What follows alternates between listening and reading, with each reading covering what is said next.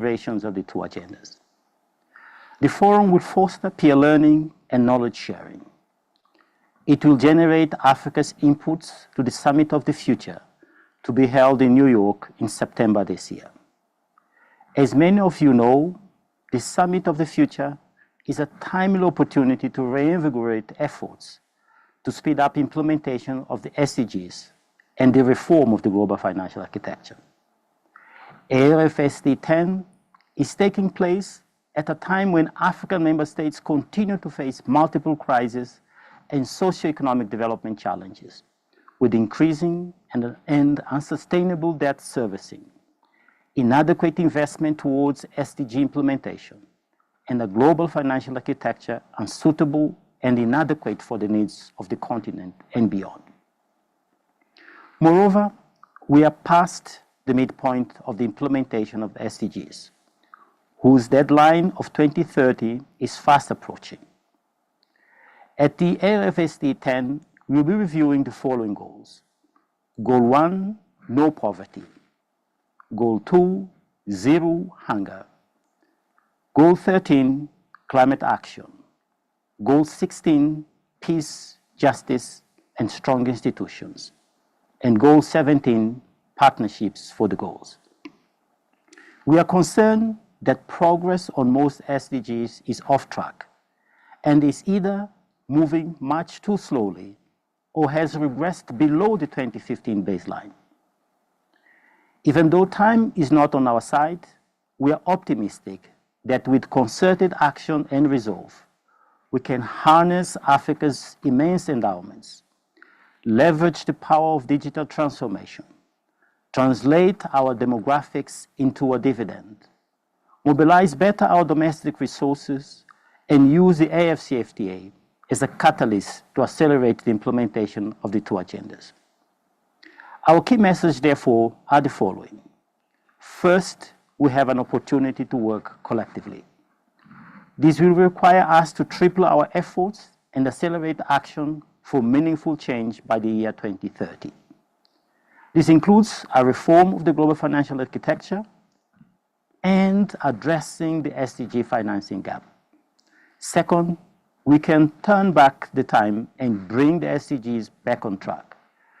To do this, we need strong and capable partnerships to turn the bold ideas on the table into bankable initiatives with strong financing in order to see meaningful changes at scale.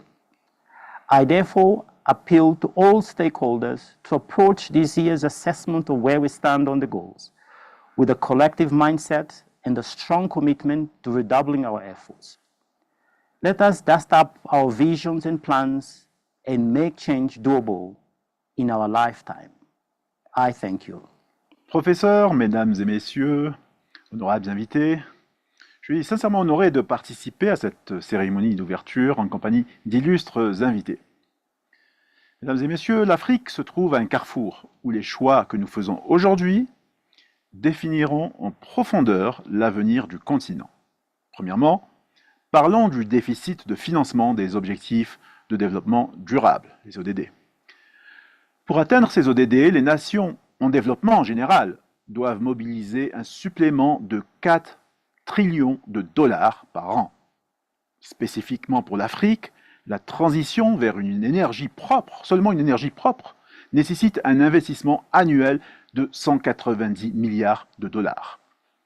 D'ici 2030, il nous faut 500 milliards de dollars et d'ici 2050 jusqu'à 2 trillions de dollars pour améliorer l'accès à l'électricité avec une part d'énergie propre pouvant atteindre 80%. Cependant, la réalité est que moins de 2% des investissements mondiaux en énergie propre sont dirigés vers l'Afrique, soulignant un écart conséquent dans le financement climatique. Ensuite, j'aimerais aborder le fardeau croissant de la dette pour les pays africains. Les vulnérabilités liées à la dette restent élevées sur le continent.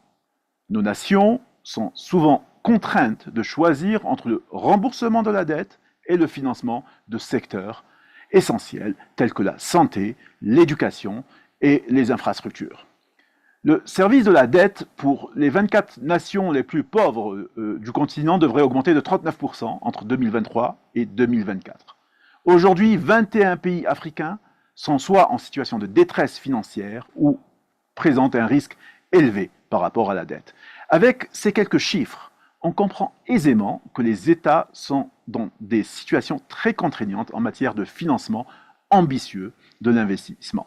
Il est donc impératif de mobiliser le capital du secteur privé et de soutenir les acteurs, les micro, petites et moyennes entreprises qui sont le moteur de nos économies.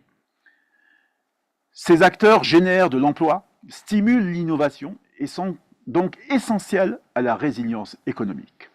Cependant, cette mobilisation doit se faire dans le cadre d'une urgence climatique qui touche de plus en plus fortement et régulièrement le continent. La durabilité doit être au centre de cette mobilisation. La finance traditionnelle ne peut pas répondre à ce défi. Il s'agit d'agir à une plus grande échelle et de manière beaucoup plus rapide et de manière beaucoup plus inclusive. La technologie offre des solutions novatrices qui peuvent transformer nos modèles économiques, rendre nos industries plus propres et plus efficaces et surtout nous permettre de faire un bond qualitatif vers un développement vraiment durable. Elle offre également de nouveaux moyens de financement permettant d'être beaucoup plus inclusif et d'atteindre un plus grand nombre d'acteurs, notamment les femmes et les jeunes, qui sur le continent, ont souvent un accès beaucoup plus restreint à la finance traditionnelle. Enfin, nous devons adopter un financement durable qui intègre largement l'innovation technologique. Mesdames et messieurs, la route vers un avenir durable, vers l'Afrique que nous voulons, telle qu'envisagée dans l'agenda 2063 de l'Union africaine, nécessite des investissements ambitieux, judicieux et innovants. L'Afrique est riche, non seulement en ressources, mais aussi en potentialités. Ensemble, en tirant parti de la finance durable qui s'appuie sur des solutions technologiques nouvelles et innovantes, nous pouvons surmonter ces défis et bâtir l'avenir et le destin que nous nous sommes fixés. Je suis persuadé que les travaux des deuxièmes rencontres de la finance durable de Sfax permettront d'apporter une contribution significative aux réflexions qui sont actuellement menées au travers du continent afin d'apporter des moyens de transformer nos ambitions en réalité durable et inclusive. Je vous remercie. My name is Abibatu Wan, Chief of Mission of IAM Ethiopia, Head of the United Nations Lead Agency on Migration. This 10th session on the Africa Regional Forum on Sustainable Development takes place at the same time of when African member states continue to face multiple economic crises and socio-economic development challenges.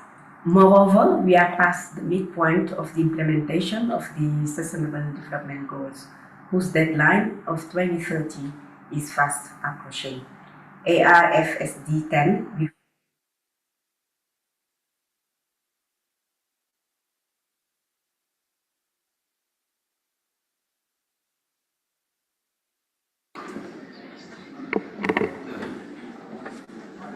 Bismillah. Madame, Monsieur, bonjour.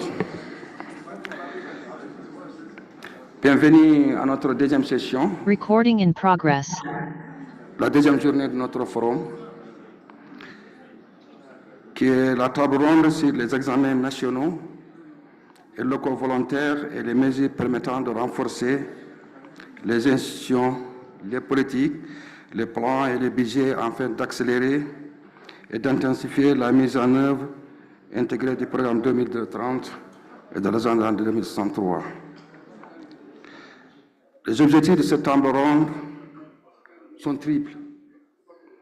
Partager les bonnes pratiques, les difficultés rencontrées et les enseignements tirés des examens nationaux et locaux volontaires, partager les idées sur les liens entre les examens nationaux et locaux volontaires et sous-régionaux, donner l'occasion de mettre en évidence les résultats de l'atelier pré-session sur les examens nationaux.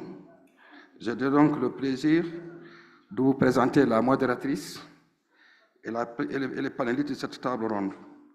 La modératrice est la secrétaire exécutive adjointe chargée des programmes, économiste en chef de la CA, Madame Mana Keïta, je passe la parole. Je vous remercie.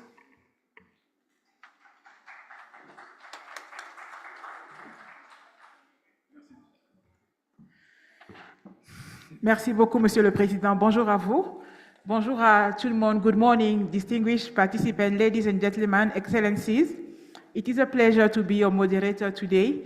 My name is Mama Keita. I'm ECA's director for our office in Eastern Africa. I'm standing in today for our Deputy Executive Secretary, Madam Hanan Morsi, who has been called on other duties. So it is my pleasure to invite our esteemed panelists for this session. Je voudrais inviter nos panélistes pour la présente session à me rejoindre sur ce podium.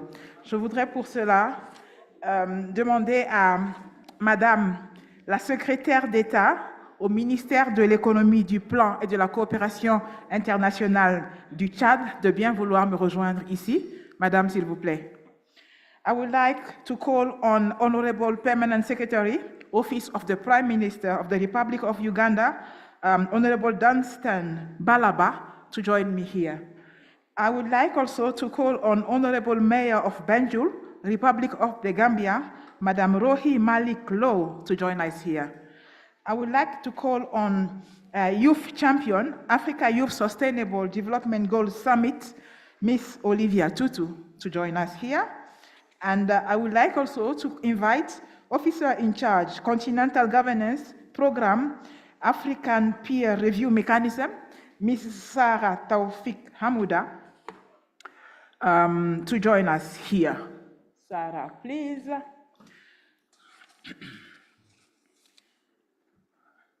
You're all welcome, dear panelists. We have 90 minutes for this session. The session is going to focus on national voluntary and local review, and to discuss actions that needed to be done to really reinforce institutions, policies, plans, and budget in order to first speed up the implementation of both Agenda 2030 and Agenda 2063, but also to scale up in order to achieve more impact. So you are welcome, and we are honored to have you on this panel today and to benefit from your experience. These exercises are all about experience sharing and peer learning, and we are really happy to have you. Let me. So I would like to suggest that we have 8 minutes per panelist. Madame la secrétaire d'État, nous proposons d'avoir 8 minutes par panéliste. Je voudrais dire que l'Afrique, cette année, a 15 pays qui vont faire leur examen national volontaire. Et cela est très significatif, en fait. Je voudrais citer les pays qui font le ENV cette année. So countries doing the VNR this year include Chad, Congo, Eritrea, Equatorial Guinea, Republic of Guinea, Libya, Kenya, Mauritania, Mauritius, Namibia, Sierra Leone, South Sudan, Uganda, and Zimbabwe. And of this list, it will be the first time for South Sudan to present the VNR.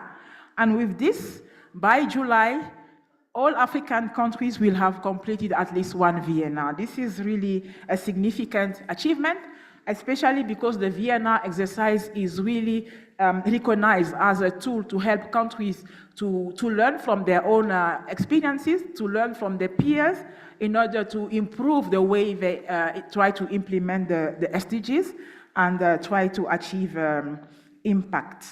So just also to indicate that this VNR exercise in Africa try to learn both from the two agendas in an integrated manner. And so this is why we are going to try to learn from this exercise from the different panelists that we have. We want to also, from this panel session, to identify success story that Africa could take to the Summit of the Future, which is due to take place this year in September in New York, alongside the United Nations General Assembly. As we do VNRs, you are also aware of the process of VLRs. VLRs is about local review, what happened on the ground, really at community level. As you know, SDGs is not just taking place in big cities, it takes place at the grassroots level. And so countries have been doing local reviews. We will also try to learn from that process and how both the national and local reviews can speak to each other. So without further ado, I'm going now to sit and to start the panel discussion. Madame la secrétaire d'État, Excellence, on va commencer avec vous. Le Tchad en est à sa 3e édition de la préparation de l'examen national volontaire. Ça fait une expérience riche et importante que le reste de l'Afrique voudrait entendre. On voudrait entendre l'histoire du Tchad. Comment est-ce que vous avez appris au fil des années et comment les 2 exercices précédents vous aident à préparer en fait cette 3e édition de VNR. Parlez-nous de l'expérience du Tchad, s'il vous plaît, et qu'est-ce que vous avez à recommander pour les autres pays africains. À vous, et 8 minutes, s'il vous plaît. Merci.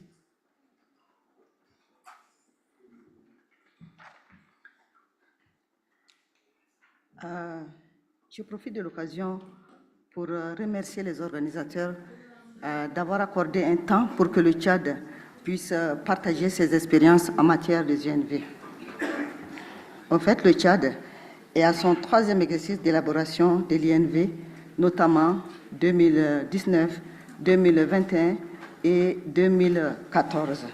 L'expérience du Tchad révèle un cas original de développement dans un contexte de la persistance de l'insécurité, des effets du changement climatique et des conséquences de la pandémie de Covid-19. L'exercice de l'examen national volontaire a permis au pays de mesurer les enjeux et les défis de développement du pays et d'apprécier à l'avenir l'impact des actions mises en œuvre. Et ces 3 années d'expérience nous a permis d'avoir quelques bonnes pratiques qui sont, entre autres, le caractère participatif et inclusif de l'élaboration de l'INV 2024 au Tchad a permis de fédérer toutes les forces vives de la nation autour des questions de développement afin d'améliorer le niveau d'information, d'implication et de participation aux efforts du développement.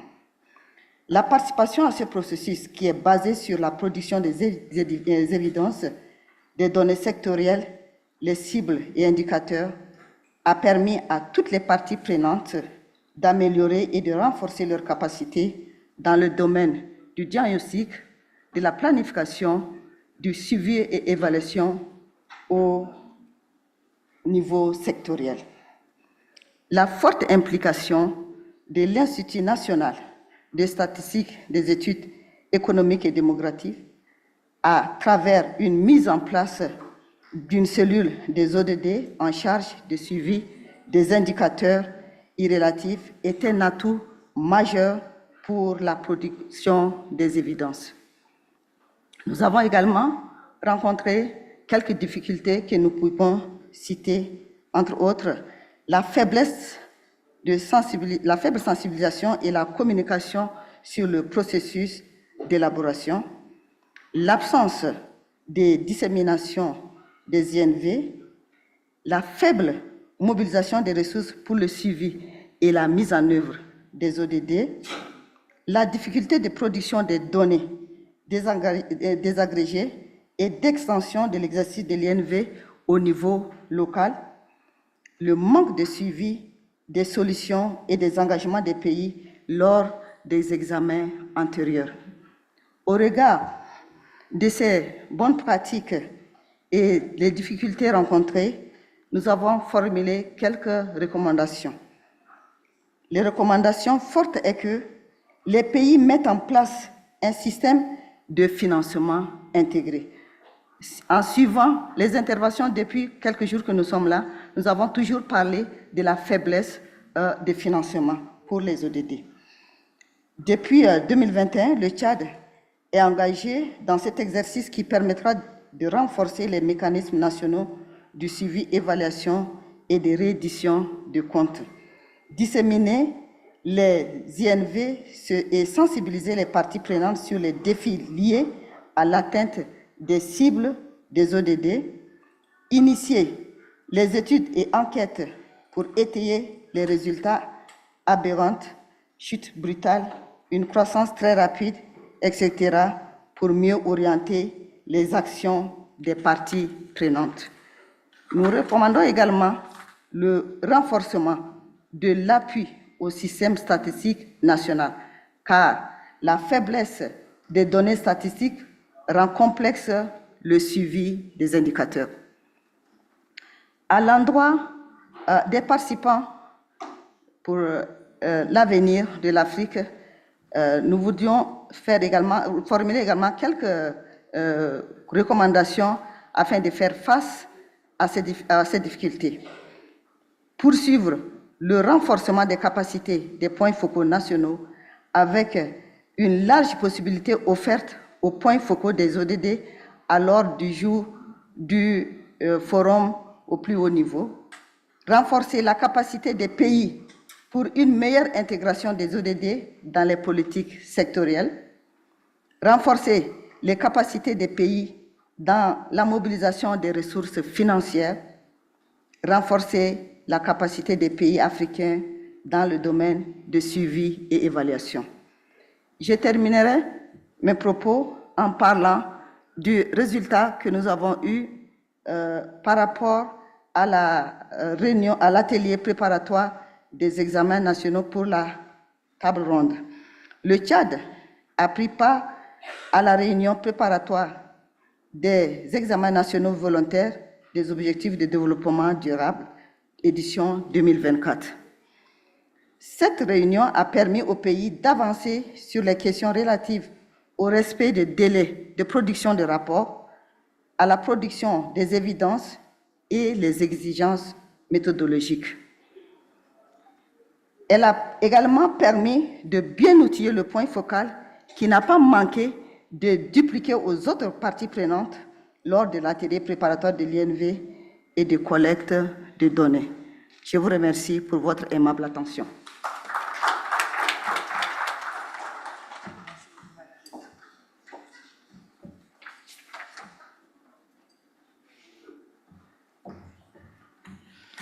Merci beaucoup, Madame la secrétaire d'État. On apprend beaucoup de votre part, notamment en matière des leçons, l'importance de la cellule qui a été mise en place, la cellule pour les ODD. En matière de défis, l'importance de mettre en place du financement intégré pour faire face aux différents défis, notamment la production statistique, la production d'études nécessaires pour guider les décisions et les actions des différents acteurs. Également, le besoin de renforcer le suivi et évaluation, le besoin de renforcer la production statistique. Merci beaucoup pour ces leçons partagées. Now, let me turn to Honorable Danstan Balaba, Permanent Secretary in the Prime Minister's Office, Republic of Uganda. Welcome, sir. And what we'd like to say here is that Uganda has been at the forefront in terms of producing VLRs, voluntary local reviews. Okay? And the district of Ngora has been one of the first doing VLRs in Africa. And yes, now I believe you are undertaking the third national review. So Uganda also has a very considerable experience in doing VNRs as well as VLRs. So we would like to hear from you. We would like to learn from your experiences in terms of bringing the two different forces or two complementary forces together, both at the local level and at the national level. So how do you ensure that these processes are impactful and talking to each other? Over to you, sir.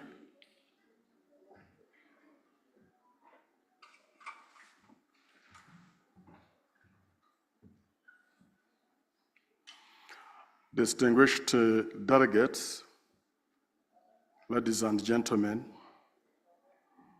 it is a pleasure that we are here to participate in this high-level panel looking at the national voluntary reviews and the voluntary local reviews. And as you have been told, Uganda has been at the forefront of this, and we have cascaded it to the lower levels.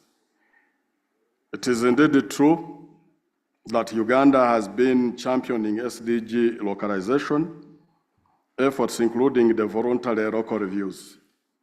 This started with one of our local governments called Ngora. It is in the eastern part of Uganda.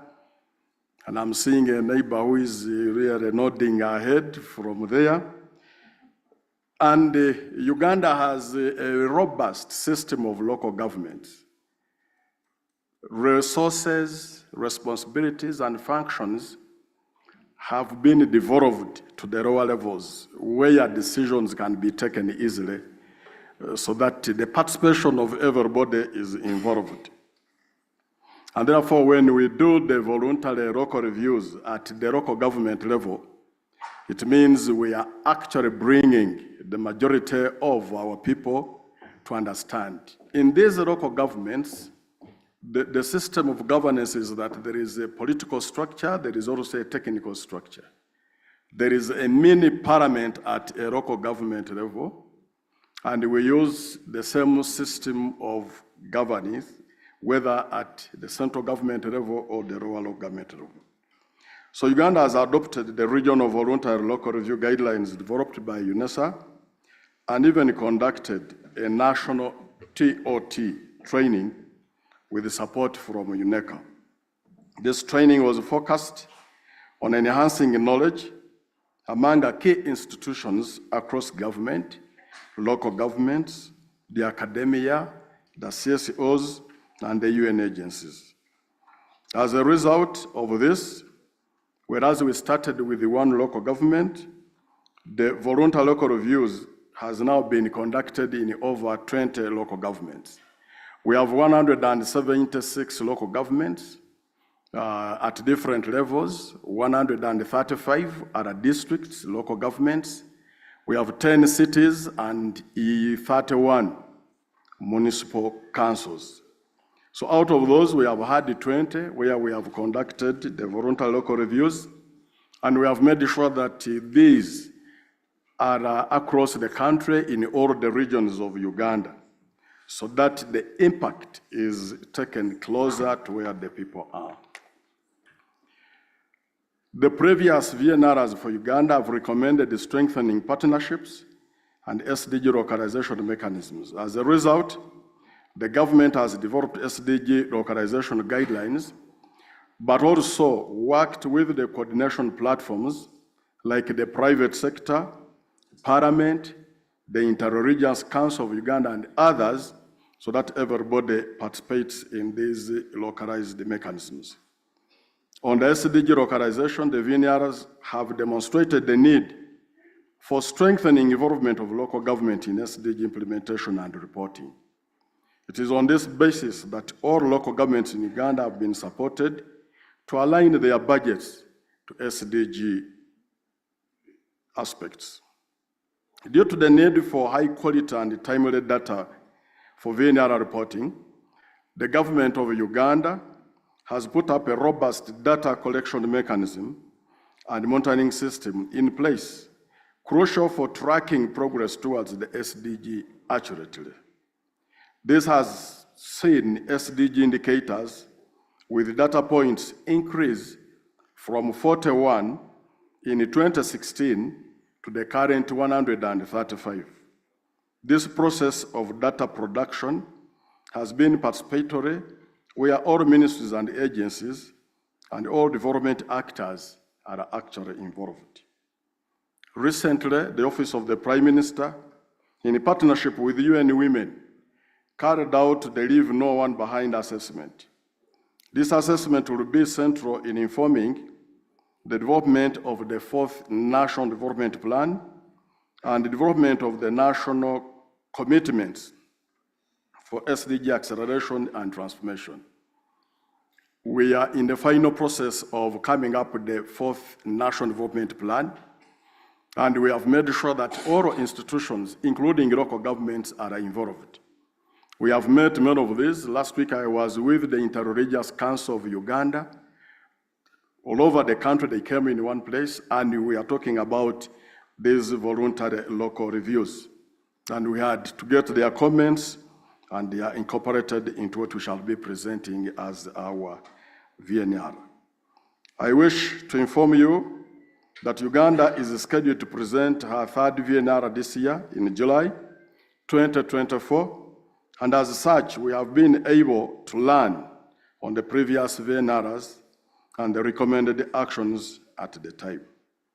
For instance, the government has been more collaborative and more open to working with the stakeholders in the VNR process, in the previous VNR and in the upcoming VNR, because participation and involvement is very, very critical.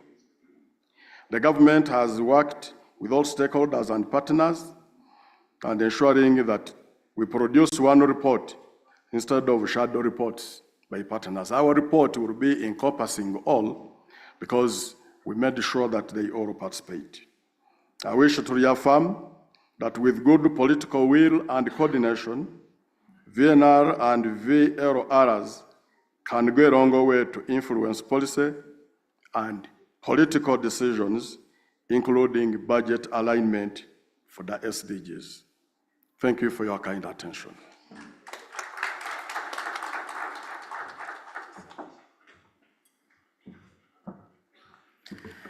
Thank you very much, Honorable Mr. Balaba. Thank you for sharing the experience of Uganda. We retain that you have developed an SDG localization guide, which is really seems to be an interesting tool. And I think that we should urge other African countries to engage and learn more about this with you. Very interesting. We also retain that you have initiative for data tracking processes. You have been able also to improve significantly the production of statistics and data, moving from 41 to 135 coverage in terms of indicator coverage.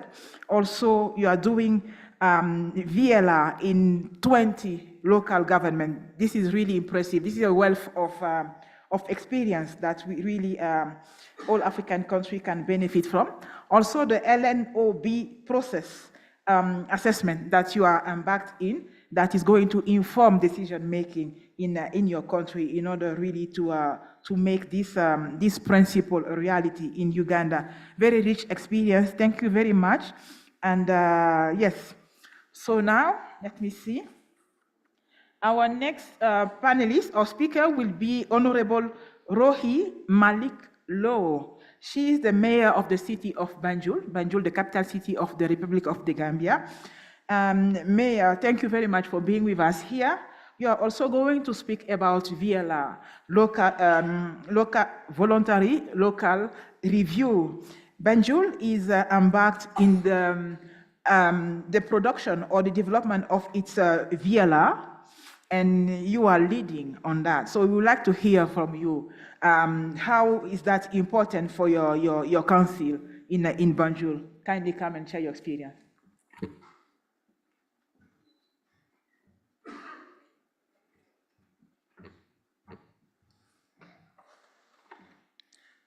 Good morning. Thank you, Madam Moderator, for giving me the floor. I'm sort of words after listening to the perfect lady in the house. Honorable, distinguished ladies and gentlemen, all protocols duly respected and observed.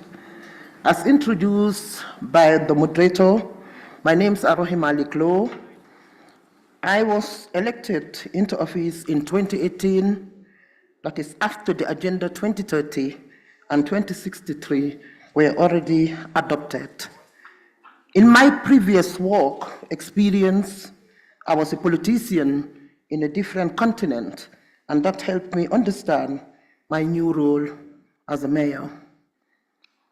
I needed to implement my mayoral campaign promises which were based on the fact that a woman can do it better, as there has never been any female mayor in the Gambia. I happen to be the first and only one until now, but I am in my second term. Thank you. Madam Moderator, before going further, I want us to agree that the three main focus of the SDGs are economic growth, social inclusion, and environmental protection. And as I read, you will know exactly why I want us to agree on this. As I moved into my office at the Banjul City Council, I quickly realized that my predecessors were designing and implementing the city development plans and policies in an ad hoc manner. Data was not available, making inclusive decisions a challenge, and development was hardly impactful. Lack of adequate basic services for impactful development made the city dwellers complain a lot. I immediately knew I had to do something to drive inclusive, impactful, and sustainable development.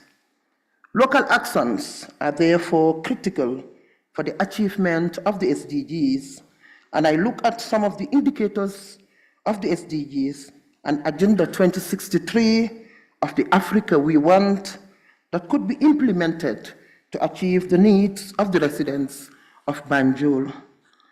Based on that, in the line with the National Development Plan of the Gambia, I prepare my city development plan. It was a huge challenge to design and implement the plan due to lack of that data. I was looking for an evidence-based tool that could increase transparency between the city administration and the residents and contribute to rebuilding the social contract, thereby bringing political change. Today, it has become more evident than ever to localize the SDGs, and with support led by United Nations Human Settlements Program and in partnership with United Nations Department of Economic and Social Affairs, United Nations Economic and Social Commission for Western Asia, United Nations Economic and Social Commission for Asia and Pacific, United Nations Economic Commission for Africa, and United Cities and Local Governments, I am privileged to have a team prepare the volunteer local review for the city of Banjul, which will help quickly identify loopholes and priorities to shape the development trajectory of the city, from data collection to budgeting to participation, as well as governance to ensure long-term planning processes. The volunteer local review, Madam Moderator, for the city of Banjul is a welcome initiative. It represents a pilot project for the city in order to advance the localization of the SDGs. This endeavor makes a significant milestone for Banjul, serving as a cornerstone in its journey towards enhancing sustainability and addressing the pressing needs of its populace. Through the development of the VLR, the city endeavors to gain invaluable insights into the challenges and opportunities faced by its residents, as illuminated by the lens of the SDGs indicators. Since the beginning of 2024, we embark on this journey to develop the VLR for my city. It is important, Madam Moderator, to acknowledge the role local actions will play in achieving global goals like the SDGs, as the VLR will allow us to explore and access the progress made by Banjul in localizing the SDGs. The successes and challenges faced by Banjul will not only shape the city's future, but will also contribute to the global discourse on the sustainable development. We have also identified ongoing city projects that will play an important role in the success of the VLR initiative. These projects have not only been recognized as crucial components, but have also illuminated the prevailing circumstances within our city. The project include the Crab Island Sustainable Development City Center, City Waste Management, City Initiative, Green City Initiative, as well as the accessible health care.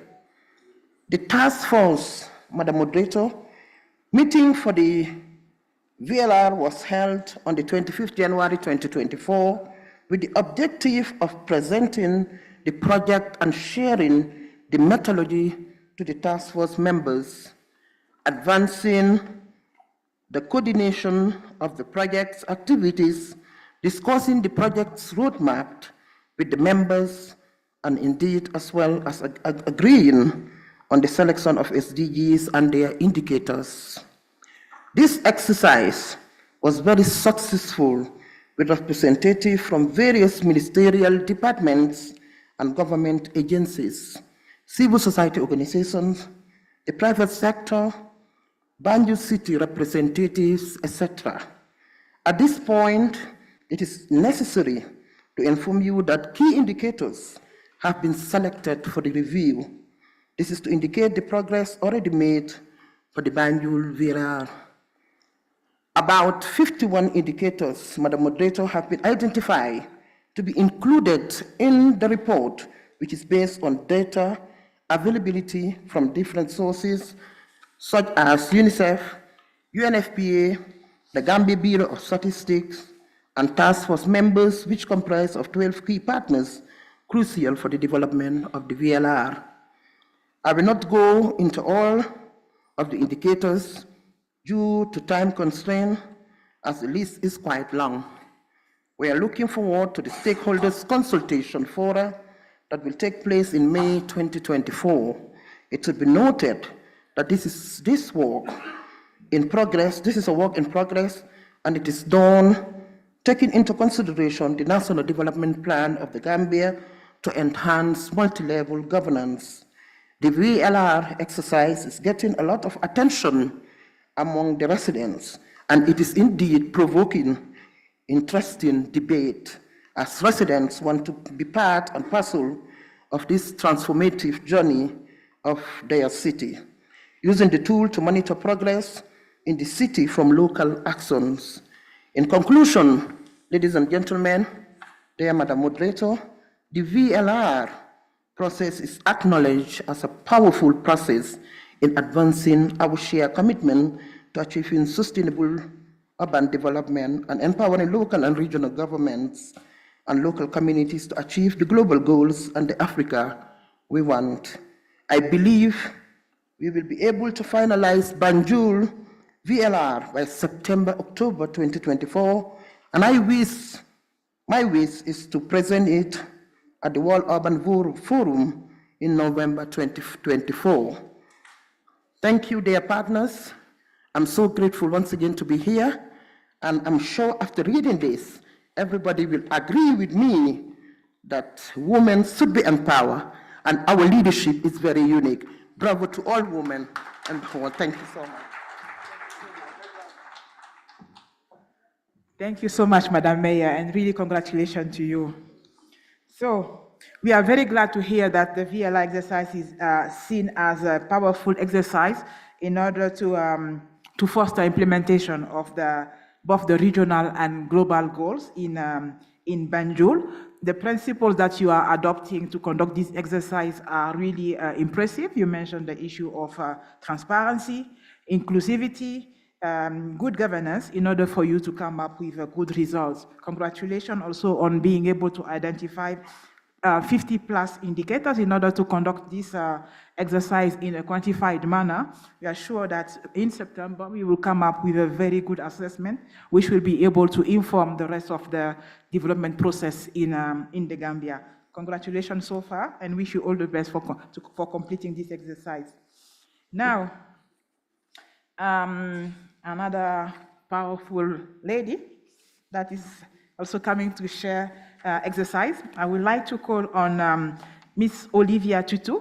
She is Youth Champion, African Youth Sustainable Development Goals Summit. Miss Tutu, you are an advocate of the SDGs, and you are founder of a platform that is called Youth on SDGs. This platform aims to empower young people in order for them to engage in dialogue on implementation of the SDGs. In my view, personally, first of all, young people can benefit from all the SDGs, but more importantly, young people are really critical in order to participate in the implementation of so many SDGs. Let me start with SDG 16 on peace and security. I think that your role is critical in this, and then you need to participate in dialogues. I think that SDG on digital, SDG 9, technology and innovation, is critical for the youth to participate. Other SDG also include job creation, of course, SDG 8. And so we want to hear from you. How is, so far, your efforts working? How is this platform working? How are the young people coming forth in terms of participating in the dialogue about SDGs? And what are the impacts that we can see on the ground so far? I would like to invite you to tell us about your experience. Please.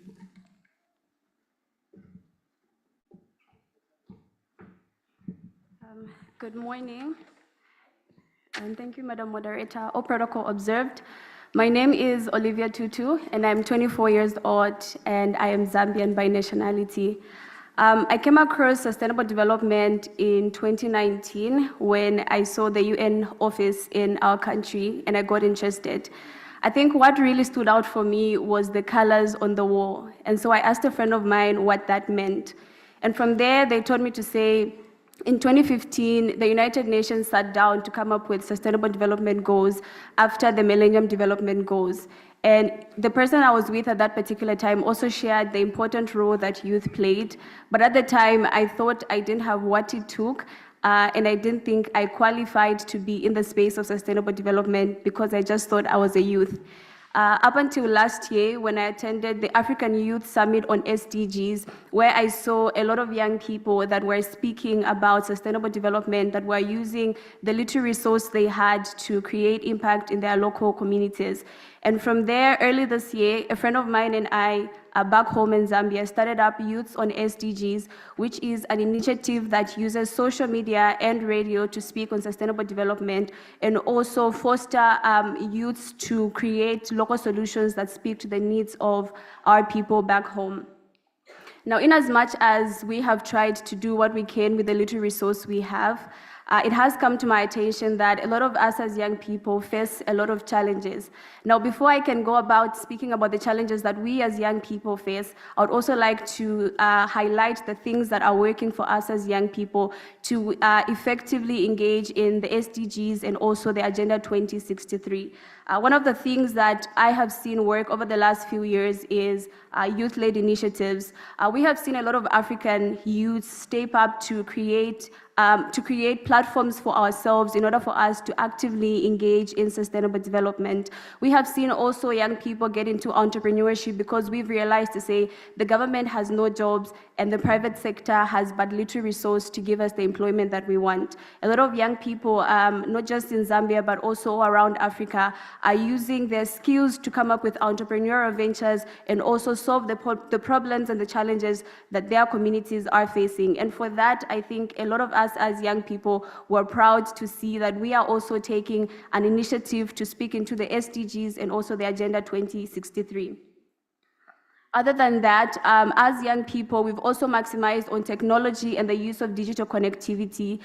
You can attest to say COVID-19 taught us the importance of digital connectivity and how the world, despite being a big global community, can come together and foster the solutions that we want to see through technology. A lot of us as young people are using social media to come up with campaigns, to raise awareness with regards to climate change, to raise awareness with regards to poverty, no hunger, and other SDGs in order for us to create the solutions we want to see. Young people also use social media or digital connectivity to foster collaboration, thereby speaking into SDG 17, which is Partnership for the Goals. Just recently, I was having a conversation with a colleague of mine from Ghana who was telling me to say they are equally facing some of the challenges that we're facing in Zambia. And as we leave this place, we've agreed to come up with initiatives that can work in order for us to raise awareness through social media and through digital platforms in order for us to speak into the different SDGs and the Agenda 2063. The other thing that I see and I believe has been working with regards to sustainable development and also Agenda 2063 is the use of education and awareness. Now, this I would like to commend most of the African governments who have tried within their power to ensure that sustainable development and also Agenda 2063 is being incorporated in our education system. Now we see a lot of young people going into schools to educate other youths on the importance of climate change, on the importance of responsible consumption and responsible production. And for that, I would like to commend the governments of various African countries. Now, in as much as we have seen a lot of successes that are being undertaken by young people, of course, in partnership with the UN agencies as well as the governments, we still have a lot of challenges that we as young people are facing in terms of actualizing the SDGs and Agenda 2063. And some of it is policy implementation gaps. Now, we all know to say one of the things that a lot of governments are good at is making commitments to the youths. A lot of times we have policies that are being formulated, we have frameworks that are being formulated, but we have zero accountability of how far those policies are being implemented. I'll give an example. Just recently, last month, my country just launched my country, Zambia, just launched the National Youth Policy. And as we were a part of the Indawa and the launch of the policy, our question was, how are we going to track the implementation of this policy? Because I believe this is not the first youth policy that has been formulated in the country, and I believe other African countries do also have youth policies, but the question is, are the governments honoring their commitments to ensuring that these policies are being implemented? The second one is the type of funding. A lot of times as young people, we complain to say we do not have a lot of funding. And in as much as that is true, my question also stands is, what type of funding are we asking for, and what type of funding are the UN agencies and the governments willing to give us as young people?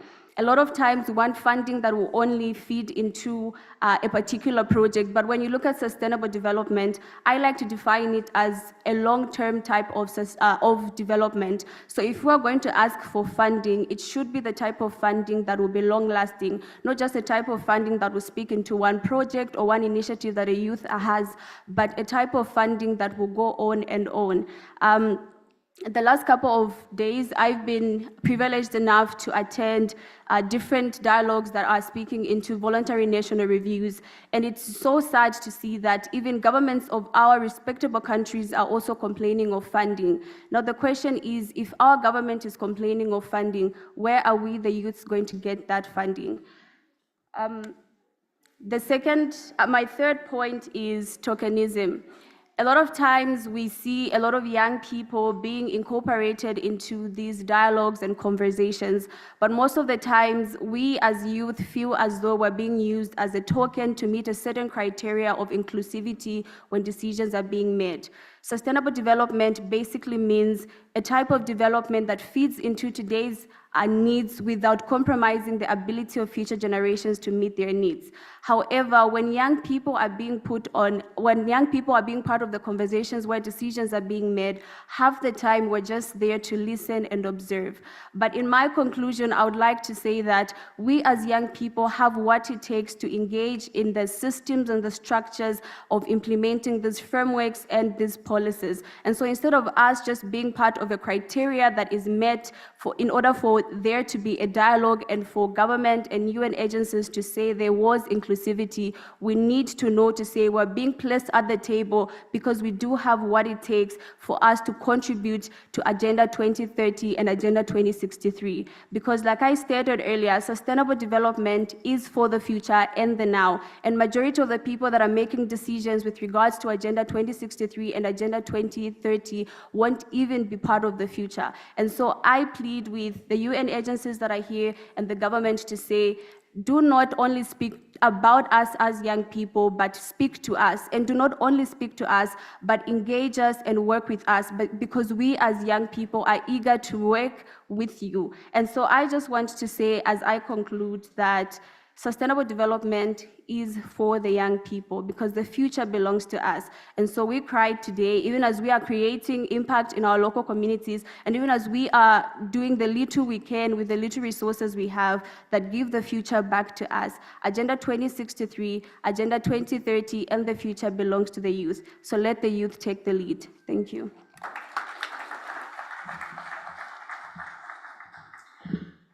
I told you that another powerful lady was coming here. She said that they don't want to be tokenized. They want to be part of the implementation. They don't want to be a box that we check, that we say that we are being inclusive. They want to be part of the decision-making process, implementation. Thank you, Olivia. I'm happy with the successes that you have highlighted with the participation of the youth so far. This includes the creation of platforms to engage, also triggering some entrepreneurship with youth, which is, I think, extremely important as African economies struggle to really create jobs in quantity and in quality to employ everyone. Also, fostering partnership is really very good. Now the challenge is, I take note of the challenge that you mentioned, whereby implementation of youth policies is not really effective, and more needs to be done from policy making from the public sector in this area. Also, yes, funding is an issue. Funding is an issue from all parts of all actors, starting with the state. Fiscal space are shrinking with the many multiple crises. And so it's not easy. Private sector is also looking for financing to grow their businesses. Now civil society, young people, nobody is satisfied with the level of funding of their activities. So innovative solutions are still needed. And for that, talking to each other is extremely important. And I again end with your conclusion. Young people want to be involved better in terms of implementation, decision-making, not only sitting and listening to deliberation from other decision-making actors. Thank you, Olivia. Now, last but not least, we are going to have experience sharing from our colleague from APRM, Africa Peer Review Mechanism. And this is going to be, experience going to be shared by Sarah. Sarah is going to, APRM, all the essence is about peer learning. So Sarah is going to help us to understand better what lesson can be learned from the VNR and VLR processes so far. Sarah, you're welcome. Thank you so much. Good morning. Bonjour, sabah al-khair. Thank you, Madam Moderator. I'm not sure if the presentation is already shared. Thank you. I will use the clicker. Thank you very much for being with us, and I'm happy to see some common faces and good friends from APRM. We are part of the African Union family, and we are dedicated to promote good governance in the continent. And in the past 4 years, the APRM has been quite actively engaged in the VNR preparations, supporting member states through the peer learning exercise on VNRs before the high-level political forum, and also through the good governance assessment that we conduct. Very briefly, speaking from the continental perspective, and after such a great interventions from different panelists, I think there are many good practices that our member states have been implementing through the VNR process. For instance, the ability of member states to strengthen the governance ecosystem for VNRs. We have seen that different countries are developing coordination mechanisms and also institutional arrangements to prepare for the VNRs. And this has been also allowing for better whole of government approach to be promoted. For instance, in the case of Uganda, His Excellency just referred to the Ugandan experience, but also they are taking this to the highest level at the Prime Minister level through a dedicated SDG secretariat at the Prime Minister office. Also, the VNRs supported enhancing coordination between the African Union and UN agencies. And here I would like to give the example of the great collaboration we have with ECA within the preparatory VNR workshop at regional level in Africa, and also the EPRM continental platform on VNRs and the domestication of Agenda 2063, which we have been developed over the past 5 years and contributed to the capacitating 300 experts across the continent. Also, the VNRs contributed to develop homegrown solutions, especially when it comes to the issue of data on SDGs and Agenda 2063, and also the development of, for instance, the governance scorecard in some member states like Egypt, Rwanda, and also we know that South Africa is taking the same lead. VNRs also supported member states to leverage on digitalization to enhance access to justice and information for citizens. We have good practice from Morocco, South Africa, Mauritius, Namibia, and Ghana. Namibia, unfortunately, is not with us here today, but they're also having a very good experience and access to justice. And lastly, but not least, I think our distinguished panelists referred to the multi-stakeholder approach. We have seen this in Gambia, in Chad, and also Uganda, how VNRs and also VLRs currently supporting this multi-stakeholder approach to engage academia, CSOs, and youth in the SDG planning and implementation. We also take note of the existence of shadow reports. Sometimes they are also very useful. For instance, in Ghana, the civil society is always developing a shadow report on the voice of CSOs in VNRs, and that's quite impressive. But I'm glad to see that now, I think in the case of Uganda, they are trying to have a comprehensive report that also covers the voice of youth. That's quite impressive. And lastly, but not least, the ownership of the process.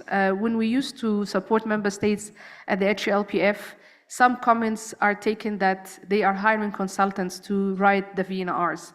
But currently we can see that the more countries are producing VNRs like Sierra Leone, the case of Mauritius, I was just talking to my brother before the session, they are developing, they are now drafting the VNR themselves through the ministries of planning. I think also Egypt here, Dr. Mona is around, and they have also quite significant experience in drafting VNRs as a local exercise, not through consultancy. We have a special report on this, on the governance of SDGs, and I would like to encourage all of you to have a look at it.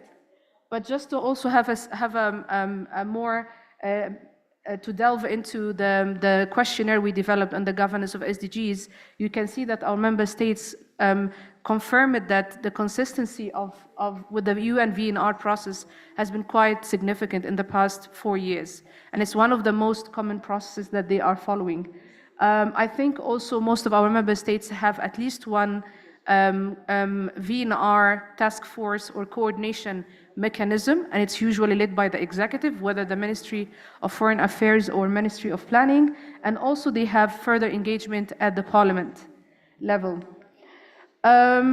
Moving to the challenges, again from a continental perspective, we acknowledge the issue of consistency and the continuation of the SDG steering committees to work after the VNR. Some of the countries unfortunately developed the VNR successfully, but then after the launch at the HLPF, they don't have regular meetings to disseminate the report or also try to raise awareness on the challenges emanated from the report.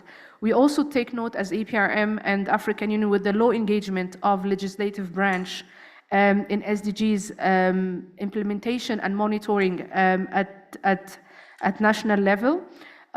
We noticed that they are more engaged when the budget is prepared for the National Development Plan. Having said that, the consistency and regularity of meetings at the legislative branch is quite low when it comes to monitoring or tracking the executive or the government implementation of SDGs. Our member states also reported the challenge of reporting fatigue, because now they have to report on SDGs and also report on Agenda 2063. That's why, as we are part of the technical working group of Agenda 2063, we are now working closely with the United Nations to ensure that when the countries are reporting on SDGs, they are equally reporting on Agenda 2063 within the second 10-year implementation plan. We noted also the challenge of statistics, and this was also alluded by our distinguished speakers, but mostly important also the challenge to invest in human capital and capacity building for VNR teams and SDGs focal points at national level. We had an exercise with the UNDESA in 2022 in Nigeria, Abuja, where we had a continental workshop on VNRs. Then we had a capacity building one day for 36 national focal points of SDGs. And we have noted at that coincidence the lack of awareness about Agenda 2063, for instance, amongst national executives. So the situation and the picture will be even worse at the citizen level. Lastly but not least, also the issue of policy coherence for sustainable development. Most of our countries are developing proper national development plans. Having said that, when it comes to the implementation and also the alignment of policies, for instance, a policy related to environment and the industrialization, for instance, we are not assured of the policy integration at that level. And therefore, we also developed a capacity building program with OECD on policy coherence for sustainable development in Africa. And we supported 4 countries in the past 2 years, including Ghana, Namibia, South Africa, and Kenya, to conduct self-assessment exercise on policy coherence for sustainable development. So I think this is once again some more results from our survey.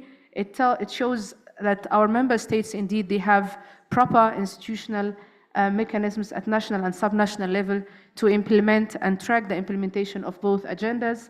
Having said that, we also noted the low level of awareness about Agenda 2063 compared to SDGs, and also the lack of having champions or social campaigns on Agenda 2063 versus Agenda 2030. And lastly but not least, also the existence of individual champions. I am so happy to know about the effort of Zambia and Ghana. I think they are 2 of the forerunners to work on SDGs localization and youth engagement in SDGs at national level, but we also hope to see this cascaded at the Agenda 2063 level as well.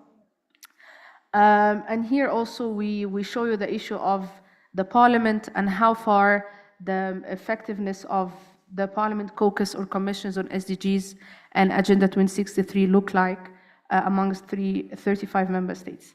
So I thank you very much for listening, and I wish the 15 countries presenting VNR this year all the best, and I look forward to engaging with you more. Thank you.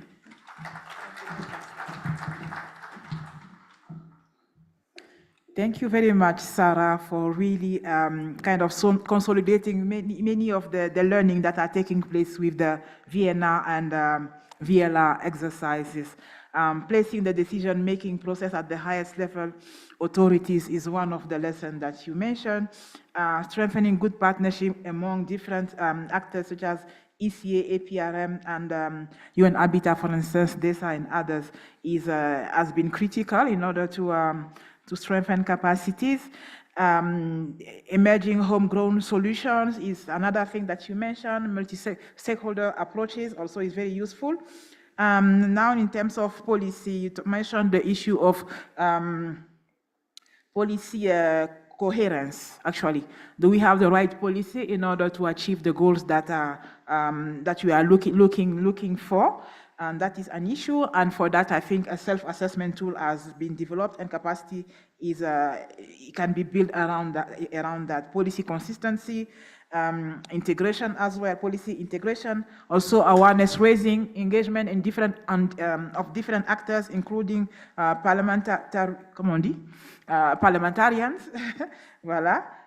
So these are things that need to be strengthened, and for that also unbalance between awareness about Agenda 2063 and the 2030 agenda. Also, some work needs to be done there, and putting in place, designating local champion on that also could be useful. Thank you very much, Sarah. On this, I think that so far we have heard a lot of very good lessons from our panelists. Thank you so much to each of you. I think that to summarize the challenges first, data disaggregation remain an issue, even though a lot of progress have been made. We've heard from all of them that we all have been able to have more data in order to measure different progress at different levels, both national and also at district, local levels. This is very good. Funding is another issue, very complicated issue that everybody has mentioned. And for that, one lesson that was highlighted by Chad is for countries to put in place integrated financing so that to really have a good picture or a dashboard on what can be done and who can finance which SDGs. So this is very important. Capacities remain an issue in actually the shortcoming that you just mentioned. So countries would like more capacity building in the issue of alignment, aligning planning frameworks with the development goals, both regional and global. Capacity building still in domestic resource mobilization will be extremely important. Still, peer learning on sensitization and awareness raising is also remain a key issue. But a lot has been done, and each of them has recognized that both VNR and VLRs are really powerful tools to monitor where we are in terms of progress, to adopt corrective action, and to make sure that progress continues to be made on the SDGs. So well done for that. At this stage, before I hand over to the chair to manage the Q&A session, I would like to request you to give a first round of applause to my panelists here, please. Monsieur le Président, je vous invite à gérer la session de questions-réponses, s'il vous plaît.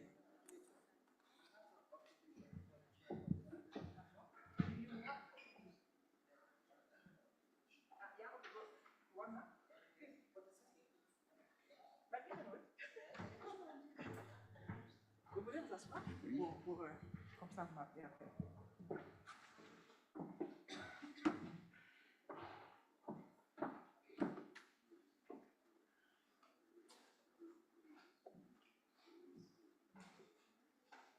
Ok, on va donner la parole au public qui vont poser des questions à nos panélistes.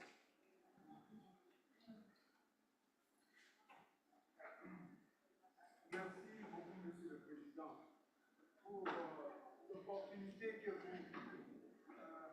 avez bien voulu m'accorder la parole. Je remercie d'abord les intervenants pour leurs brillants exposés, mais toutefois, je propose à la CIA, afin qu'il puisse désigner un point focal par pays, pour chaque pays, par pays, pour l'élaboration des ODD. Je ne sais pas si la proposition sera acceptée. Et alors, pour que cette proposition soit acceptée par tous, je me pose moi-même la question, et je pose à l'ensemble la question même aux intervenants, quel est l'état d'avancement des pays africains vers l'atteinte des ODD présentement? C'est pour cela que j'ai dit qu'il puisse désigner un point focal par pays pour l'élaboration des ODD, qui est de venir nous parler, et je crois que c'est un leurre. Alors, il faut aussi arrêter les mécanismes de suivi, évaluation et risque. Est-ce que ces mécanismes ont-ils été mis au point ou non? Dans cette logique, je voudrais dire que le suivi, c'est une fonction interne au dispositif de gestion du plan cadre de coopération des Nations Unies pour le développement durable. Et donc, là, elle a pour objectif principal l'appréciation annuelle des progrès vers les résultats définis dans la matrice des résultats de ce plan cadre de coopération des Nations Unies pour le développement durable. Mais la question que je vais poser à l'ensemble des intervenants est celle de savoir quel type d'analyse avez-vous procédé, quel type d'analyse avez-vous procédé pour faire le diagnostic des ODD dans vos pays respectifs? J'ai dit et je vous remercie.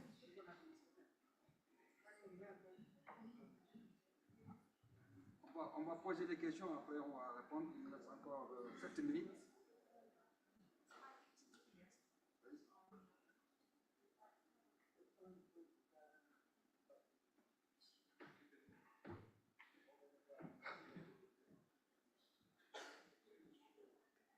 Okay.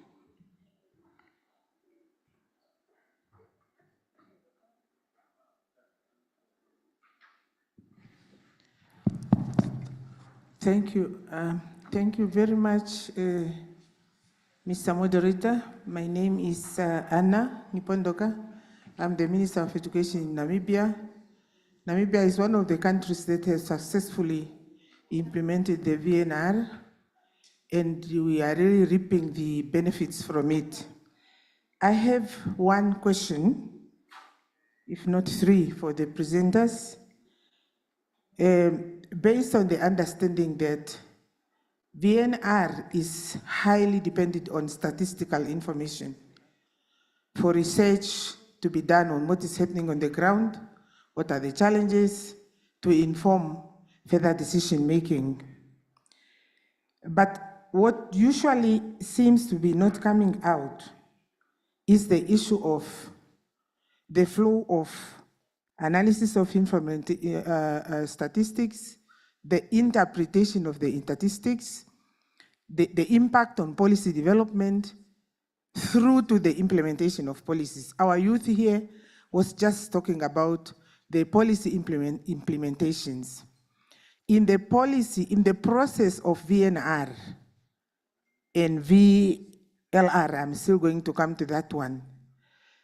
How do we as Africa, where do we have a strategy to really ensure the thorough understanding of the interpretation of the results? If we are implementing policies, usually policies are implemented, let me say, down on the roots, not necessarily where they have been developed. Although nowadays there is a linear, engagement when policies are developed, but not everybody is engaged in policy development. Many a times people implementing policies do not even know the origin of this policy, but they are implementing it, which could be the main factor. While people, I'm talking about our public servants, for example, a teacher in a school implementing a policy about teenage pregnancy, and the person doesn't even understand where this comes from. How does it inform the national development plans? How does it inform the Agenda 2063? In fact, that person has never heard about that agenda. Many a times, this is where not necessarily the unwillingness, but the implementation would not be the way it wants to be. I just want to understand that flow of information and assurance that everybody is on board. The other thing that I want to understand is, I would be honest to say, I do not know if in Namibia we go down to the VLRs, because our country is very small. We do not have that many towns, and usually definite towns, their plans are included into our VNRs, I believe. How do we make sure that the VLRs inform without losing its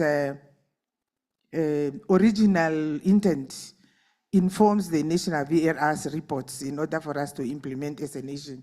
I submit. Thank you. Il ne reste pas beaucoup de temps. Il nous reste à peu près 3 minutes. On va donner de ce côté la parole. Au fond là-bas, ok. Bleu.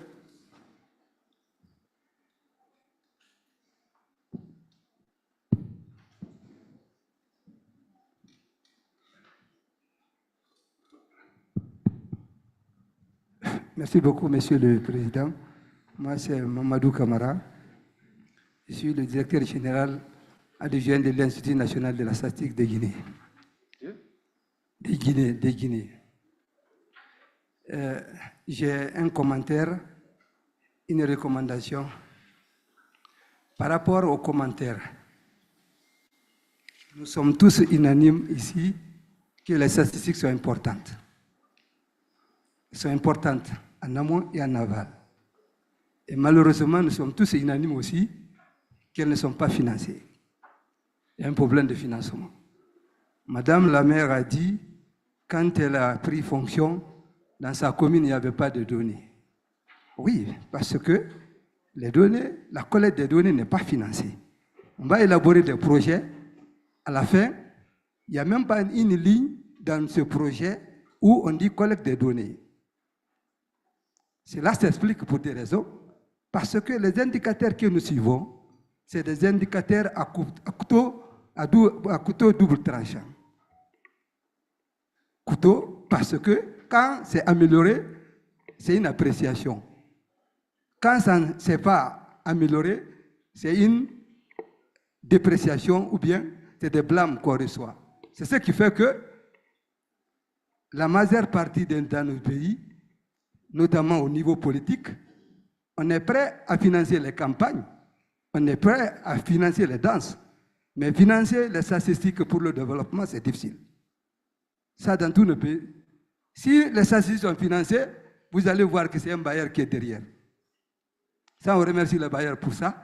Mais tant que nous sommes dans ce processus, c'est un bailleur de fonds. Quand il a besoin d'un indicateur, il finance, c'est qu'on trouvera toujours à des niveaux où il n'y a pas d'information. Il faudra que, comme on l'a dit hier, qu'il y ait un changement de paradigme. Si nous voulons le développement, il faudra qu'on accepte les critères et tous les principes liés. Je ne vois pas qu'il y a un pays développé où les statistiques ne sont pas développées. Mais nous, nous voulons être développés sans développer les statistiques, sans développer l'information. C'est ce qui ne va pas se passer. On va faire les ODD 2030, après on va faire 60, 90, ainsi de suite. Tant qu'on ne change pas notre manière de voir le développement, ça ne va pas changer en Afrique. Et pour le financement, la Charte africaine a recommandé à nos États 0,15% de leur budget national pour le financement des statistiques. Quels sont les pays qui respectent cela en Afrique? Si on les compte, ils ne sont pas même 3. On va se rencontrer toujours pour parler. Donc à ce niveau, Madame la maire, je voudrais que vous teniez compte que dans votre plan, il faudra qu'il y ait une ligne pour la collecte des données. Si vous laissez cette collecte maintenant pour le financement des bailleurs, à la fin, on ne trouvera pas de solution parce que les bailleurs ont des critères, ils ont des contraintes. Donc ça doit être une souveraineté nationale, c'est-à-dire un devoir régalien, même de l'État, financer ces statistiques. Donc, pour la recommandation, j'aimerais que le défi pour l'analyse des données, quelqu'un a parlé. Nous n'avons même pas de statisticiens. Je suis contente que Mama Keita, c'est une statisticienne. Elle a fait les écoles de statistique et la ISE avant d'aller faire son doctorat. Donc, ces statisticiens ne sont pas nombreux. Il n'y a même pas beaucoup d'écoles en Afrique. Donc, il faut que dans tous les pays, qu'on crée des écoles de statistiques, pas mathématiques, statistiques. Aujourd'hui, il y a combien d'écoles en Afrique? Combien de pays ont des écoles? Quand on prend l'Afrique subsaharienne, il y a le Sénégal, la Côte d'Ivoire, il y a Yaoundé. Donc pourquoi ne pas créer, monsieur le ministre de l'Enseignement supérieur, créer des filières de statistiques dans les universités pour qu'on ait suffisamment de statisticiens qui peuvent nous permettre d'analyser et de développer. Même si on a aussi l'argent, si maintenant il n'y a pas ceux qui maîtrisent ces outils pour analyser, ça devient difficile. Donc, à mon avis, il faudra qu'on renforce le système statistique à tous les niveaux. Maintenant, ma question, il y a Madame la secrétaire d'État du CAD qui a parlé de la création des cellules ODD. Je me demande, est-ce que ces cellules sont au niveau national seulement ou bien elles ont été décentralisées aussi? Je vous remercie. Merci aux intervenants. Madame, en 30 secondes, vous allez essayer de répondre, après on va conclure. Merci.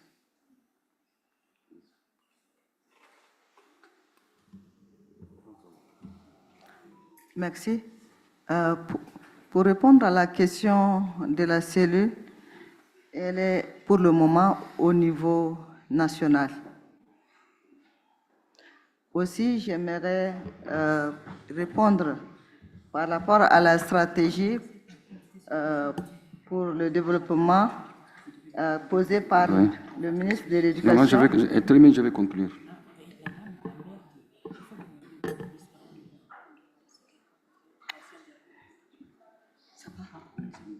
Ok, je peux continuer? Je vous en prie, je m'excuse. D'accord, ok. Donc, au Tchad, les statistiques nous ont permis un peu d'orienter nos forces vers l'alimentation scolaire. Parce que les peu d'écoles qui ont eu le soutien de l'alimentation scolaire, c'est-à-dire les cantines scolaires, on a remarqué que dans ces écoles, ça a permis l'accès à l'éducation, et particulièrement celle des filles. Donc, 41% de filles sont allées à l'école dans ces zones, et ce pourcentage est 2 fois plus que le résultat, le taux national. Et aussi, le Tchad, vu ces résultats, s'est engagé à augmenter chaque année 15% de budget pour soutenir les cantines nationales, pour permettre non seulement l'accès à l'éducation, mais également la maintenance des jeunes à l'école. Je vous remercie.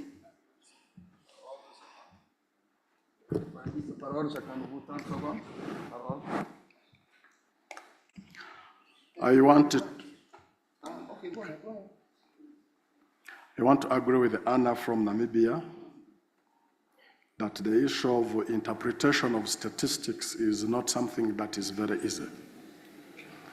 But as governments, we need to have a deliberate effort in ensuring that people can be able to understand the statistics that we collect, whether at national level or at local government level. J'ai pas compris. Because without statistics, it means that when you are undertaking the VNRs and the VRRs, you may not be to the point, and it becomes a very big problem. Yes, it is true that people implement policies that they may not be able to understand. But again, it is we who are office holders, duty holders, who are supposed to ensure that we go and sensitize people who are going to implement the policies that governments come up, to ensure that what they're implementing, they really understand. And therefore, if we are to ensure that VRR is going to inform the VNR, we need to improve on how policies are being implemented. Data collection is not funded, like my brother put it, yes. But again, we also need to encourage ourselves as governments to ensure that we fund. We need to prioritize the funding, because if you are not going to collect data, then it becomes a very big problem. In Uganda, there are various ways we are collecting data, although it is very expensive. We have got the demographic and health surveys conducted by the Uganda Bureau of Statistics. This is usually up to a period of 2 or 3 years. We also have the population and housing census after every 10 years. Actually, next month, we are going to have a comprehensive population and housing census. And this time, we are going to make it digital. It is on time, real time. Whatever is being collected will be able to be stored. But of course, even with other secondary data that we collect in the various sectors, we need to ensure that we collect it, we use it, we interpret it, we share it, we can be able to give it out. To me, in my view, that is what we can be able to do in as far as data collection is concerned. Thank you. Thank you very much. Mr. Chair, I will call you. I just want to respond to what the Honorable Minister from Namibia just said. And I like it when women talk and mention policies. It is very, very important. And Madam Minister, I'm sure you will agree with me that Africa has the best ever policies. We have policies that is geared towards empowering women. And this is a fact that a country where women are left behind, that country cannot develop. Because we are the kingmakers. 62 or 58% of the population in Africa are women. So how dare you just think that women cannot be part of the national discourse? It's absolutely not possible. So we have policies that are in the drawers dusted. They are not out, and these are perfect policies, but they are kept behind bars. Simply because those policies are addressing the empowerment of women. We have seen the Maputo Protocol, the Belgian Protocol, even the Banjul Protocol, which is addressing the empowerment of women. And this is very important in the SDGs. So, and sensitization, awareness, advocacy, this is all important as you just mentioned. But I'm sorry, Honorable Minister, unless and until we start implementing policies from the bottom down, bottom up approach, we cannot move anywhere. The executive have to understand that local government are near to the people. And this is why we are talking about the localization of the SDGs. But then, we are not just saying, localize it and put it in the drawers. So how will that woman at the rural area understand the essence and the importance of the localization of the SDGs without sensitization and advocacy? For God's sake, partners cannot do it, cannot do everything for us. We have to cut our clothes according to our size. It is now important for African women and youths to wake up, stand up.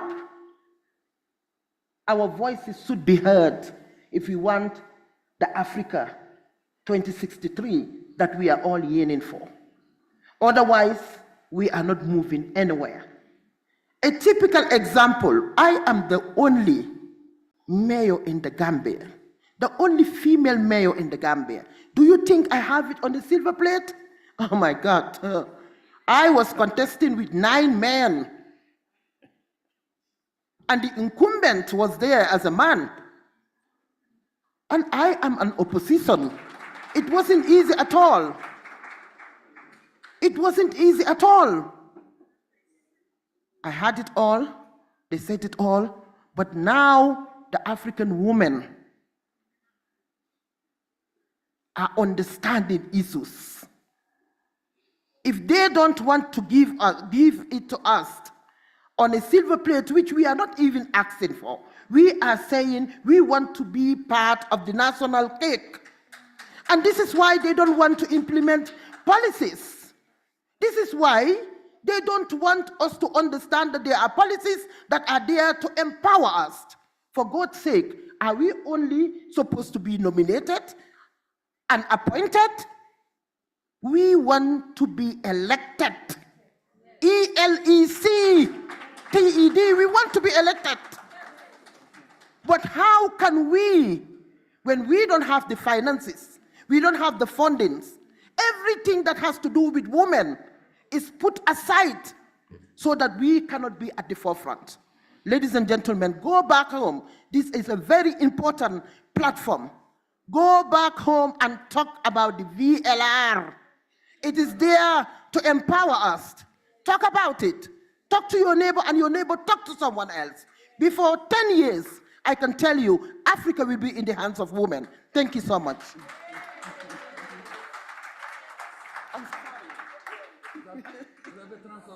I'm sorry, Chair. Okay. Okay. Thank you so much, ma'am. I think the mayor has said all, but I will also add my youth voice to respond to the Minister of Education from Namibia with regards to policy implementation, as well as how we can keep our local people involved. One of the things I said is we need to give Agenda 2063 and Agenda 2030 back to the youths. And this is the same for our local people. The two agendas are not just for high-level conversations like the ones we're having now. These are supposed to spark up conversations in our local communities so that the local people can be part of these initiatives and also solutions towards achieving the Agenda 2030 and Agenda 2063. And so for me, I believe, like the mayor has already spoken, there's a lot of need that needs to be put in place with regards to sensitization and awareness. And part of the thing I spoke about as one of the challenges we're facing as the youth is regards to policy implementation. A lot of times we're part of the conversations, but we're not part of the implementation. Now, if we can be part of the mechanisms, the structures, and the processes of these, I believe it's somewhat going to be so much easier for us to communicate with the local people. One of the things that I believe the youth has is the strength and the time. We do have the effort that is needed for us to communicate with our local people. Just today in the morning when we were coming here, I was on a taxi and we were coming here, and I saw a lot of local people out there. And in my mind, I was thinking, do they even know what's happening here? Do they even have an idea of what Agenda 2063 is? The Africa we want is not just for the leaders that are here today, for the panelists that are here today, but the Africa we want is for every African out there. And so it is our responsibility to ensure that we sensitize our people. I believe it's very much, if we're looking at zero hunger and you tell the local people what that means and you translate it into their local languages, into like bringing it home to them into the local context, it somewhat becomes so much easier for us to tackle things like that. Just the other day, a friend of mine and I were speaking about how a lot of countries and a lot of schools are planting trees, but most of the trees that are being planted are not the trees that we actually need for us to even contribute towards climate action. And so it's very important for us, even as we're here, to ensure that whatever is being discussed here is translated. That's the reason why we need a lot of youth engagement, because the youth do have the time, the energy, and the desire and the enthusiasm that is needed for us to communicate the policies, to communicate the frameworks, and also to ensure that they are implemented. And also with regards to how to track policy implementation in different countries.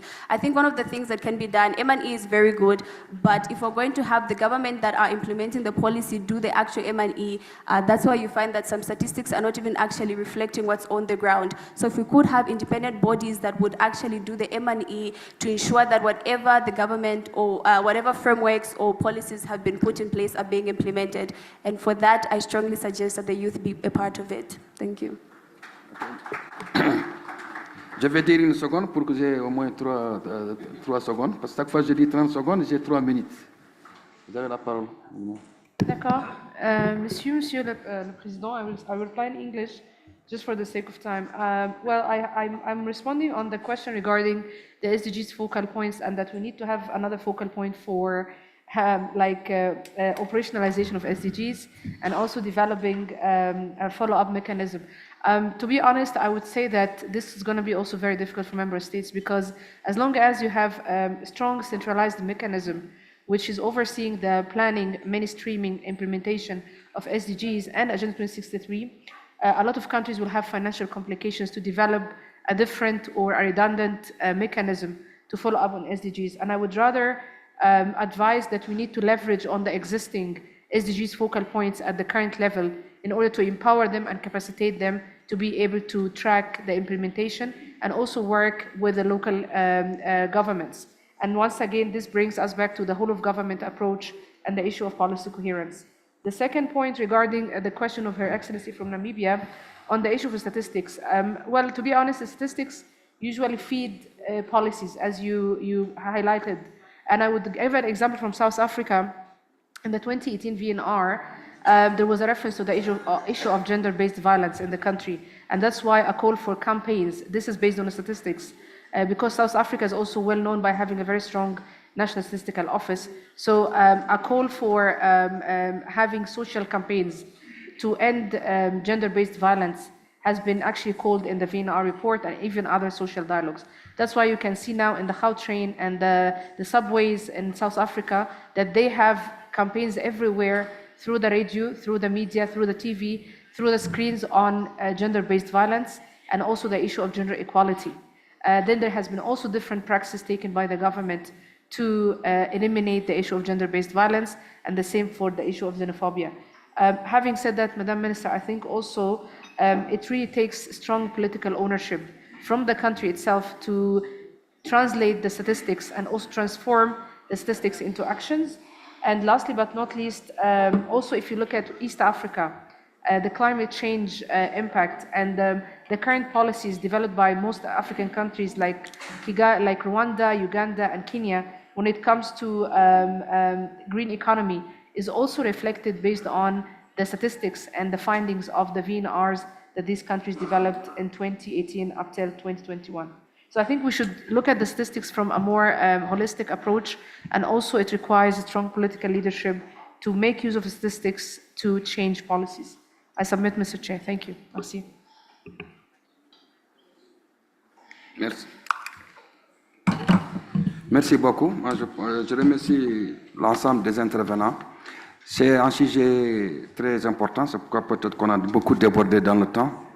Effectivement, dans tous les pays qui ont signé, nous avons des représentations de l'ODD, qu'on appelle dans un pays des cellules. C'est pour répondre un peu au point focal pour ces ODD. Il n'y a pas un pays aujourd'hui africain qui n'a pas, en tout cas, mis en place une structure pour le suivi des ODD.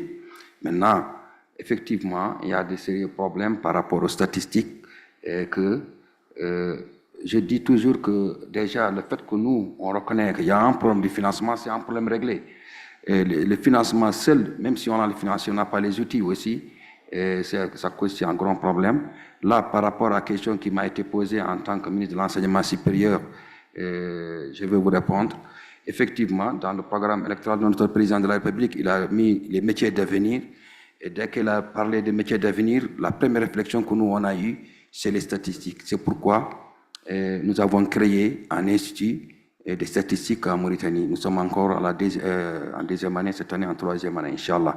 C'est pour vous dire, effectivement, les statistiques comptent beaucoup.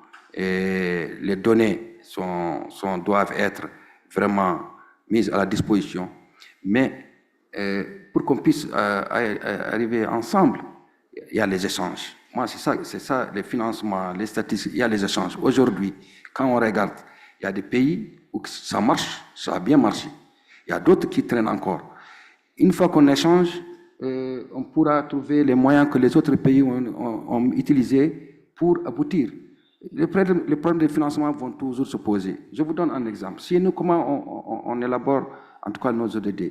Aujourd'hui, par exemple, à l'heure où je vous parle, la Mauritanie, on est en train de lancer le volet sectoriel de l'éducation. On a terminé, on a bouclé. Aujourd'hui, c'est la restitution, c'est par secteur. Au niveau du ministère de l'Enseignement supérieur, c'est des textes juridiques par rapport à la planification. C'est-à-dire que si nous, on s'échange, si chacun a sa manière d'opérer, on peut, je pense, trouver des solutions plus adaptées à nos réalités. Ce n'est pas seulement les financements. En tout cas, je remercie les délégués, je remercie les intervenants, je vous remercie, madame, pour la bonne conduite, même si nous avons débordé dans le temps, ça valait le coup. Nous allons faire une pause. Bon, là, on va faire une pause peut-être de 20 minutes. On va essayer de reprendre nos travaux. Je vous remercie.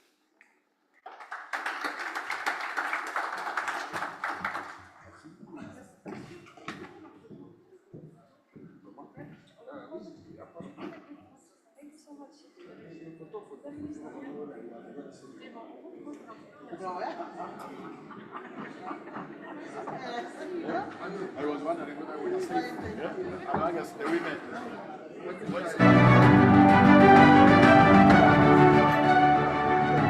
Somebody else.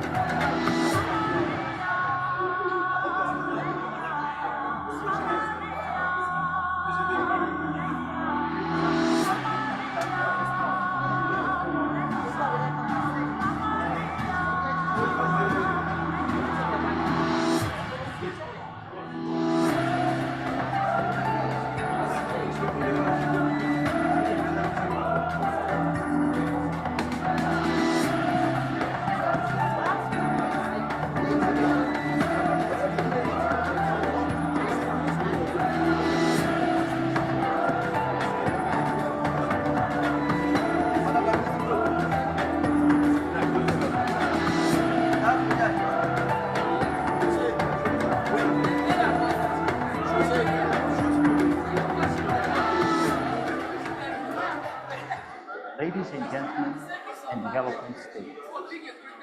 On behalf of Mr. Kwebe Gatete, UN Under-Secretary General in Executive Sector of ECA, I welcome you all to Addis Ababa, Ethiopia, for the 10th session of the Africa Regional Forum on Sustained Development, on the theme Reinforcing the 2030 Agenda for Sustained Development and Agenda 2063, the Africa we want, the Africa we need, and eradicating poverty in times of multiple crises, where stakeholders will focus on critical actions needed to eradicate poverty, to deliver sustainable, resilient, and innovative solutions to achieve the goals and aspirations of the people. The forum will foster peer learning and knowledge sharing. It will generate Africa's input to the Summit of the Future, to be held in New York in September this year. As many of you know, the Summit of the Future is a timely opportunity to reinvigorate efforts to speed up implementation of the SDGs and the reform of the global financial system. AFSD 10 is taking place at a time when African member states continue to face multiple crises and socio-economic development challenges, with increasing and unsustainable debt servicing, inadequate investment towards SDG implementation, and a global financial architecture unsuitable and inadequate for the needs of the continent and region. Moreover, we are past the midpoint of the implementation of SDGs, whose deadline of 2030 is fast approaching. At the AFSD 10, we'll be reviewing the following goals. Goal 1, no poverty. Goal 2, zero hunger. Goal 13, climate action. Goal 16, peace, justice, and strong institutions. And Goal 17, partnerships. We are concerned that progress on most SDGs is off track and is either moving much too slowly or has regressed below the 2015 goal. Even though time is not on our side, we are optimistic that with concerted action and resolve, we can harness Africa.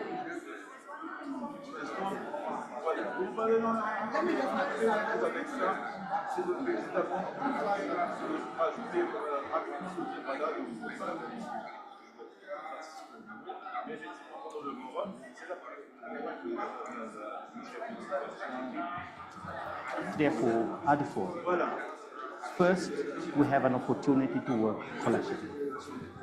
This will require us to triple our efforts and accelerate action for meaningful change by the year 2030.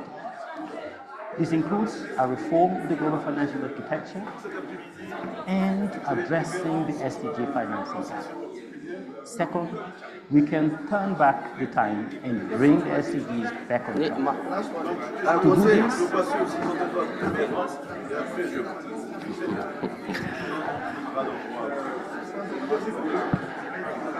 strong financing in order to see meaningful changes. I therefore appeal to all stakeholders to approach this year's assessment of where we stand on the goals with a collective mindset and a strong commitment to redoubling our efforts. Let us dust up our visions and plans and make change doable in our lifetime. I thank you. Professeurs, mesdames et messieurs, invités, je suis sincèrement honoré de participer à cette cérémonie d'ouverture en compagnie d'illustres invités. Mesdames et messieurs, l'Afrique se trouve à un carrefour où le choix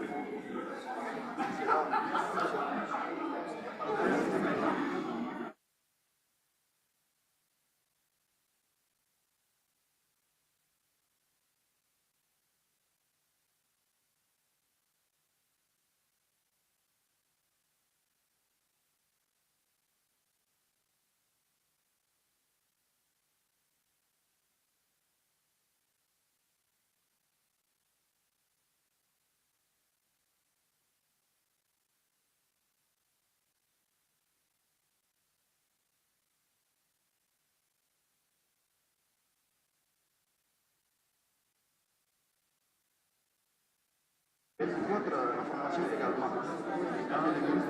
Non c'est bien par son absence. C'est parce qu'il est en ce moment en mission aux États-Unis, d'État.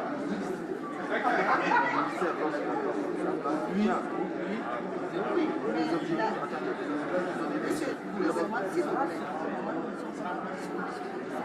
nous participons quand nous allons. Parce qu'à la fin, on va donner une information. Pas maintenant. On peut le faire. Ça, ce n'est pas, je ne pense pas que c'est une urgence.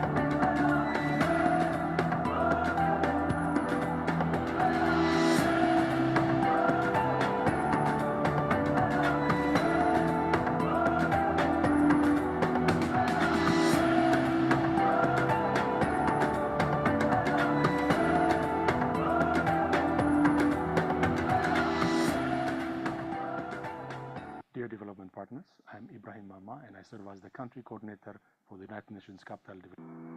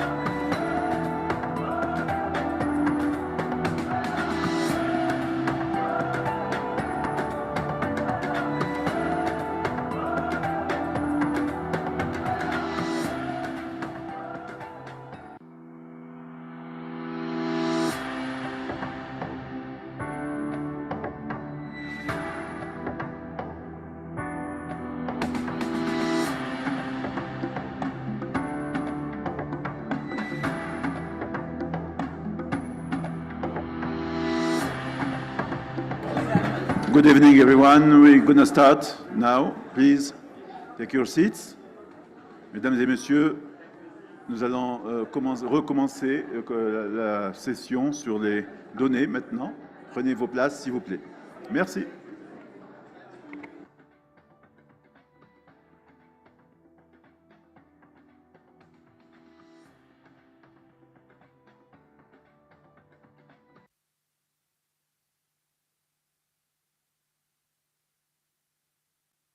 Merci de prendre vos places. Please take your seats.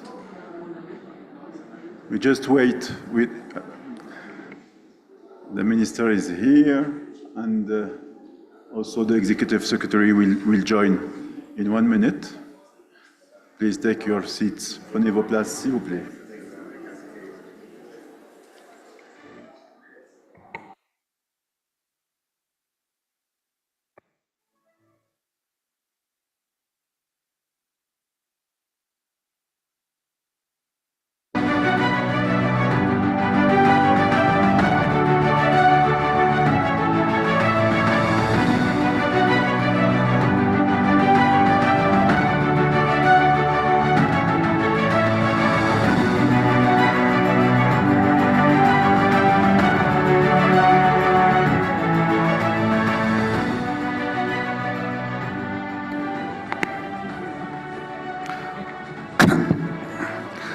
Bonjour.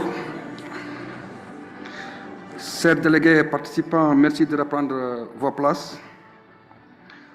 Nous en sommes maintenant au point 7 de l'ordre du jour, qui est la table ronde plénière sur la transformation et la modernisation des systèmes statistiques afin de produire des données et des statistiques de haute qualité pouvant être utilisés pour suivre les progrès et renforcer les politiques et les plans nationaux en vue d'accélérer la mise en œuvre du programme 2030 et l'agenda 2063. Comme vous savez, les objectifs de cette table ronde, on peut citer la mise en évidence des tendances de la demande, de la production, de la gestion et d'utilisation des données et des statistiques dans les systèmes statistiques existants. On va identifier aussi et mettre en évidence les lacunes et les défis rencontrés dans les systèmes statistiques actuels de la région afin de répondre aux besoins changeants et croissants en matière de données et d'informations statistiques. Identifier et mettre en œuvre et en évidence les initiatives et les investissements nécessaires pour transformer et moderniser les systèmes statistiques. J'ai donc le grand plaisir de présenter la modératrice et les panélistes de cette table ronde plénière. La modératrice de cette table ronde plénière est Madame Mavis Matengue, directrice de la diplomatie publique, de la recherche et de l'analyse des politiques au ministère des Affaires étrangères du Botswana. Les panélistes sont la ministre éthiopienne de la planification et du développement, Fitsum Assefa, le statisticien du gouvernement, service statistique du Ghana, Samuel Kobina Anim, la directrice du bureau régional pour l'Afrique de l'Est et l'Afrique australe du Fonds des Nations Unies pour la population, Lydia Jikomo, le directeur du pôle Afrique du développement initiative, Stephen Chacha, Francisma Amutea, statisticienne principale, Agence namibienne des statistiques, le directeur du Centre africain pour la statistique de la CA, Olivier Sikania. Vous m'excusez d'abord au cas où j'ai mal prononcé le nom. Après ces présentations, je souhaite la bienvenue à Madame Mavis, modératrice, qui a seulement le rôle de modératrice.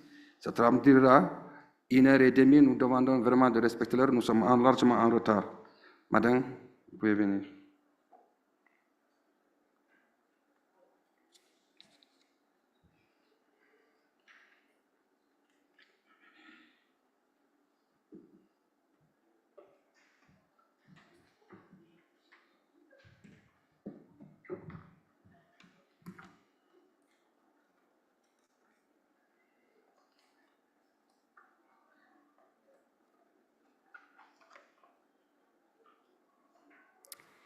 Your Excellencies, distinguished delegates, honorable ministers here present, ladies and gentlemen.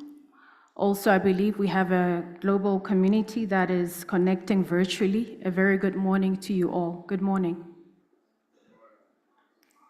As indicated by the chair of the Bureau, my name is Mavis Matenge. I'm from Botswana, where I serve with the Ministry of Foreign Affairs. Thank you very much for joining us for this important panel that will provide a space for fruitful conversation on Africa's national statistical systems in ways in which these systems can be transformed and modernized to unlock data potential and as such effectively contribute to the implementation of the two agendas, namely 2030 Agenda and Agenda 2063.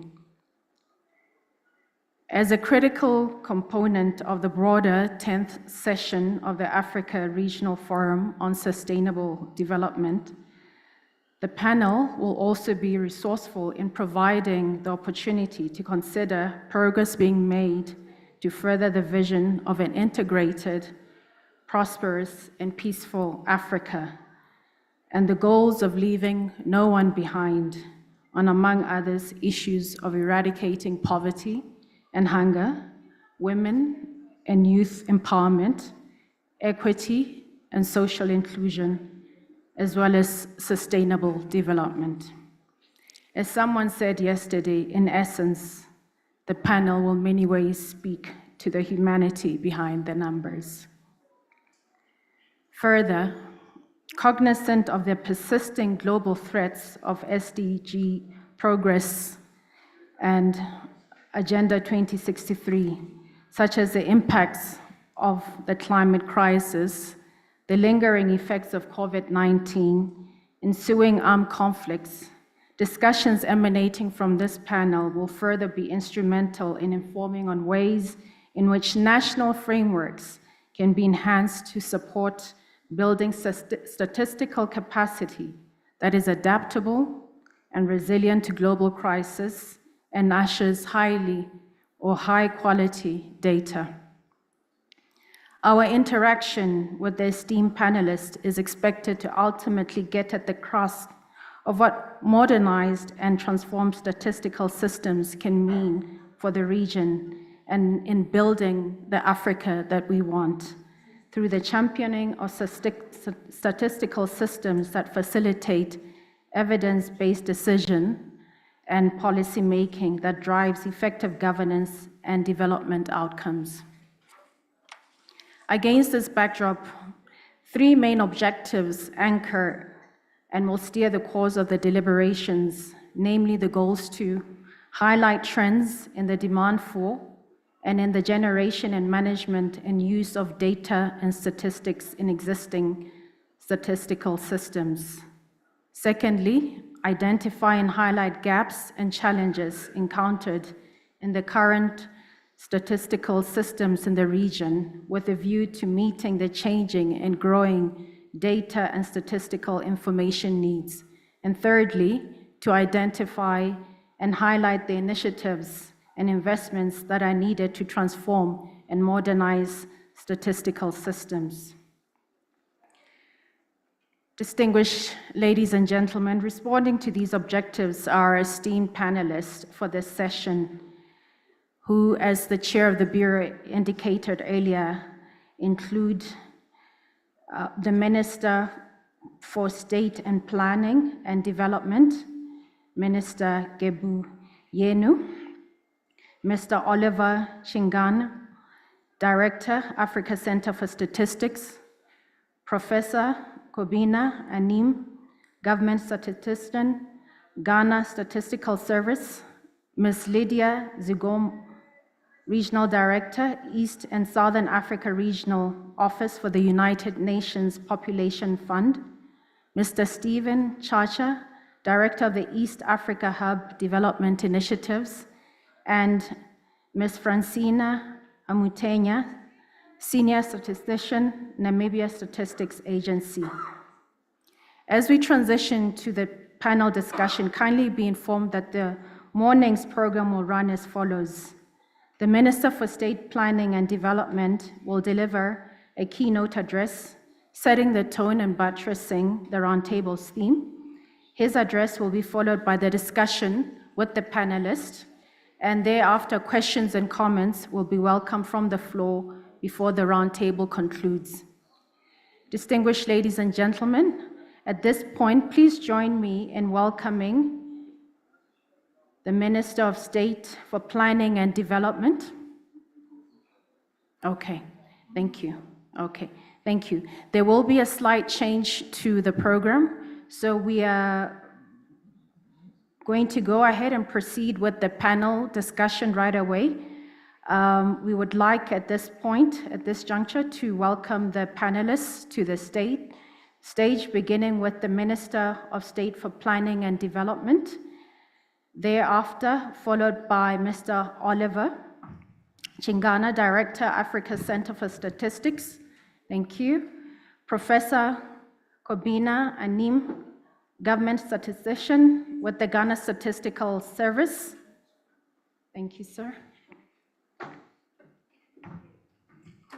And the other panelists, Ms. Lydia Zigomo, Regional Director, East and Southern Africa Regional Office for the United Nations Population Fund, and Mr. Stephen Chacha, Director of the East Africa Hub Development Initiatives. And then lastly, we have one more panelist who will be joining us shortly, Ms. Francina Amutenya, Senior Statistician, Namibia Statistics Agency.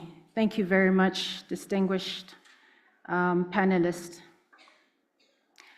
Our conversation this morning will commence by exploring the role of national statistical offices in addressing data concerns. And we will start off by inviting Professor Anim, Government Statistician, to draw from Ghana's experiences and share how national statistical offices addressing the data gaps, including the need to produce evidence-based data for decision-making purposes in a timely manner, and how they are collaborating with other stakeholders in the data system. Professor, you're welcome.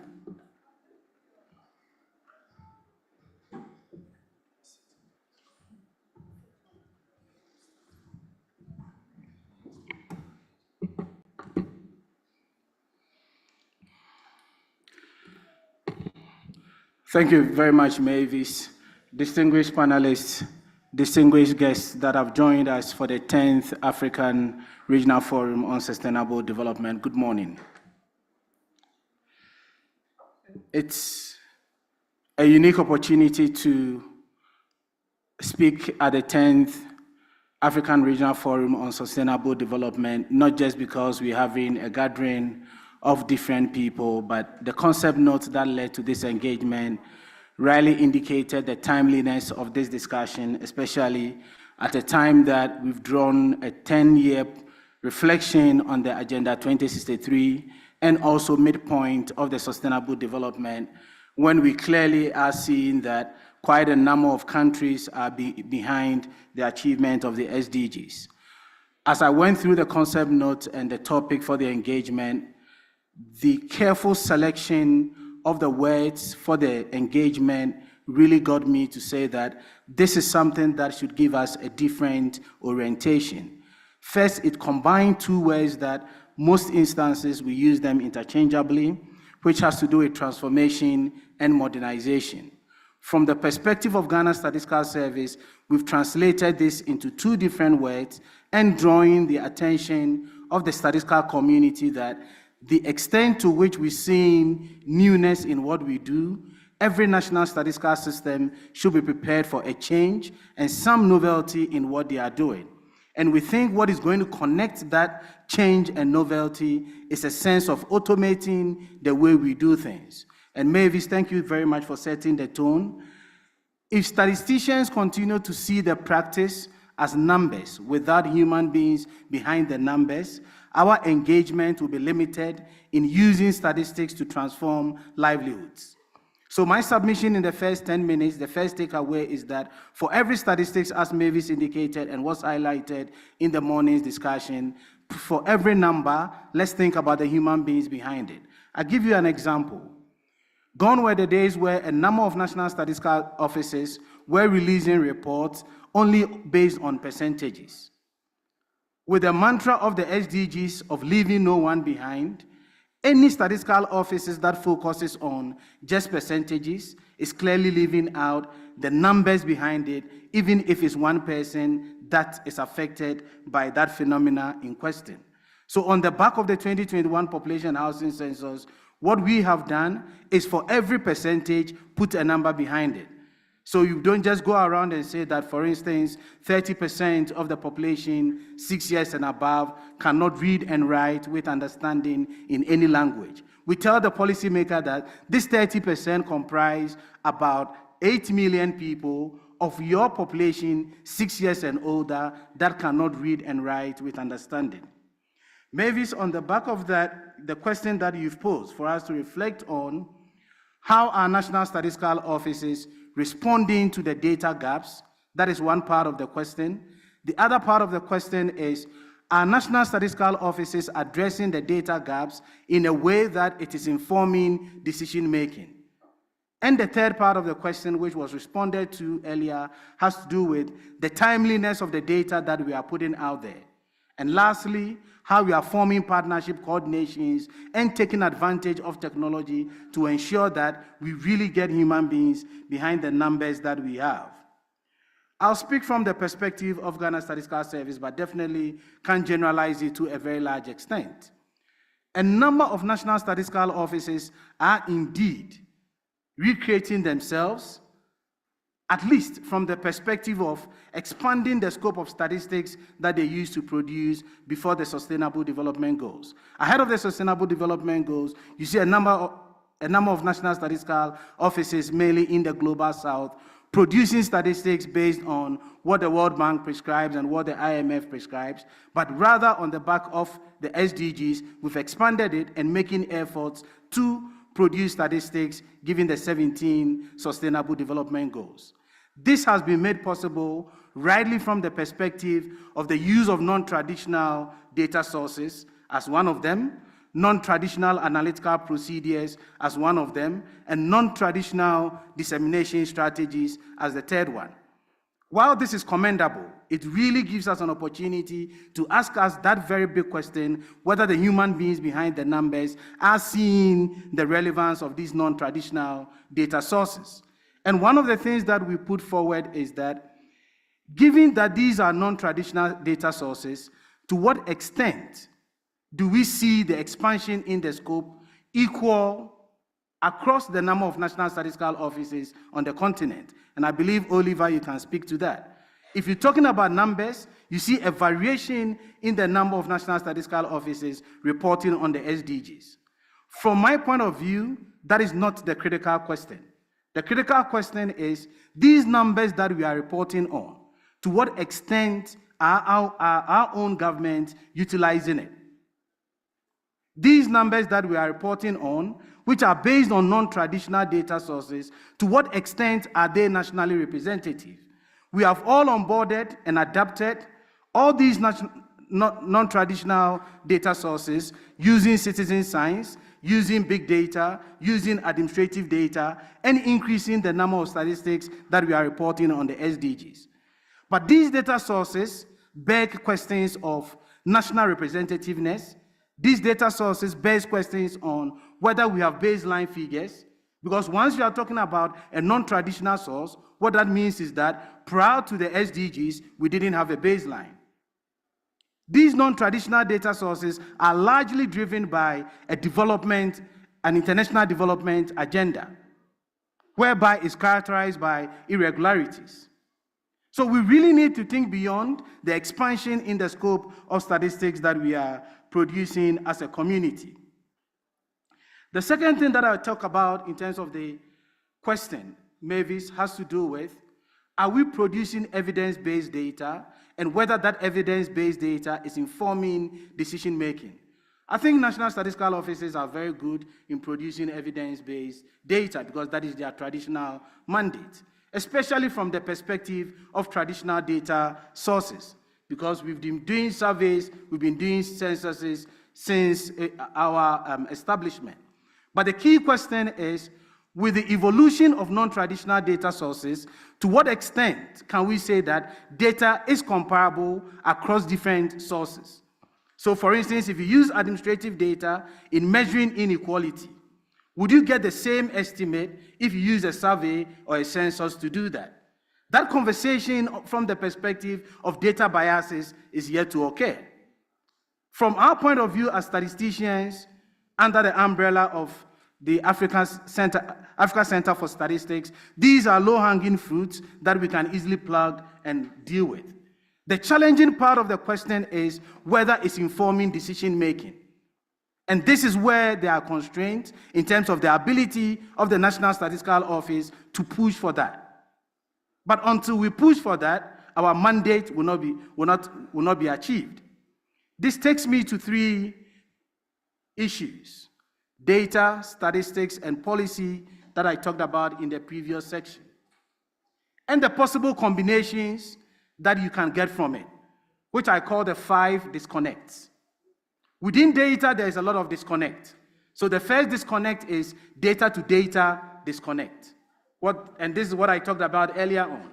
One data source administrative, one data source citizen science, another data source survey. That disconnect naturally will be there. The second disconnect has to do with the data statistics space. That disconnect has to do with how the data that you've collected is measured relative to the intended purpose. So the second disconnect has to do with the data statistics disconnect. The third disconnect has to do with the data and policy disconnect.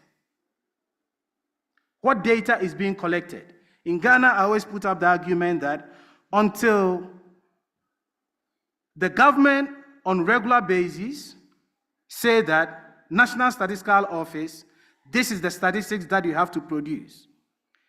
And if we continue to live in a situation where the law in a number of countries mandates the National Statistical Office to be the one determining the topicality, the importance, the relevance of a statistics so that they produce it, that data statistics policy disconnect would always be there. It is not the national statistical system that defines what policies that we want as a nation. It is the government, it is the policy environment, so there is the need that that conversation happens on a regular basis, presented to the national statistical system to ensure that there's that connection between data, statistics, and policy. The fourth disconnect has to do with statistics and policy. This is one thing that I've just talked about. SDG 1 talks about multidimensional poverty. SDG 2 talks about zero hunger. A number of us in the Global South, these are the 2 indicators that we are producing. Unfortunately, we have not contextualized these indicators, given their complexities. So if you speak to the Ministry of Food and Agric, they want to look at food security from the supply side. If you speak to different agencies that are responsible for food security from the demand side, like the Ministry of Health, their measure will be different. So you create space for the international community to define how your context of a particular issue should be measured. Statistics and policy disconnect. So it is about time we begin to intensify our conversation on these disconnects to ensure that really the human beings behind the numbers begin to see the impact of the work that we are doing. Maybe the third question that you pose has to do with the timeliness of the data that we are putting out there. Again, from the statistical point of view, Oliver in the previous presentation did indicate that quite a number of countries have had a very good turnaround between surveys and the release of reports. We really need to redefine what we mean by timeliness in the space of things that we are looking at. Timeliness could be looked at from one perspective, that turnaround time. Timeliness could be looked at from the perspective of an incidence and how responsive quickly data can be received, like a number of us did during the COVID era. But more importantly is that entire framework that says that for every National Statistical Office, this should be the minimum turnaround for this particular type of service. A number of us sitting here are doing the Living Standard Measurement Survey. A conversation around the turnaround and under which thematic areas has not been discussed. For us at Ghana Statistical Service, what we think timeliness is, from another perspective, is anytime there's a celebration of an international day on a particular issue, we take advantage of it and avert the minds of policymakers that this is an issue that you need to think about. So a couple of days back, it was the World Immunization Day, and as we do for every international day, our timeliness is that put out a statistic that tells us where we are. So we really need to broaden the definition of timeliness, turnaround time, how you respond to pandemics, generally how you have to respond to non-traditional data sources, traditional data sources, and more importantly, how you get these timeliness feed into our policy framework. The last of the four issues has to do with how we are partnering and coordinating what we are doing in the context of the evolutions that are happening. I make a strong statement that the only way out is two things. I know a number of my colleagues from National Statistical Office have emphasized the issue of investment. I complement the issue of investment with two things, initiatives and partnerships. How we define initiatives, how we can make use of data science, how we can make use of artificial intelligence, how we can make use of geographic information systems is what is going to define the national statistical system going forward.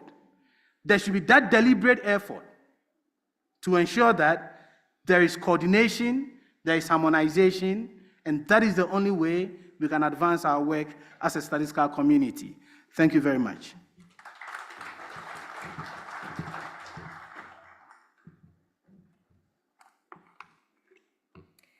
Thank you very much, Professor Anim, for sharing your insights, where, among others, you highlighted the data gaps that are there, spoke to issues of partnership, and shared Ghana's experiences as well. Still continuing in the same vein, in terms of sharing on national experiences, we'd like to invite the Minister of State for Planning and Development to continue in the same vein and share on Ethiopia's experiences. Thank you, Minister. Probably it's better to sit and discuss, also save a few minutes, while we move around. First of all, I think before I delve into sharing the experiences from Ethiopian context, this is the second year in a row that this forum has given a good opportunity for the importance of data and statistics, especially when we speak as an African and trying to create, a collective understanding and also collective action towards, the Sustainable Development Agenda.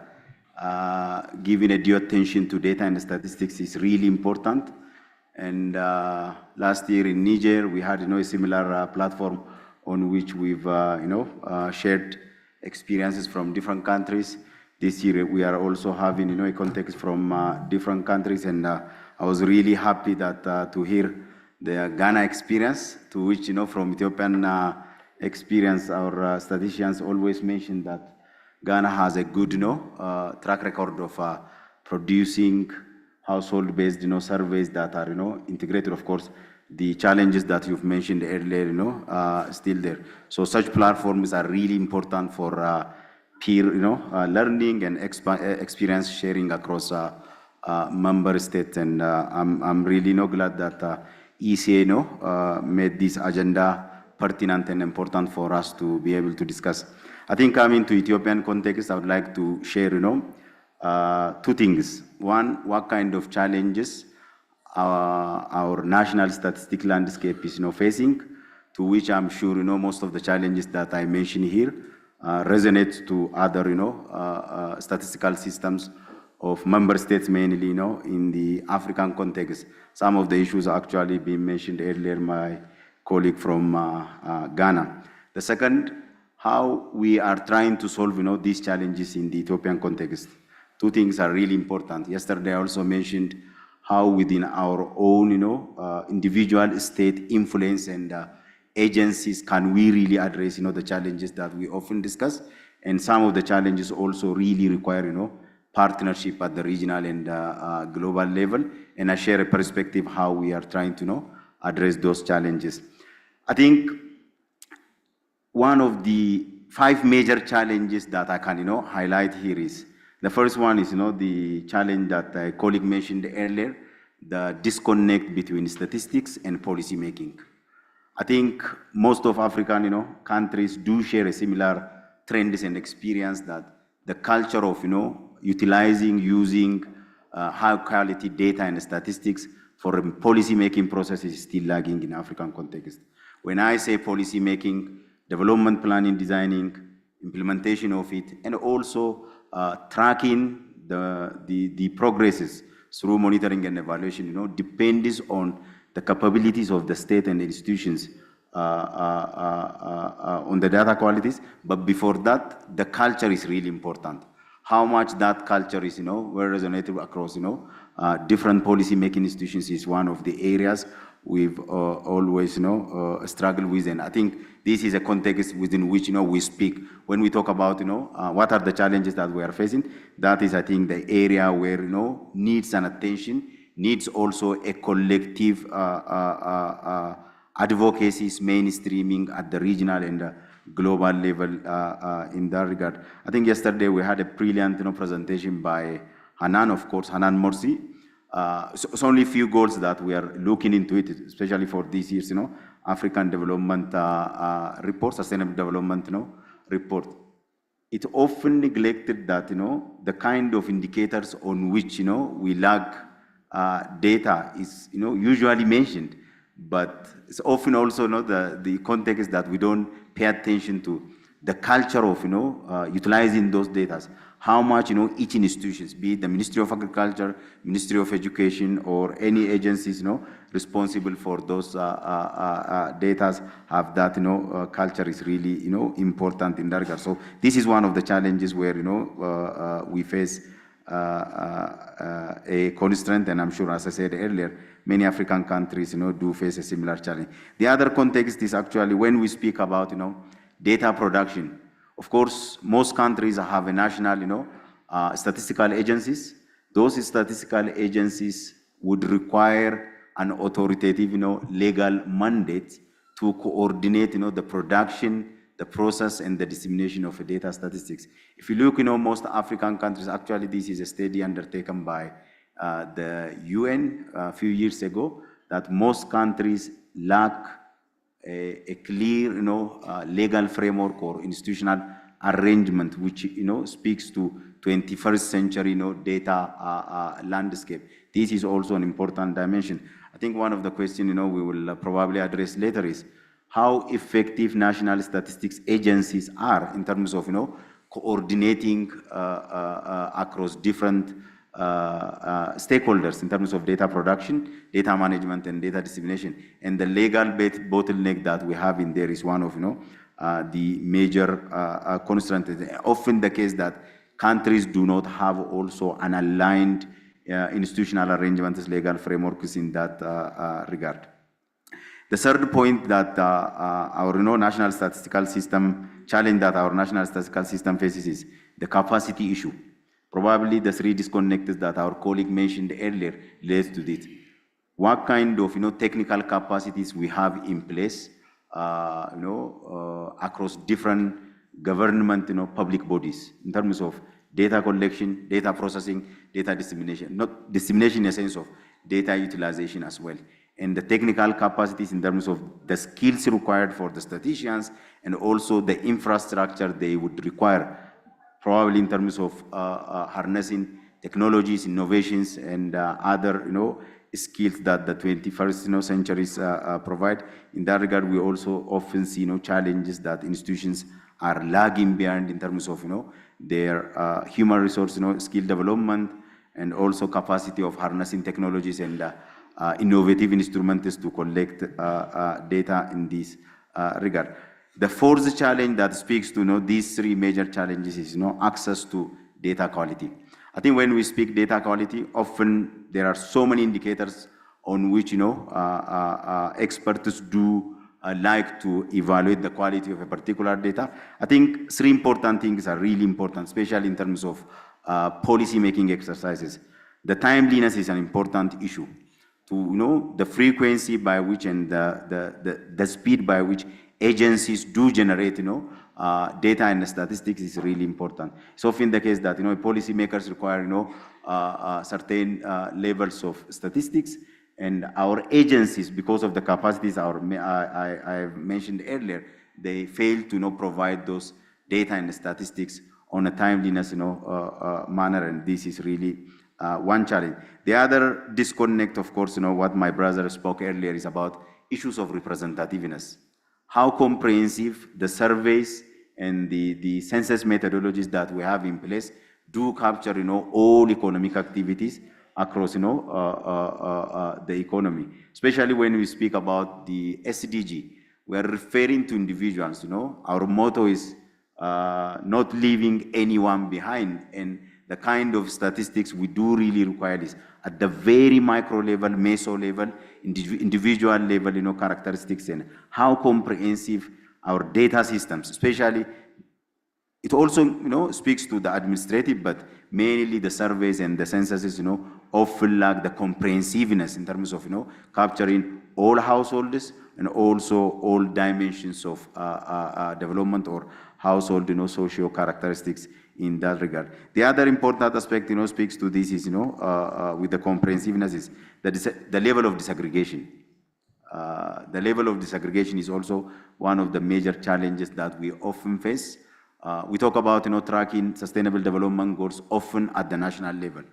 Subnational levels and also lower level of administrative units, they, access to data at that level is, lacking across many countries in Africa, and some of the major challenges that we face, to effectively track the effective implementation of sustainable development goals, speaks to that challenge as well. So the fifth and the last challenge that I think platforms like this, especially when we speak of the high-level political forums and also the future summit that we are, planning for, the issues of finance. One of the most least financed, government services, if you like, is statistics. The importance and the demand for statistics is huge, but if you look at, in terms of allocating finances, those survey, census programs and activities do require really,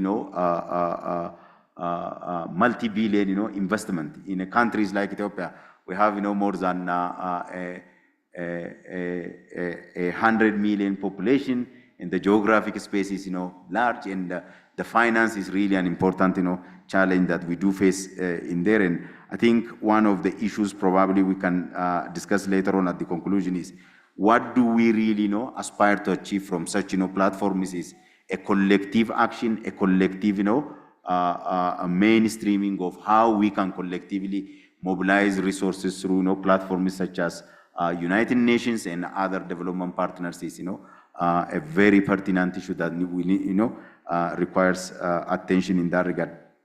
So these are, the challenges that we face, and I'm sure, many member states, have a similar or, pretty much same problem when it comes to their national, statistical systems. In the Ethiopian context, what we're trying to do in this is, it's often the case that, try to address such problems in a very fragmented way. What we started this fiscal year was we developed a multi-year, national statistical development program in which we try to address all these challenges from a legal framework point of view to a very specific concerns and how we are going to, collect data through administrative means, through surveys, and through censuses. Over the next 5 years, we are planning to, 3 years, sorry, we are planning to undertake 3 censuses and 2 major, surveys in the country. And in most cases, because of the domestic challenges that we face in terms of conflict and the COVID and other challenges, most of our surveys and census programs were delayed. And this multi-year, Ethiopian Statistical Development Program brought together those, missed opportunities in the past, and we are trying to address this. We're going to undertake, agricultural censuses, that has already, undertaken 30 years ago in the Ethiopian context, and I'm sure in many African countries, censuses of, agricultural activities are a rare phenomenon, and which requires really, huge, important, investment in that regard. Yesterday, we were talking about transformation of food systems in Africa, and without those, high quality data of the agricultural sector, the nature, the status, the trends in the agricultural sector, and the actors involving in that really, require for policymakers to have an updated, information on that regard. The other census we are trying to undertake is the business establishment censuses. It's also often the case that in most African countries, we don't have an up-to-date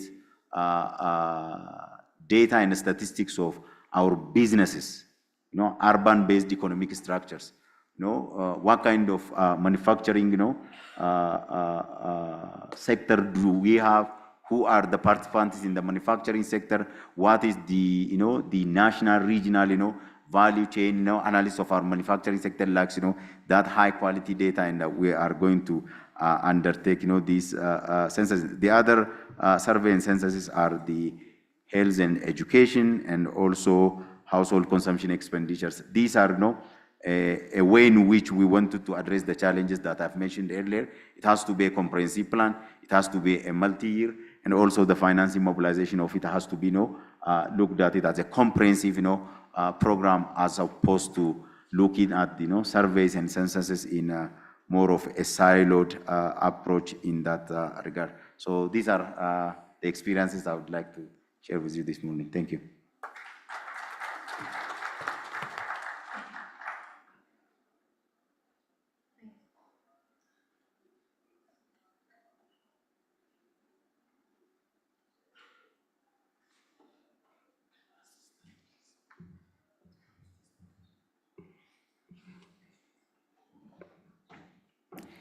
Thank you, Your Excellency, for your submission and for highlighting Ethiopia's experiences, among others, some of the data concerns and challenges that you're faced with, such as issues of capacity and infrastructure.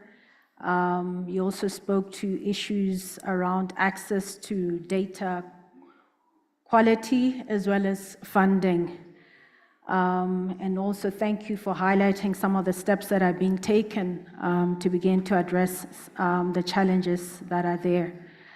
I believe that your submission also brings us to a good place to link what you've shared to the element of digital transformation, particularly when we look at how this element can be utilized to address some of the challenges that yourself and Professor spoke to in his presentation, of how we can harness the opportunities that are provided by digital technologies to help transform and modernize the statistical systems. And in this regard, as we transition to this component, I would like to invite Mr. Stephen Chacha to shed light on what are the targeted initiatives and investments needed to effectively transform and modernize statistical systems in order to make them agile, resilient, and responsive, particularly given where we are at in the current digital age in which good quality and timely data are necessary, sir. Thank you. Thank you, Mavis. Very good afternoon to you all. Let me start by actually thanking ECA for the invitation and also commending them for the good work that they actually do in supporting our countries in their journeys towards transforming and modernizing the nation's statistical systems. as we speak today, most of our national statistical systems actually only produce 50% of the data that is needed to inform the implementation of the Sustainable Development Goals, but also to measure the progress of the same. So we actually do have significant data gaps in most of our countries, and clearly data, in this case digital data and digital technologies, play a very important role in addressing some of the gaps that we're actually facing. So the initiative actually initiated by UNECA, the 2023 to 2030 roadmap on transforming and modernizing official statistics in Africa, is a very important initiative that all of us need to be supporting, and also support its replication or localization at a country level in terms of actually developing national roadmaps to complement the regional roadmap that is actually in place. And as well, considering the fact that as we speak today, 90% of the data that we have today was actually generated in the last 2 years.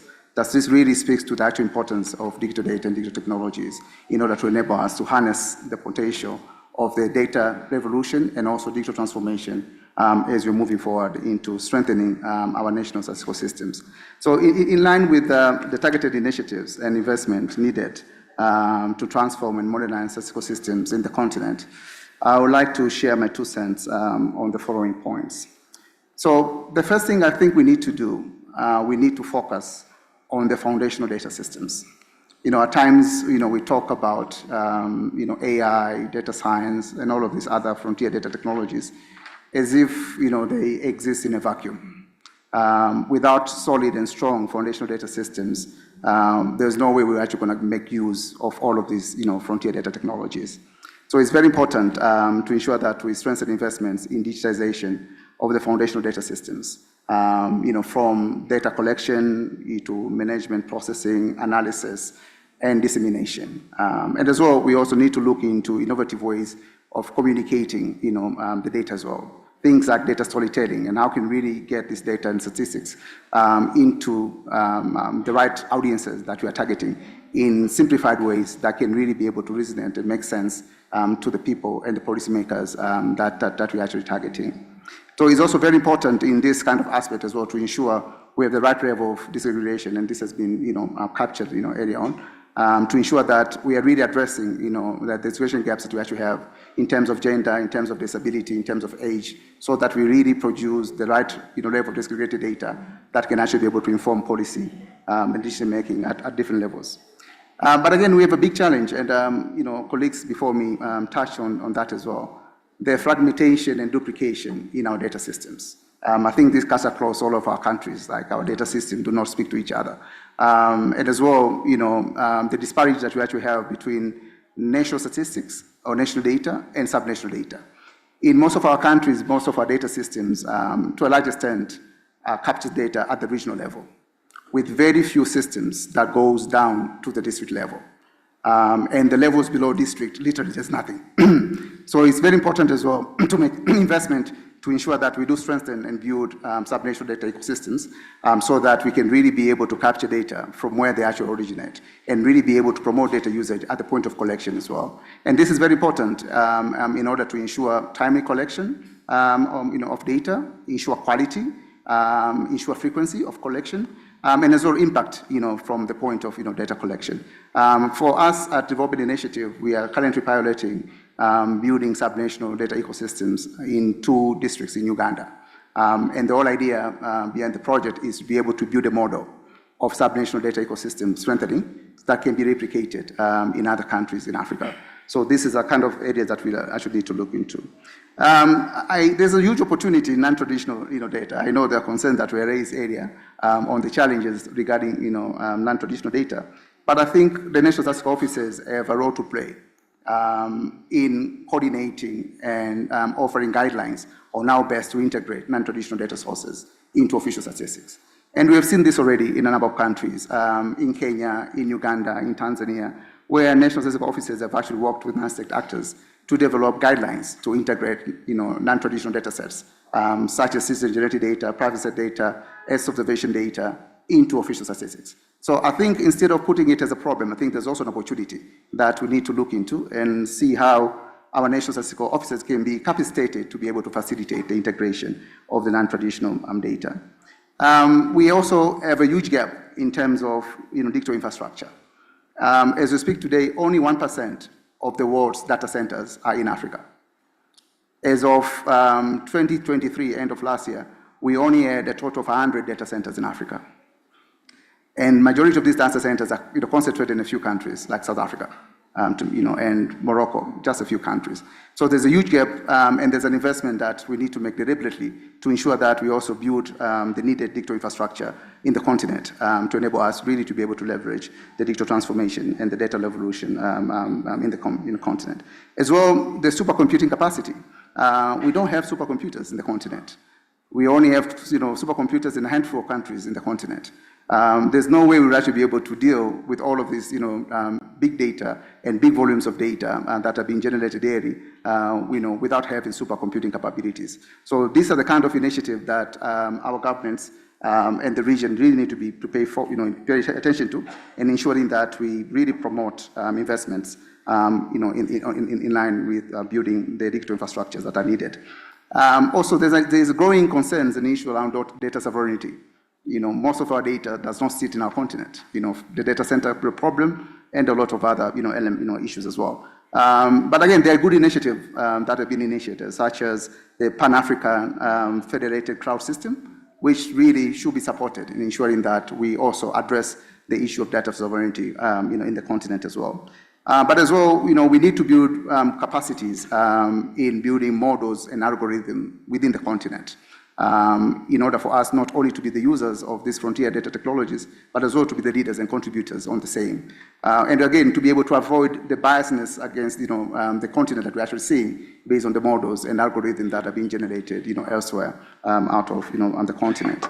But as well, there's a good opportunity that we need to pay attention to in building public digital infrastructure.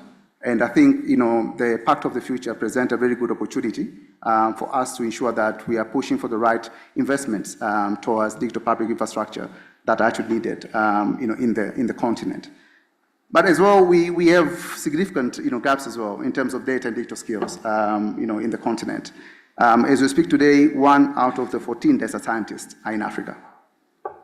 And when you talk about the ones that are in Africa, there's no way any of our national offices can afford them, because they are a rare resource, and there's huge competition for them. So most of them end up working for private sector entities, and very few of our governments can actually afford to hire data scientists. So we have huge gap in terms of skills in our national statistical offices, and we need to make deliberate efforts to ensure that we fill in those skills gaps that we actually have, and as well really building the necessary skills needed to do advanced data analytics and evidence-based analytics that are needed in the continent. But as well, dealing with this complex kind of digital data skills, but we also need to address the very basic data and digital literacy challenges that we have in our communities. So we also need to make investments in building data and digital literacy in our communities to a large extent. But there's a good opportunity in terms of partnership. Already we are seeing a number of universities in the continent introducing data science programs, machine learning programs, and other programs on frontier data technologies. So I think it's a good opportunity for our national statistical offices to collaborate and partner with the universities in the continent.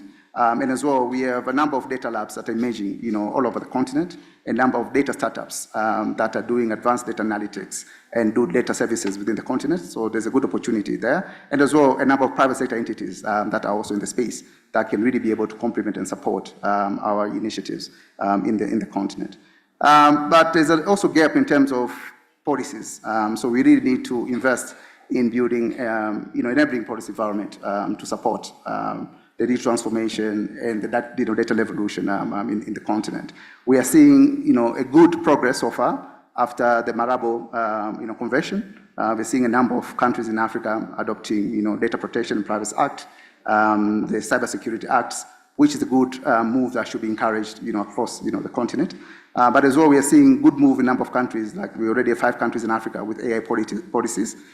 This also is a good initiative that need to be supported to ensure that we are not only followers, but also contributing into shaping the policy landscape when it comes to artificial intelligence and other frontier data technologies, as well.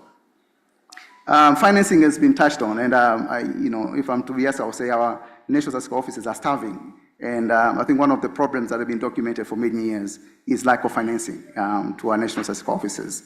And again, if you look into our national strategies for development of statistics, they are largely dependent on donor funding, with very limited, local resources being allocated to our national statistical offices. So I think we really need to change how we approach this. We really need to increase local resources being directed into our national statistical offices and into supporting, the implementation of the national strategies for development of statistics. I think colleagues here from the national statistical offices will agree with me that these national strategies for development statistics have been transformational in most of our countries.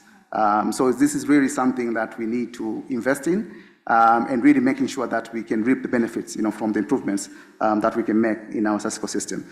And already there's a good research that actually came up, from Dalberg and Global Partnership on Sustainable Development Data that actually confirmed that $1 investment in data systems leads to an economic return of $32, to $1 investment.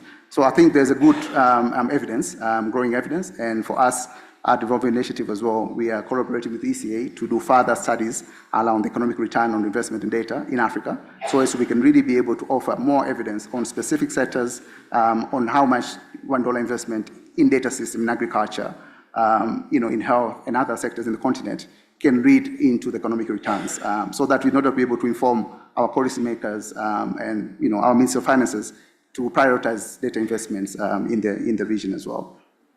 But again, in line with all of this, in order for money to flow into national statistical offices and into national statistical systems, we really need to make sure that there is demand for statistics. I think Minister from Ethiopia made a very good point. Having data and statistics is one thing, but building a culture for data use is another thing.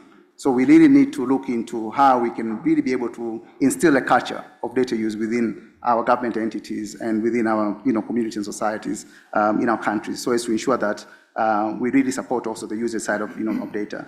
But again, as well, we need to ensure there's alignment between our national strategies for development statistics with our national development plans. We need also to ensure that our national statistical offices have the right level of autonomy that they need in order to implement their mandates in our countries. But as well, we need to ensure there is proper coordination and partnership led by our national statistical offices in building and sustaining our national statistical systems. So with that, moderator, I'd like to stop there, and maybe I can come later if there are any questions. Thanks.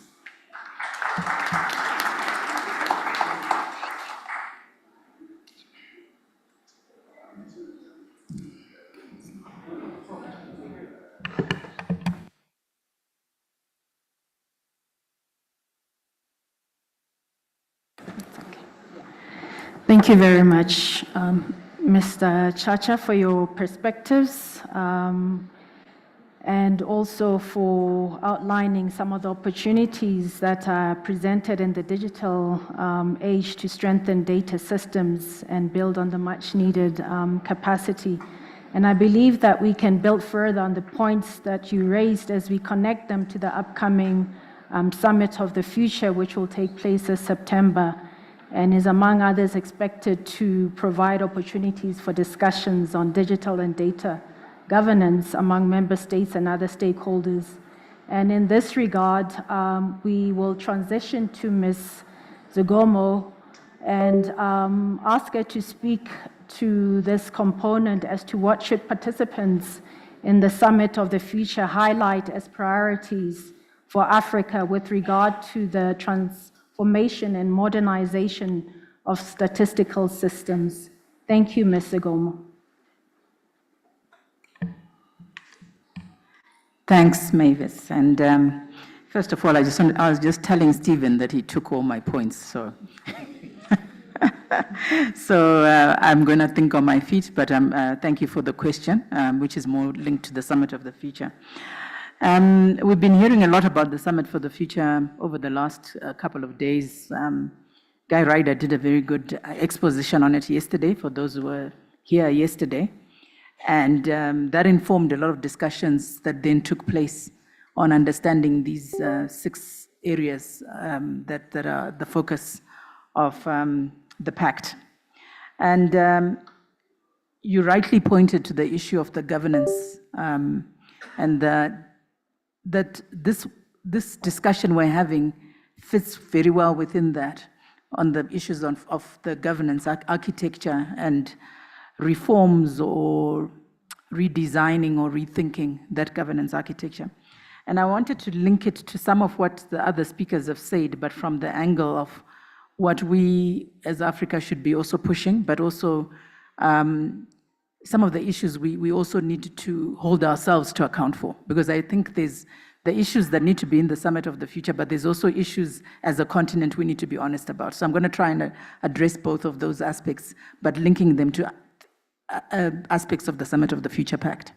So on governance, I wanted to just say we need to start seeing the national statistical capacity, and particularly the offices and agencies, as a key component of the overall governance and accountability in a country.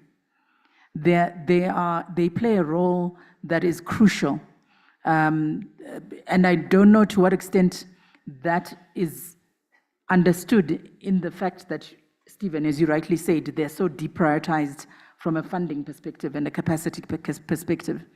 So when we're talking about also changing our perspectives around governance, I think as African member states and as an African community, we have to point the finger back at ourselves and say, what are those institutions that are responsible and important for us to invest in?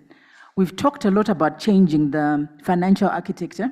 There's a lot of focus on reviewing and pushing for better participation and presence and membership in the Security Council from a peace and security perspective. But actually, these types of institutions, these national statistical agencies and authorities, play a key role when we come to aspects of tracking progress. So one of the issues we've discovered on the SDGs at the midpoint is that we've struggled to be able to track progress effectively. Any new compact that comes after the Summit of the Future, that comes post-2030, will still need to be measured and tracked. And in fact, our biggest responsibility of accountability is not actually upwards to donors, it's to our own citizens. And we need to start seeing this area of work as an area that is about trust building, linked to transparency, to accountability, and to an ability to report back to citizens in countries about the performance of their institutions and their overall government, and also of the multilateral system itself, because we owe a responsibility to citizens, all of us, UN agencies, donors, etc. And I don't think we often put that human face in this work enough. So I would like to urge us to see these institutions as part of the governance institutions, that we should be looking at how, in the reforms that take place, are we going to finance them better? These national organizations that do the fundamental work at a national level, and increasingly, we're pushing a sub-national level to ensure we actually understand what's going on in every single country on this continent and actually around the world. In that work, I think it's also important to say that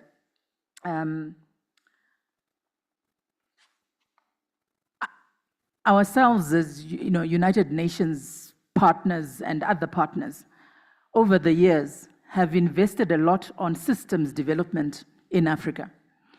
And a lot of those systems are within either civil registration, births and deaths, and others. But also even gender-based violence systems in some countries have been supported, and some governments have asked for them, and UN and other partners have responded. And many other data sets. You heard about agriculture just now, and looking at what's happening in agriculture, and many other areas that we're looking at, health, education, etc. And even the justice system is another area where there's been a lot of investment in systems and data. But I wanted to just also reinforce this issue of data interoperability of systems, because I think until we can integrate, we can have an integrated system, we have to talk about systems that can talk to each other. And this is where the digital aspects and all this can actually be a force for good in supporting us to do that effectively. And actually AI tools, which is another component of the Summit of the Future, if you remember, on digitalization, etc., becomes important because AI tools can take away the need for certain things to be done by human beings and actually done by through AI in a way that enables us to get that data produced very quickly. And the human factor is in supporting the analysis of it because, of course, we cannot just rely on AI to do everything in data because, as was rightly said by Stephen and maybe some of the others, we have not necessarily, as a continent, contributed enough to the body of information that exists in information systems worldwide and in the digital information space in a way that we can assume and expect that what is going to come out of the system is going to be culturally contextual for our situation. So we do need to also understand this from the perspective of we have to still have the human eye on this. And therefore that speaks again to ensuring that investments are going into capacities to analyze and to understand what's going on, and to then produce user-friendly information and increase access. And I think this is something as member states we also,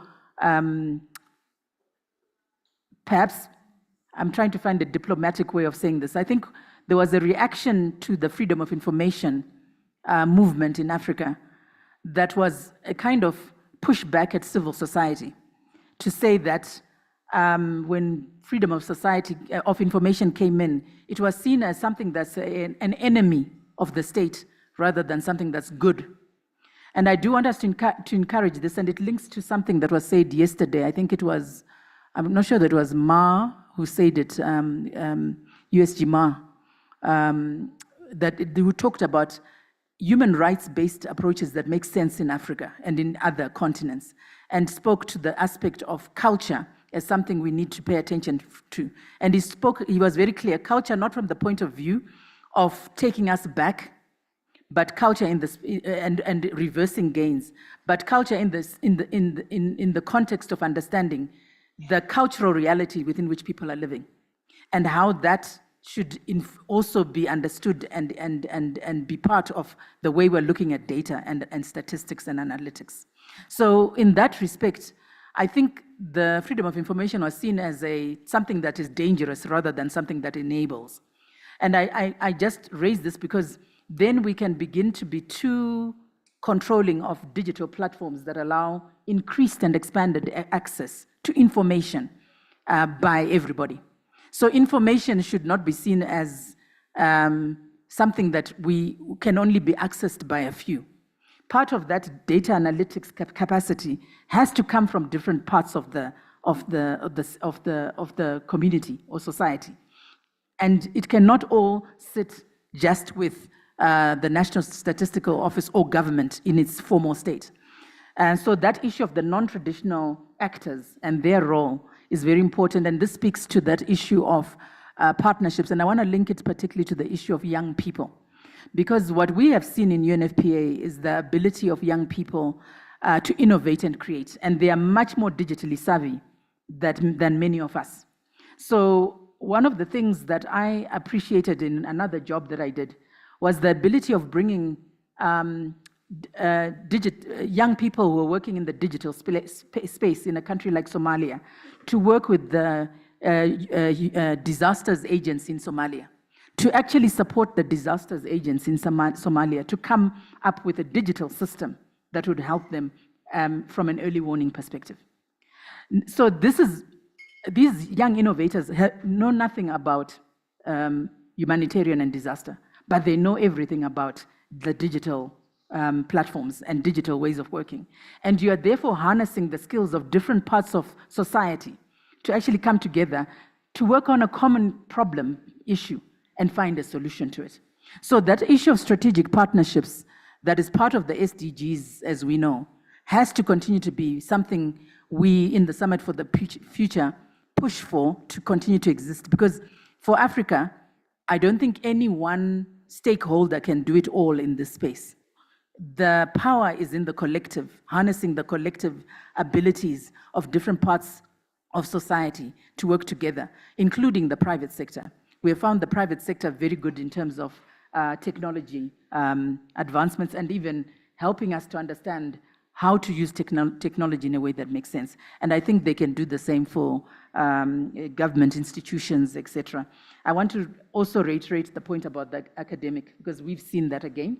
They're so keen, not just the statistical departments, but also the demographers, can I just say? And we should be harnessing the expertise in the demographics and population departments in universities as well.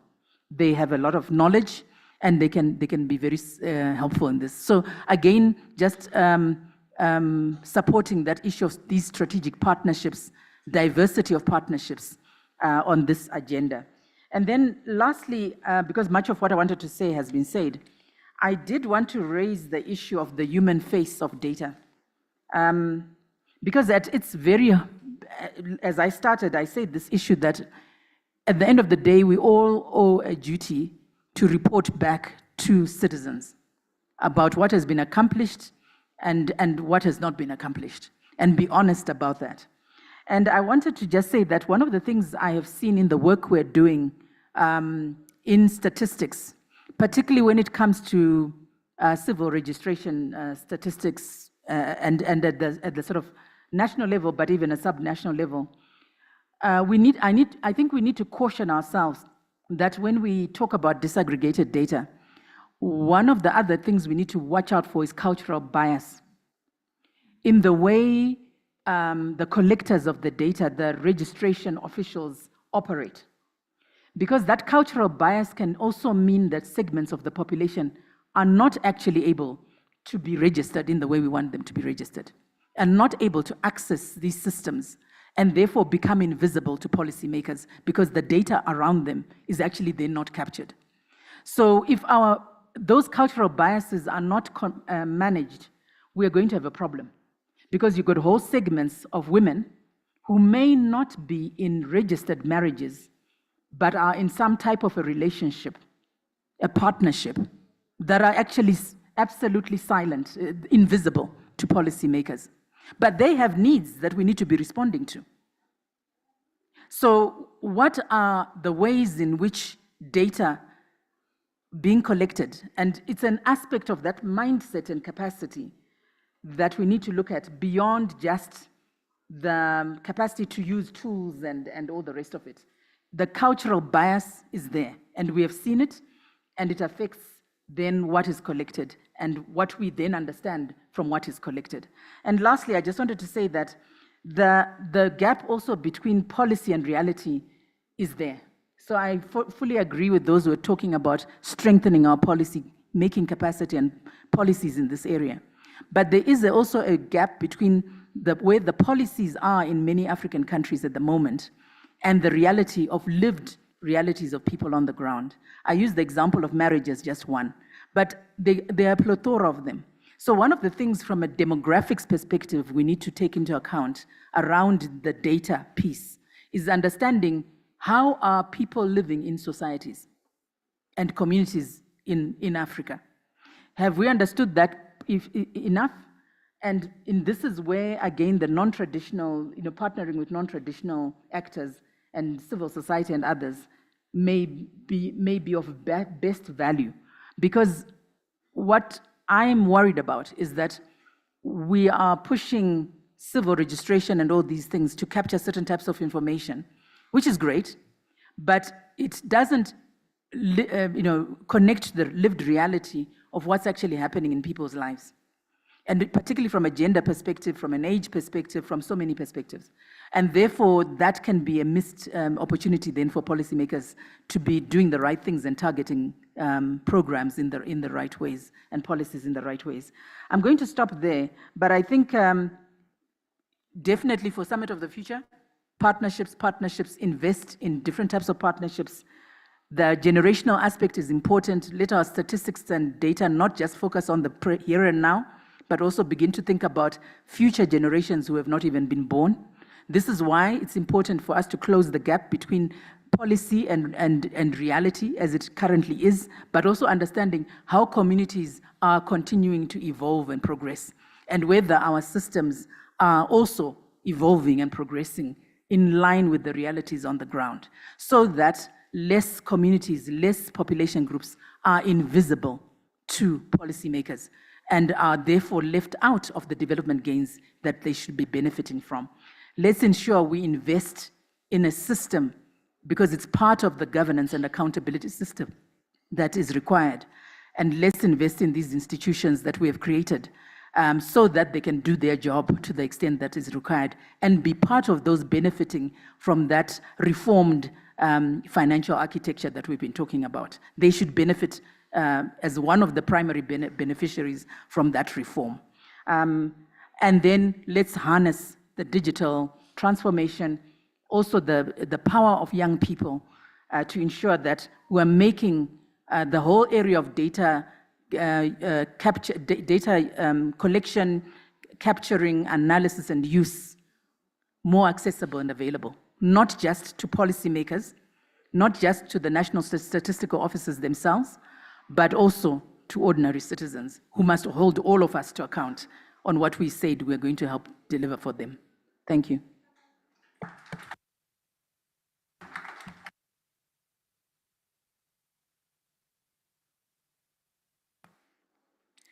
Thank you very much, Ms. Zigomo, for your insights, your submissions, particularly the issues that you raised around the need for cultural considerations when moving towards the transformation and modernization of statistical systems, and also for underscoring the importance of including the youth every step of the way. You spoke also to the importance of partnership, for the need to recognize the power of the collective. So thank you very much for those insights. And still building on this particular element, perhaps as we transition to Ms. Francina Amutenya to bring in the youth voice, a very critical constituency on this conversation. Ms. Francina, you may want to also share youth-related considerations that ought to be brought on board at the Summit of the Future. And further, perhaps as we note that by 2050, about a quarter of the population will be Africans, and that it is said that the young population will shape the future. This unprecedented population growth will impact geopolitics, global trade, migration, and almost every aspect of life.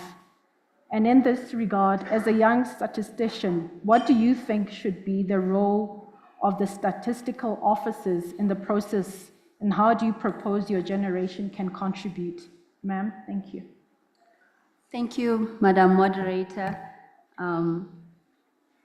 What an honor to have a young statistician on the platform. Thank you.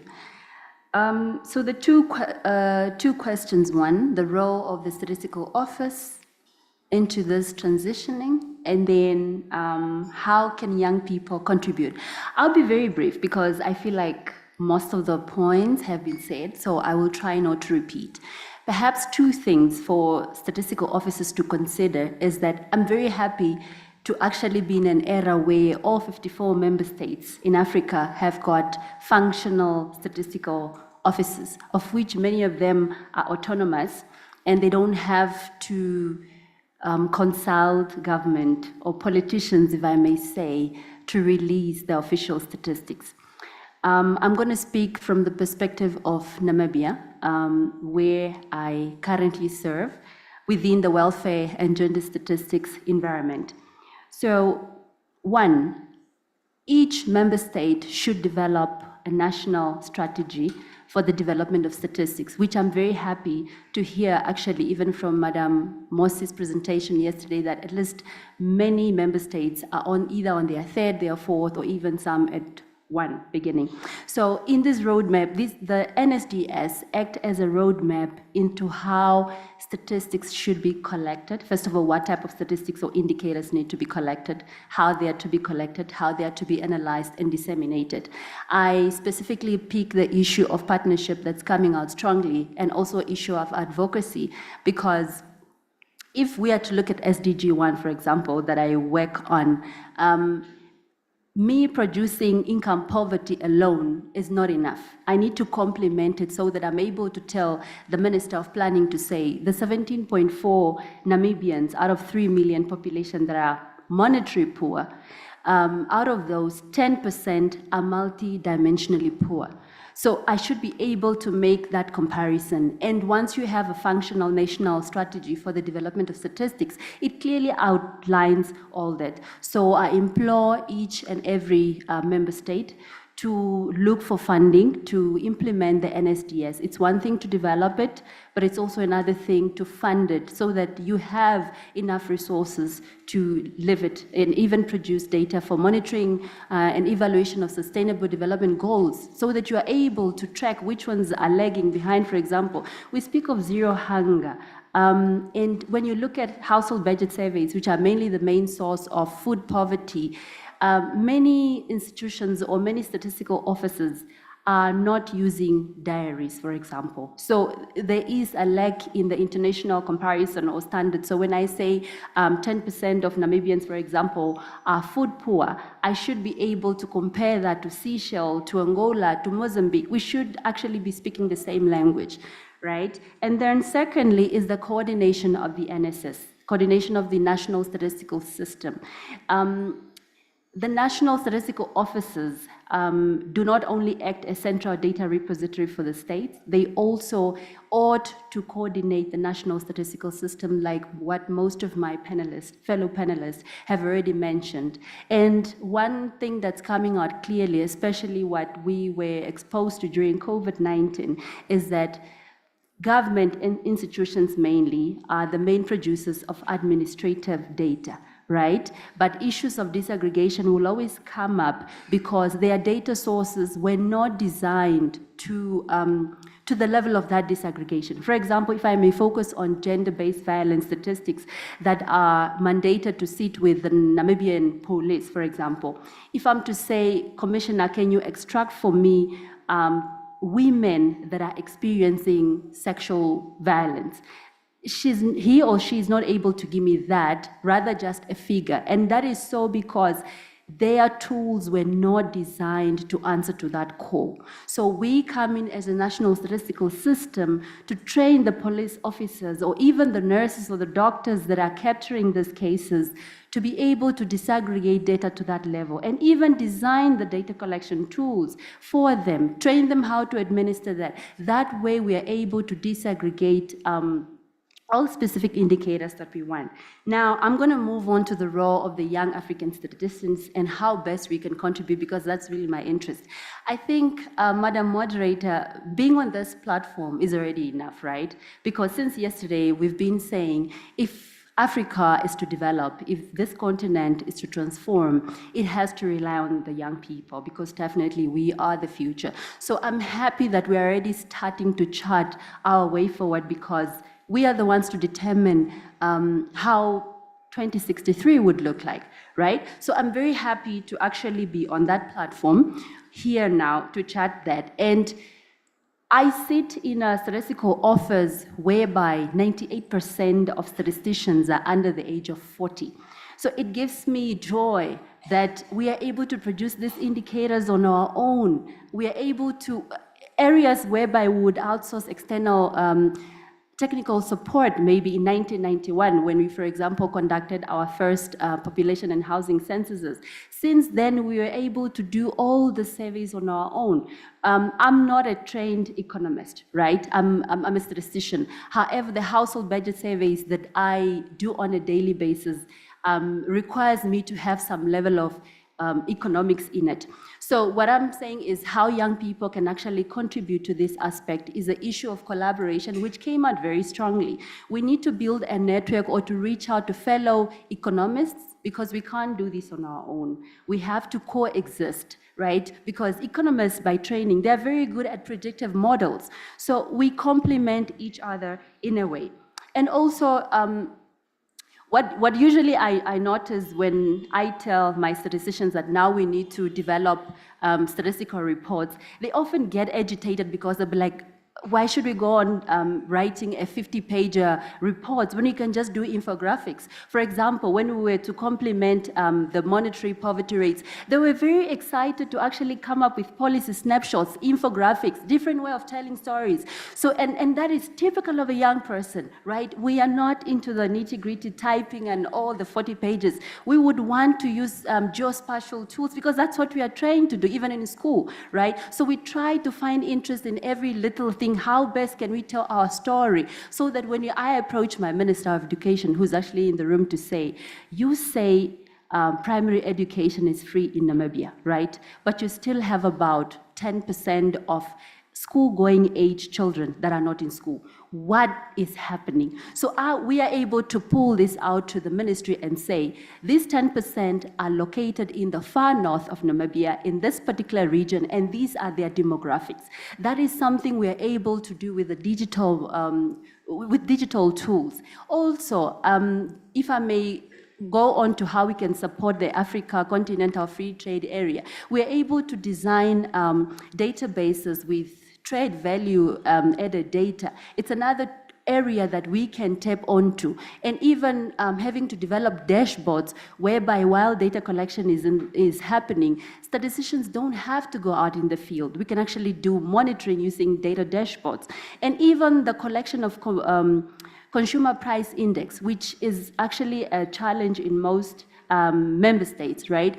Instead of going to outlets, we could do web scraping or whereby we're able to extract that and compile the consumer price indexes without having to go out actually in the field. So I think to lastly conclude, Madam Moderator, is that we need to enter into the area of communication and better advocacy so that when we give these statistics, the policymakers actually understand when I say 17.4% of Namibians are monetary poor. What do I mean exactly? So I should be able to communicate that to say, for each person to lead a normal life, for example, they need to take in a certain calorie, a content per day that they need to eat. So that they know how important this is. Even if, let's say, Namibia had an unemployment rate of 1%, it still warrants government attention. So if we are to speak of leaving no one behind, so we can't really push down the figure to say, okay, just because it's low, it doesn't need attention. And this is what I've picked up really in most countries, including my own country. Poverty has gone down, but income inequality continues to persist. Coming from the southern region, Namibia, Botswana, South Africa have got the highest income inequality in the world. And you wonder, for example, you look at Namibia, it's such a country that's rich in natural resources. What's happening? Why is it that we have poverty going down, but income inequality remains a challenge? That means many efforts are directed either to poverty initiatives, and we are not doing so much into the bottom 10%. So, Madam Moderator, as in how best young people can contribute, I think being given this platform and the fact that we are already doing it is enough, because indeed we are the future, and I'm happy that we are beginning to chat this way forward towards the 2063 ISO submit.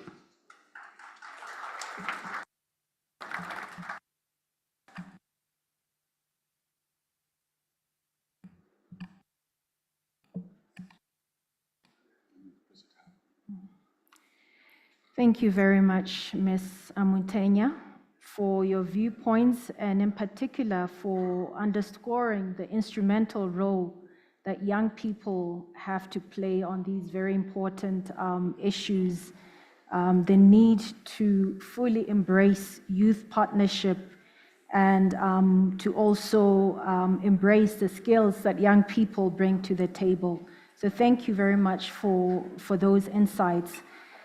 At this juncture, having had an appreciation of the different national voices here represented, including the minister's remarks and the regional perspectives shared, we believe that this would be a good place to hear from Mr. Oliver Chinganya, ECA's Director of Africa Center for Statistics, to share on ways in which ECA and other UN entities and partners can support members of ECA and regional organizations in the transformation and modernization of their statistical systems.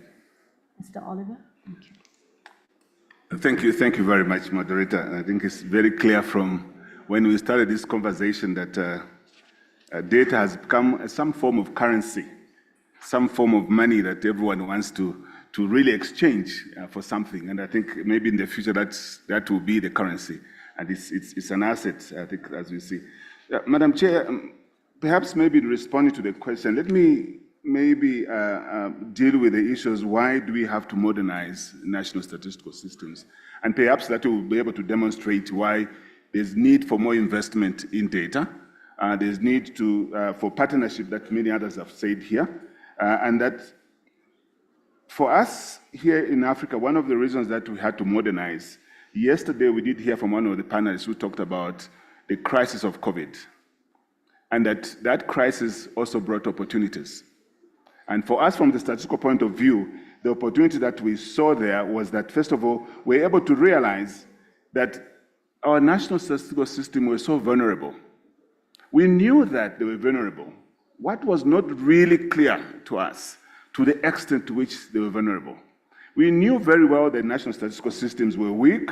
We knew very well that the coordination that has been said here was weak, the partnerships arrangement, the investment into the infrastructure itself was a big challenge, and so forth. What was not clear really is how deep it was. But COVID was able to reveal all these things to us. So look, the situation was that bad. How did that happen? We're able to tell from many of our national statistical systems, some of them stopped functioning. They were not able to do their normal way of doing their work, and some of them suspended even some of the key surveys or issues that they were dealing with. For instance, there were some of them that are intended to do the census, they were not able to do that. Some of them suspended the key surveys. I think that's what the minister was alluding to here. I'll give you an example. Some of the things that really stood at the time of COVID. I think the lady that spoke last week talked about the Consumer Price Index, which requires that you go to a market to collect data, buy whatever that item is, measure it to be able to come up with an index. That did not happen because there was no marketeer to buy the item from. There was no data collector that went out there to collect the data. Because she talked about scanning the data because our systems use traditional way of collecting data. And that clearly meant that we needed to do something. We needed to move away from the traditional way of approaches to modernization. We knew that we needed to do it, but I think what COVID did was to quicken the process for us, the thinking that we should now begin to see how we can move away from there, from the paper-based of data collection process, from the lack of interoperability that has been said here, the lack of data integration itself, which was lacking, systems not being talking to each other, poor storage, for instance, was one of them, and also over-reliance on surveys. People are talking about modernization, rather talking about use of big data and use of data science. How do we use the potential? That were not things that we were thinking about prior to COVID. If there were countries that were doing that, were very, very few to that. So it became very imperative for us that we needed to transform our national statistical system to make them much more agile, resilient, but also being responsible in real time. As I talked about data being money, people wanted data that is able to inform almost immediately in real time. And to do that, it meant that us having to move away from the traditional way of doing business to a modernized approach, including use of what I've already mentioned about administrative data, big data, and also the potential of data science that many others have said here, including a use of certain data. So for us here at ECA, in response to the question, Madam Moderator, first of all, what we did was we decided we were going to develop a roadmap, a plan that helps countries to modernize and transform their national statistical systems.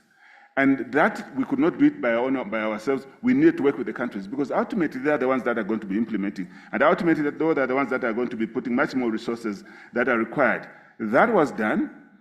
And it was later on a year or 2 years ago, we were able to have it endorsed by the African Statistical Commission and eventually at a global level at the UN Statistical Commission, where partners were then encouraged to use the roadmap developed from here by African countries and that other countries also at the globe and other regions will be able to use that tool. And that's a resolution that came out of the UN Statistical Commission. So in responding now direct to the question, in implementing this roadmap, Madam Chair, is that we are collaborating with a number of partners. We know it's a business that involves many others, particularly now when you talk about a data ecosystem that has more actors. You have people that are not statisticians, who have become statisticians. Everyone is producing a number of some sort. And many times these people that produce numbers even sell these numbers to policymakers, and they are able to buy them very quickly, even without having to validate them, just because they have been produced in a manner that looks so bright, so nice, because they're infographics and so forth and so forth. And these are now being used for policymaking, and eventually they're backfiring because the data that is being used is not being tested, has not been validated. But so we are working with different partners, those that are providing solutions. For instance, on the census itself, we are working with the UNFPA, the lady that spoke earlier on, to digitalize the statistical system, implementing the digital census, so to speak. We are working with the ISRI, ONS UK, to be able to do that. But also we have gone beyond that. What the lady spoke about was how do we collect data in another way other than the traditional way, by web scraping, by working, scanning data from different sources and the use of satellite data. So one of the things that is also as part of going to the Future Summit and also responding to other ways of measuring GDP, we are also working with UNDESA working around beyond GDP, for instance, to ensure that there are other measures we can use to complement the GDP.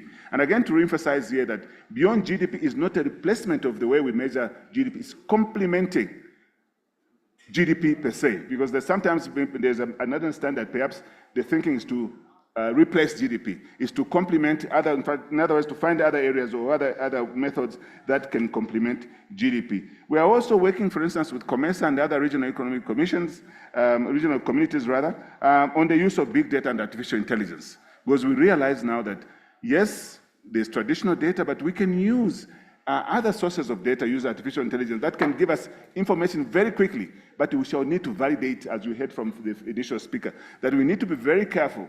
In as much as there are all these tools that are being used, we must be careful that these tools are informing or providing us data that are valid and they really speak to the real issues without any issues. However, there are challenges. Even with all this modernization that we're talking about, there are challenges. One of them is the issues of coordination. I talked about the overcrowded data ecosystems now where everyone has become a data collector. There's a really a problem there that needs to be resolved. So we need to work with some of those that are providing solutions, but also another challenge that we're having is on ICT infrastructure. Our countries are very weak. Internet connectivity, ICT. And as much as we want to digitalize our systems, our countries have not yet been able to move in the direction that they should be able to ensure that the infrastructure is actually taken care of. There's also an issue of poor or weak institutional organizational arrangements where even within a country, there are several entities that are collecting information. For instance, on the civil registration that was alluded by the regional director from South Africa, different entities are collecting information under different mandates. Systems are not talking to each other. And that in itself is a big problem because then when hastening the data becomes a problem. There's also, in many cases also, the poor legislations, data integration, and finally, the issue of financing that all of us are talking about. In this room, if we were to ask and take a survey and say, do you think data is important? All of us are going to say data is important. But that importance is not attached with the investment. It's not attached with investment. And yet, the speaker that spoke a second before said that we need to invest in these institutions that are providing with the information that we need for policymaking. So we are directing resources in different areas, and we forget the areas that inform those areas that require information, and that is data, and that is statistical institutions. So there is need to relook in those areas to see how we can reskill the people that are collecting data. We need to think about the kind of people that we need. I think the Statistician General that spoke earlier said that, look, we can no longer leave this work to statisticians only. You need digital technologists.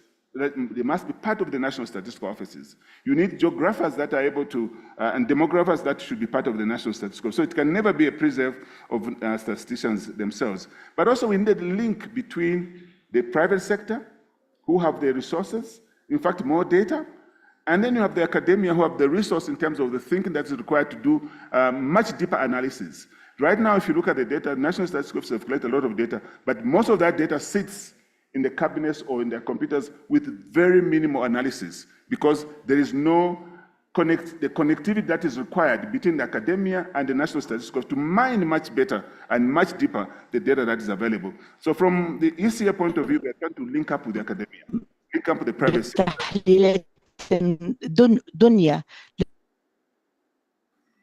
Link up with the private sector, I suppose that's it.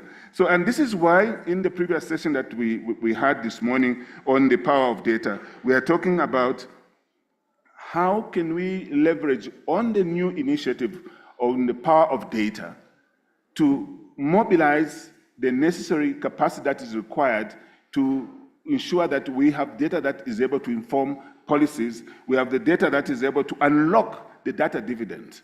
And to do that, it's the power of data that is required. As you've heard already that, there are studies that have shown that if you invest just $1, the rate of investment overall will be about 72. In fact, that's an average. It's actually much, much more than $72 that you get.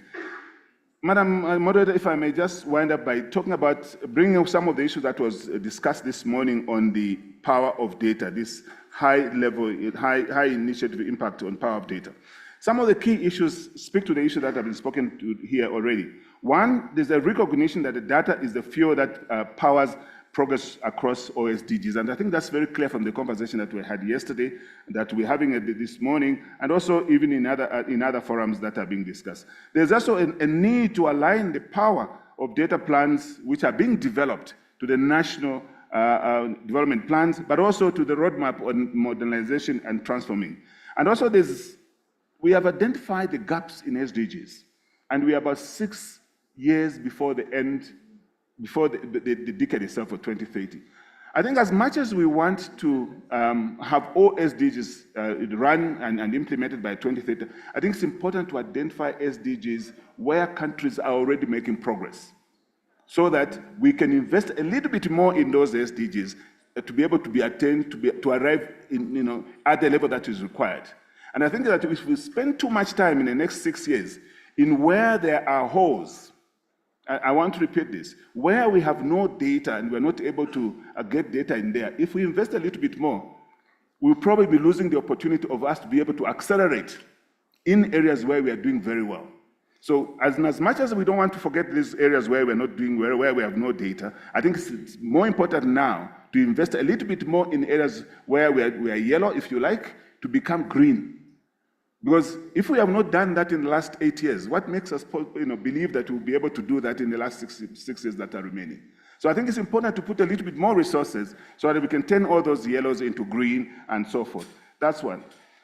I also want to suggest to the national statistical system is that if we have to be responsible to the data needs now, is to change the way we do business and identifying new partners, trusted partners, who we can work with to be able to invest a little bit more in the data, in the systems, to make them much more agile and also being able to be resilient. So it actually means that we need to implement this high impact initiative, which will help us to unlock the data dividend and perhaps even begin to fill in these areas that we feel they require need. So 3 things. One is partnership. I think that has already been said. Digitalization and looking for better solutions that will be able to inform decision making much, much faster than we've done in the past. Thank you, Madam Chair.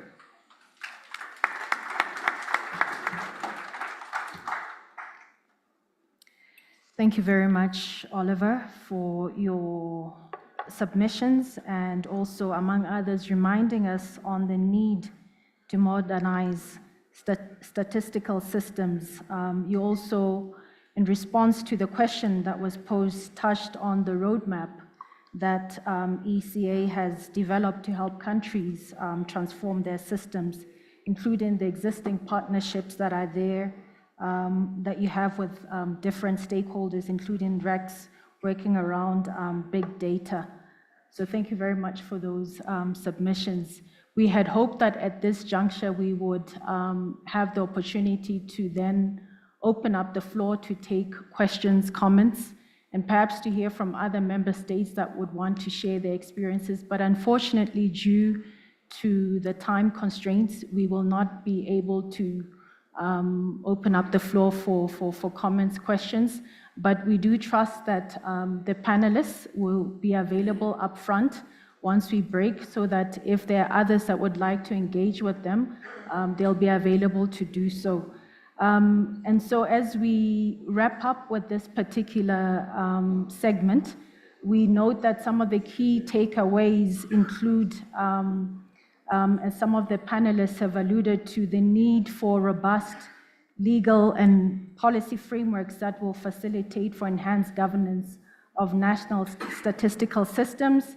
They've talked quite a bit about the need for funding of statistical activities, also touched on the need for capacity building, including the youth and training opportunities, and also the sharing of technology and innovations for the common good, and spoke quite a bit on partnerships, stakeholder engagements, increased partnerships between researchers, data producers, users, and other stakeholders. And so on this note, distinguished ladies and gentlemen, we would like to thank our esteemed panelists for their shared insights and experiences and lessons on a very important matter, focusing on ways in which statistical systems can be transformed and modernized and made agile, resilient, and sustainable to support the ongoing journey towards achieving the 2030 Agenda and Agenda 2063. At this juncture, I would like to hand over to the Chair to guide on the way forward and to conclude this morning's program. Chair, thank you.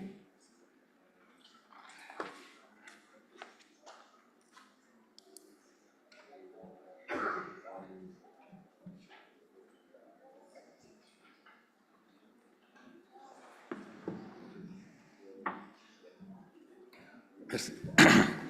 Je remercie les panélistes. Je pense qu'au prochain débat, avant ça, bon, il n'y a pas eu d'intervention parce qu'on a débordé beaucoup sur le temps, mais il faut dire quand même que par rapport aux statistiques, on en a beaucoup discuté ce matin avant ce panel. Donc, on s'excuse par rapport à ça, par rapport au temps.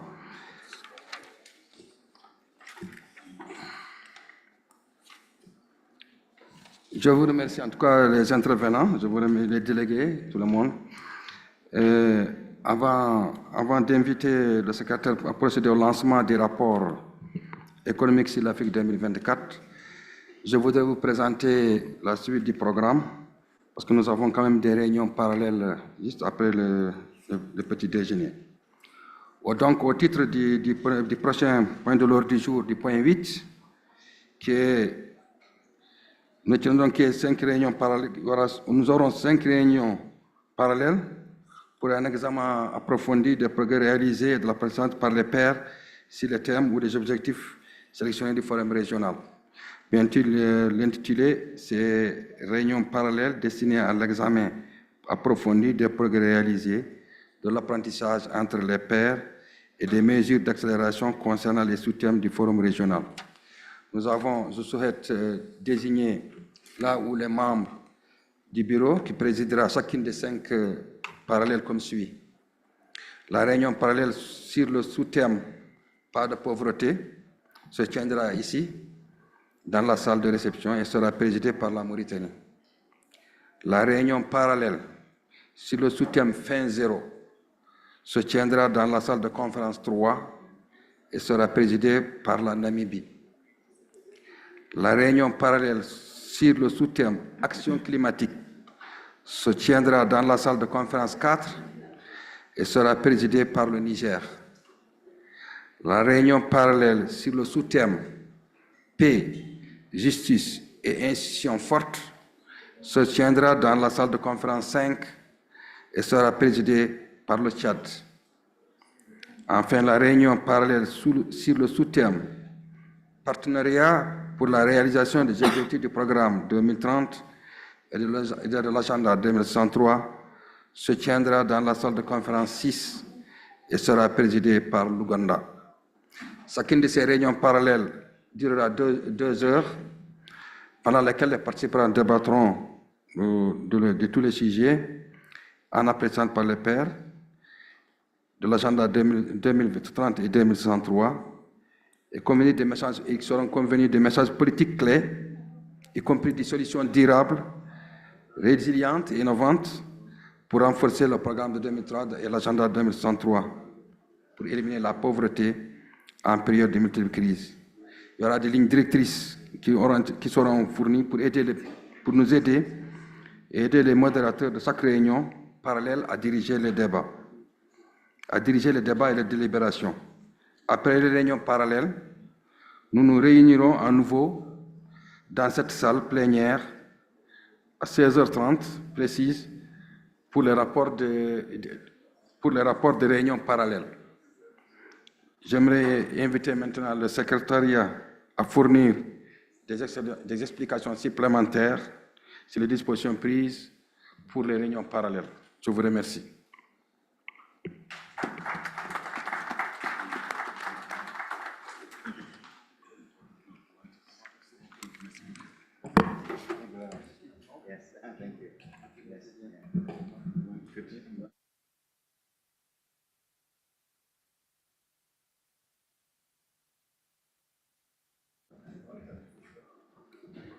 Thank you very much, Mr. President, Chair. Yeah, for the photo, please. For the photo, while I'm announcing the next session, which is the launch of the economic report on Africa. Donc, merci beaucoup, Monsieur le Président du Bureau. Juste après cette session, nous avons le lancement du rapport économique sur l'Afrique. Donc, je demande aux personnes concernées de se préparer pour cette session sur le lancement du rapport économique pour l'Afrique. Merci.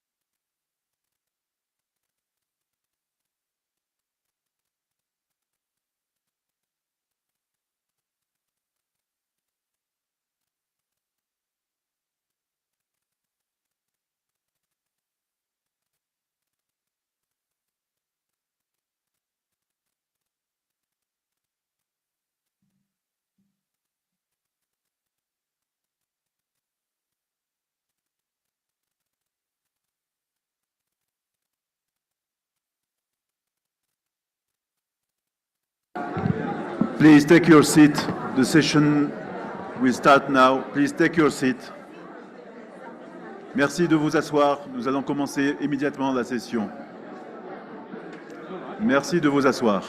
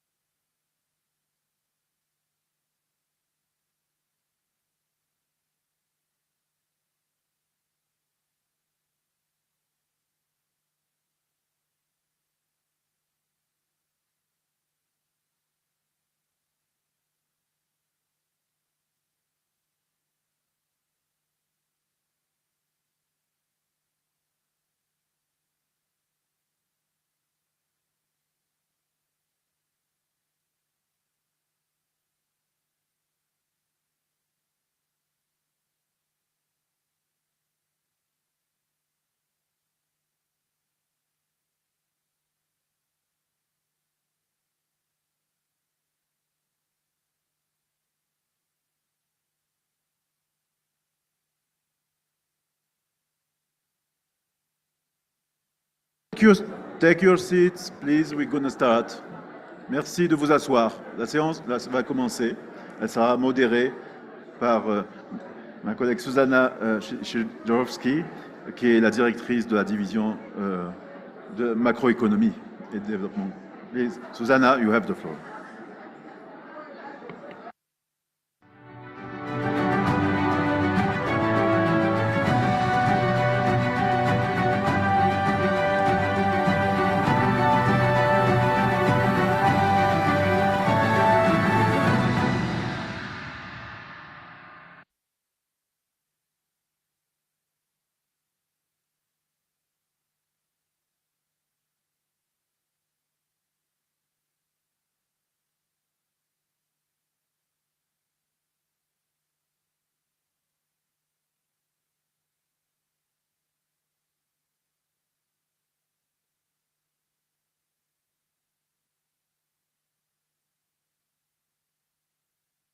That one, okay. Is it good afternoon? It's really a great pleasure to welcome you here at the launch of the ERA 2024.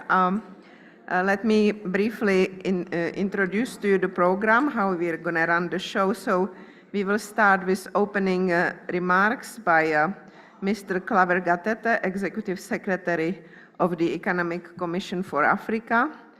This will be followed by presentation of the economic report on Africa, and the theme is investing in just and sustainable transition in Africa. This will be followed by two discussants. So we have here Mr. Anthony Maruping, who is the chair of governing board of the African Risk Capacity Group, and also a former commissioner for economic affairs of the African Union. And online will joining us Dr. Rebecca Shirley, who is Deputy Director for Africa of Wealth Resources Institute located in Kenya. This will then be followed by open discussion with questions and answers. And at the end, we will get closing remarks and vote of thanks from Dr. Hanan Morsi, Deputy Executive Secretary and Chief Economist. And we are planning to do all this within 1 hour. So I would like now ask Mr. Claver Gatete to please give his opening remarks. Thank you.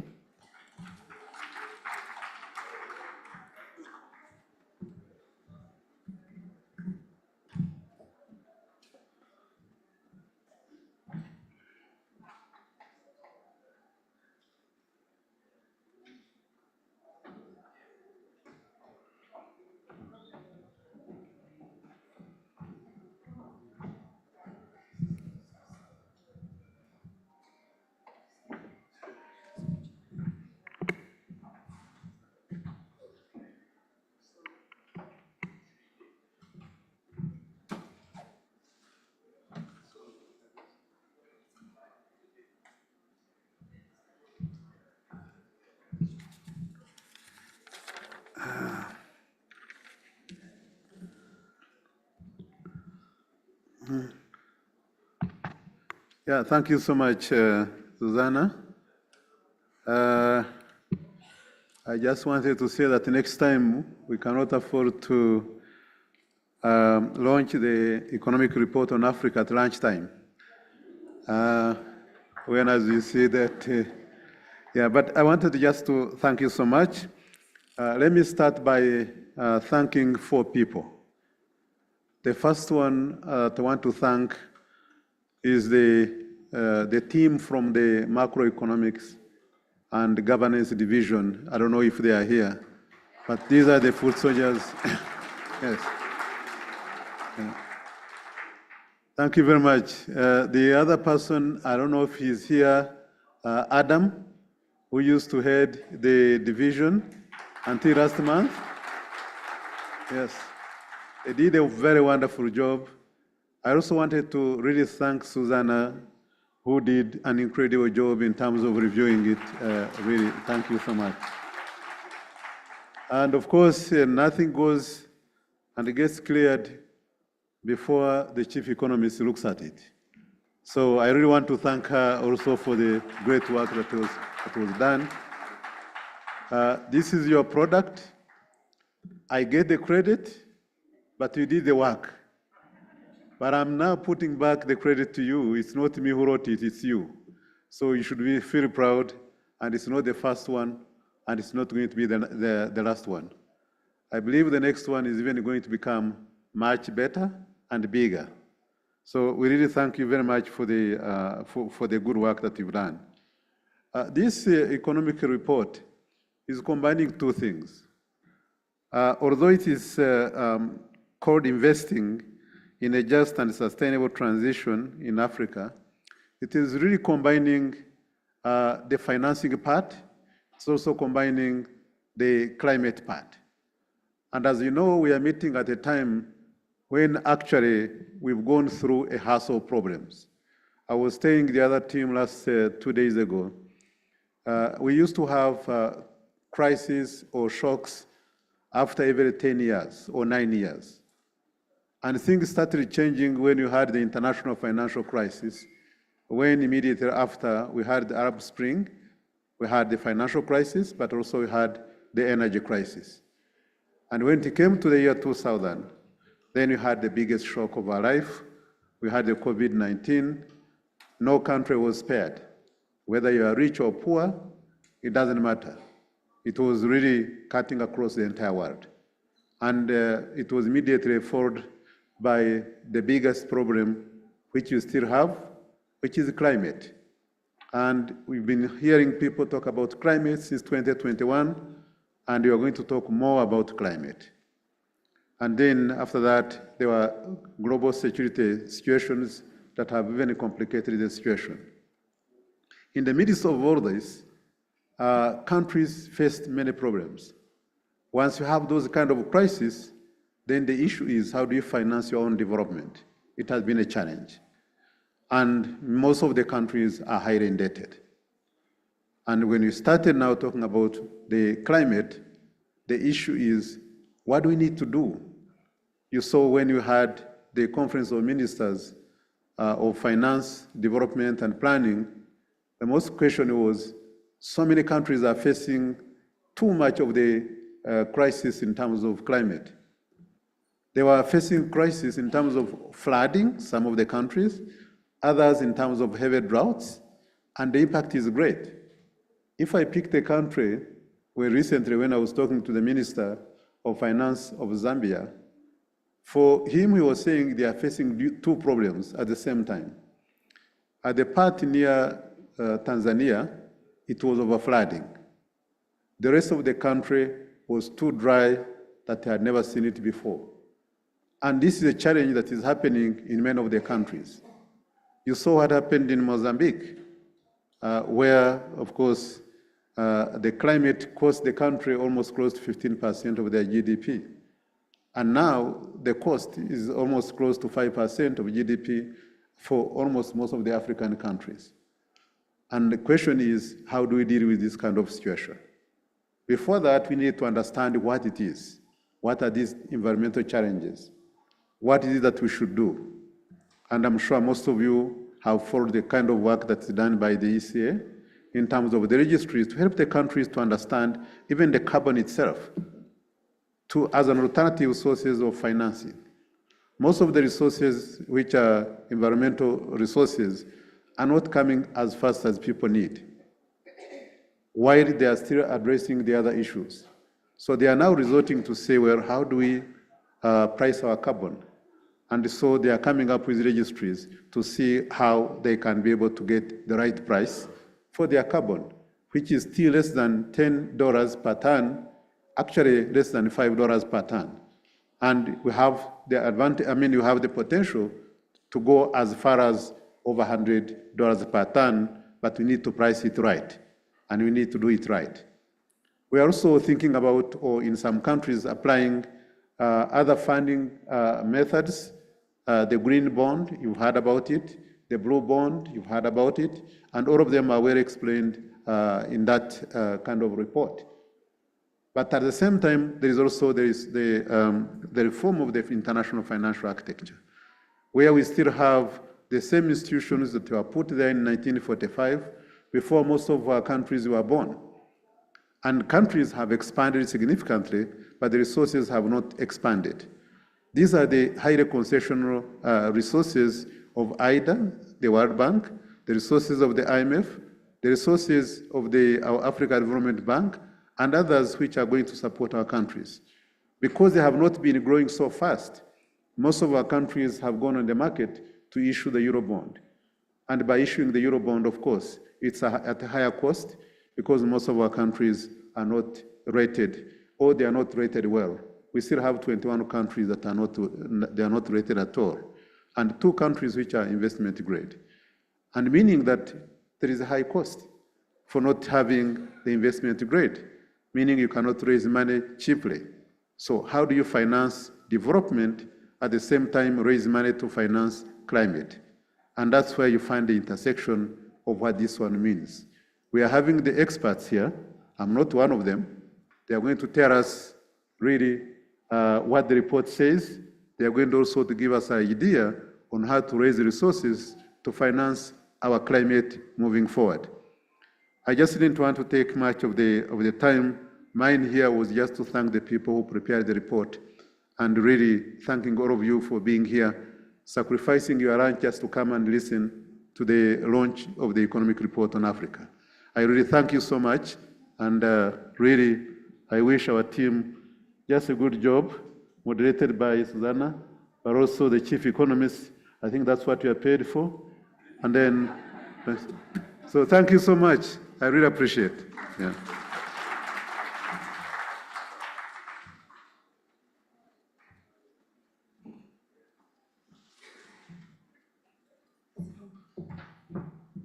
Thank you very much, Mr. Executive Secretary Gatete. We will now proceed with presenting the report.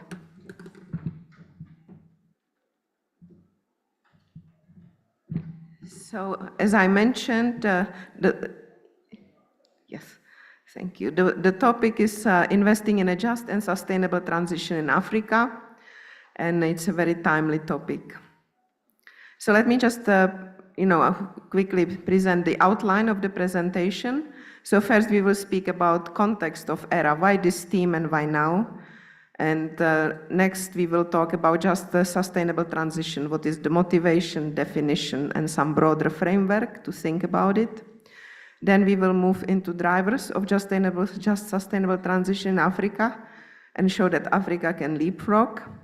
And then we will talk about strategic investment opportunities and financing, and we conclude with some key policy recommendations that are actionable, so call for action.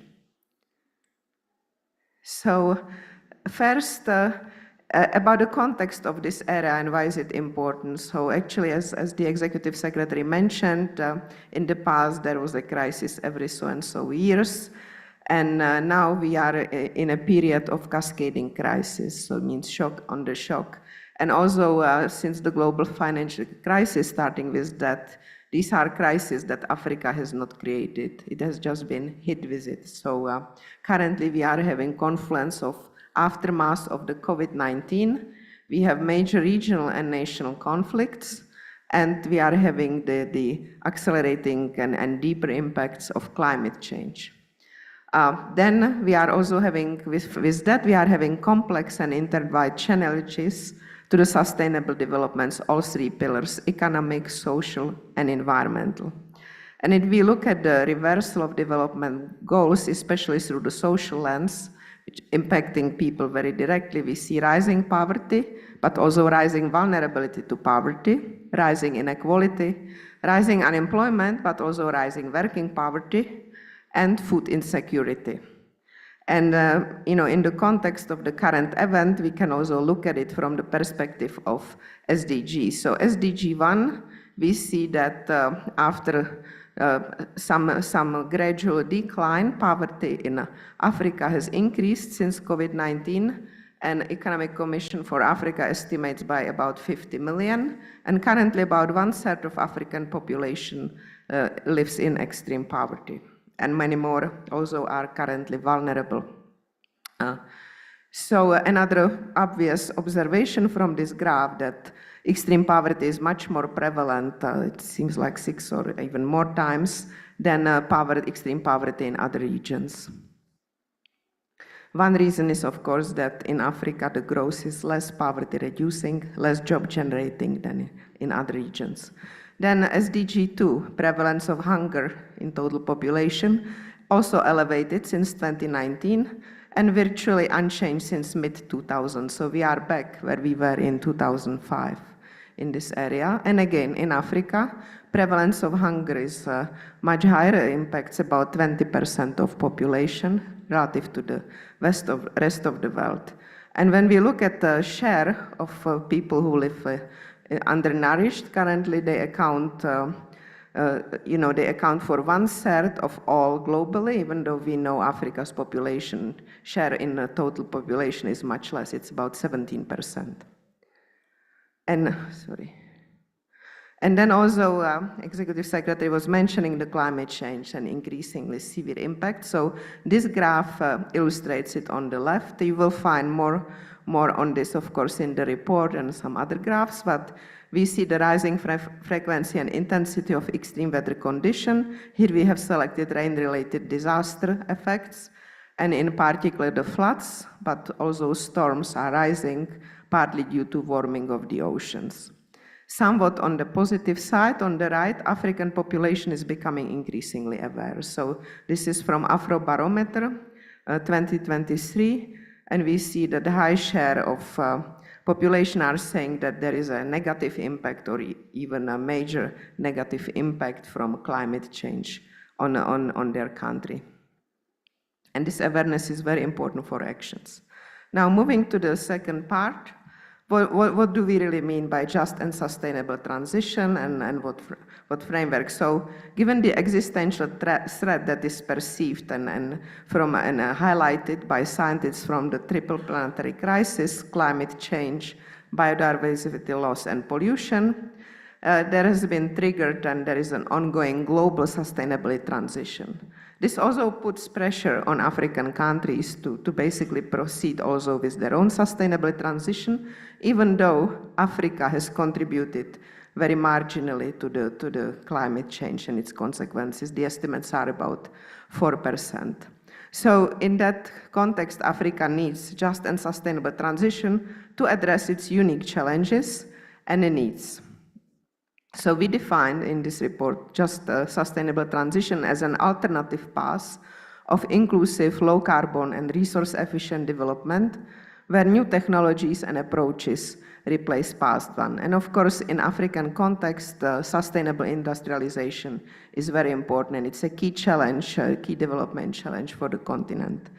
Another key challenge and unique, which advanced economies don't have, they basically developed economies, they worry about decarbonization. Africa still needs to close major energy gap, and it's a priority. So estimates say about 600 million people in Africa do not have regular access to electricity. And of course, it's defined only 4 hours a day, so it's a pretty, it's not a full all-day access to electricity. So even then, 600 million people don't have access even for 4 hours a day. So in that context, transition away from fossil fuels cannot be abrupt because many countries still have investments and projects ongoing.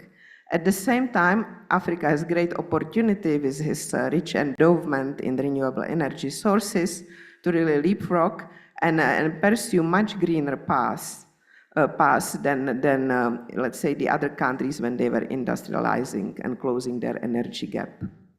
And also there is a risk of being stuck with stranded asset that creates another incentive.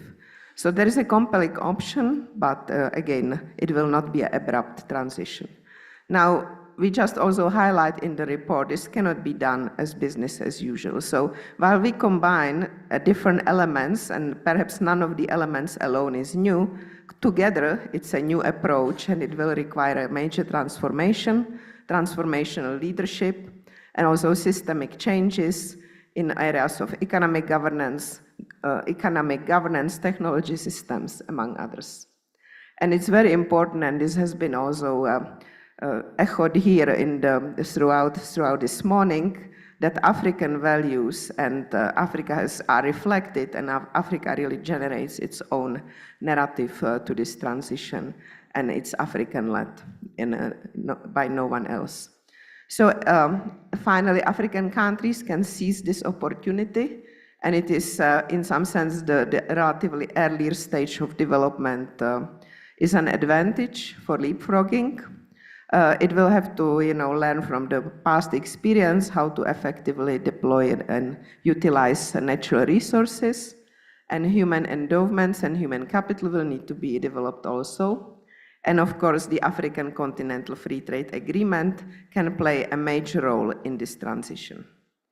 So here we just highlight some key dimensions of the transition. So first of all, we focus as a starting point on human well-being. So that's basically kind of the main objective of just and sustainable transition. Then another important part is low carbon or green industrialization, sustainable industrialization. Part of that is really sustainable infrastructure. And then we also have ecosystem well-being, agro-agricultural systems, and sustainable resources.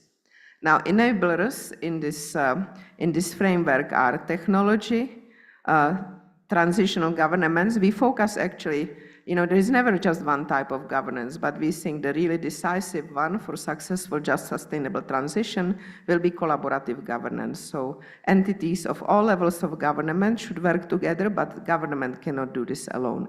So there will be also governance from civil society and the private sector, and they will bring their unique strengths to the transition. And then there is also investment in high priority and strategic sectors and human capital development. And we should not forget by human capital, it's education, of course, but also health. To maintain productivity, those two need to go hand in hand. So we have the just transition, where we basically, as was said already, 600 million people are without access to electricity. That's estimate from 2021. So there will be gradual transition to renewable energy. But here, Africa also needs to leverage its critical minerals, and it's really important to learn from the past experiences and avoid resource course, and have a strategic and longer-term approach and generate value added. There are some great examples already on continent, Botswana being one that has achieved it, Namibia also. They are adding value to their diamonds, and it can be surely replicated or adapted and modified in other African countries. Now, again, I already mentioned the shift to collaborative governance. So it will be based on collaboration and coordination. Again, this will be the prevailing, not the only form of governance, but the prevailing one, guiding the just and sustainable transition. And it will be very critical to harness frontier technology, because climate change is actually where adoption of new technology will be necessary. So the just and sustainable transition cannot succeed without technological progress. So dynamic innovation ecosystem, reduced barriers to innovation, intellectual property rights, all that will have to be probably strengthened, but Africa has already achieved some major innovation, in application of mobile technology in particular. So then how do we, so again, I already mentioned that the closing the energy gap and just energy transition is a key priority. Here is an example that also it's unevenly distributed, where the gap is mostly in East Africa, for example, in Southern Africa or Northern Africa, the basic access to energy has been mostly resolved. Just to show, the starking difference in Africa, it's the average consumption per year is only 500 kilowatt per hour relative to 13,000 in North America. But there's also a positive side to it. Due to that, Africa has contributed very little to the emission CO2. This would, of course, change with industrialization, but if the industrialization will be, more resource efficient and greener, Africa will not increase the emission as much as the other countries did. Now, just aspect is very important. So Africa, again, reiterating, needs to balance decarbonization with closing the energy gap. And then more broadly, it's not just about energy transition. This is what we really need to realize. It's about socially just transition where no one is left behind. Perhaps on a practical level for Africa, it's about really entering the global value chain and creating decent jobs for youth, women, and other relatively less employed or less engaged segments of the population. So the report also has a chapter on untapped opportunities for investment. So the sectors we are focusing on, or the report has focused on, are renewable energy. Again, Africa has about 40% of global renewable energy endowments, but only 2% of global investment in renewable energy are in Africa. So that means there is a huge opportunity to invest.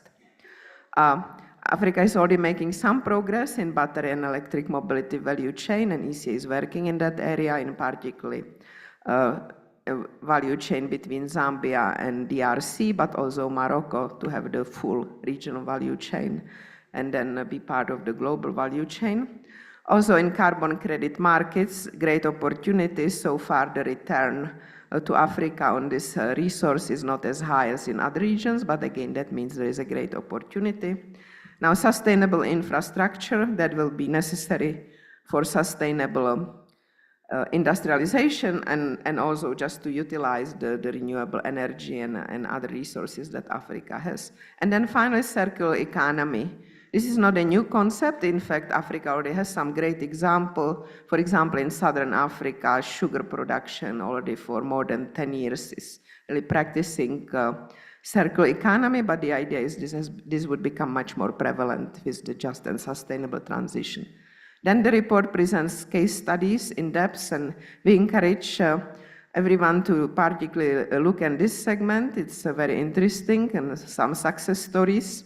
So Gabon in the area of sustainable forest management, Kenya in the geothermal development. As we know, Kenya is particularly successful in utilizing renewable energy, and Morocco, and investing in renewable energy in South Africa, a sustainable finance for an ecological transition in Morocco. But of course, in Morocco, we could, for example, look also on solar energy, because Morocco is the largest solar in one place in the world.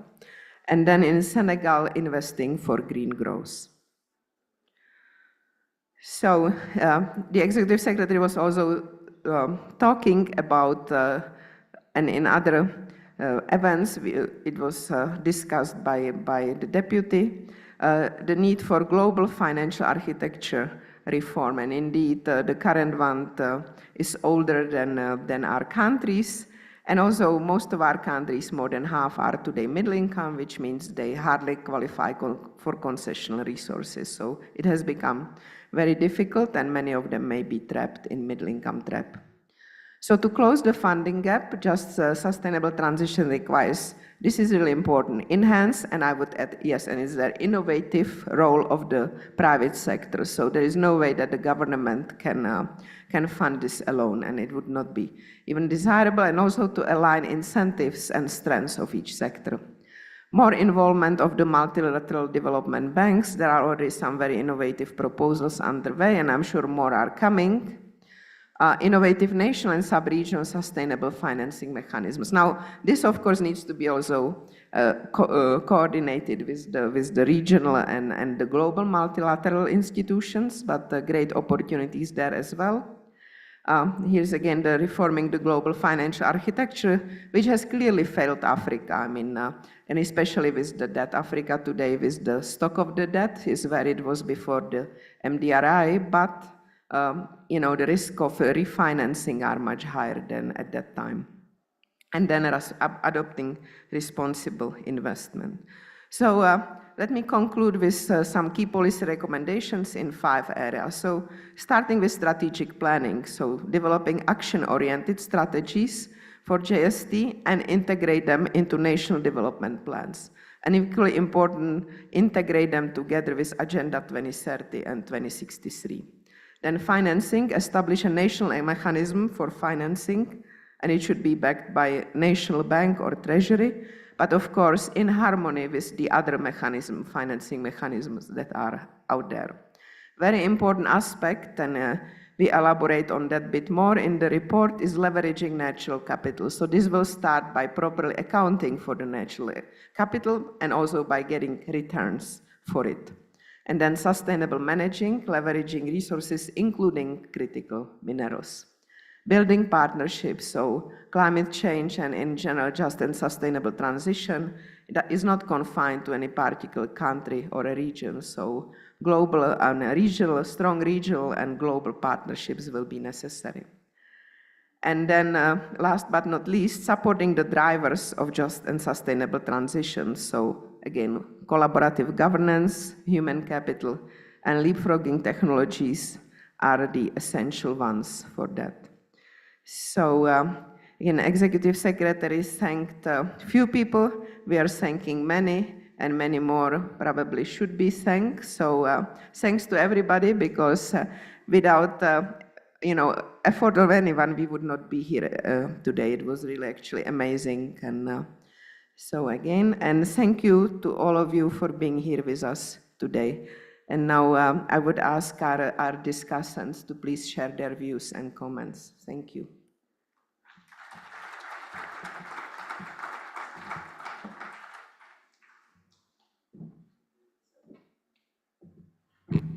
So I would ask the former commissioner, please.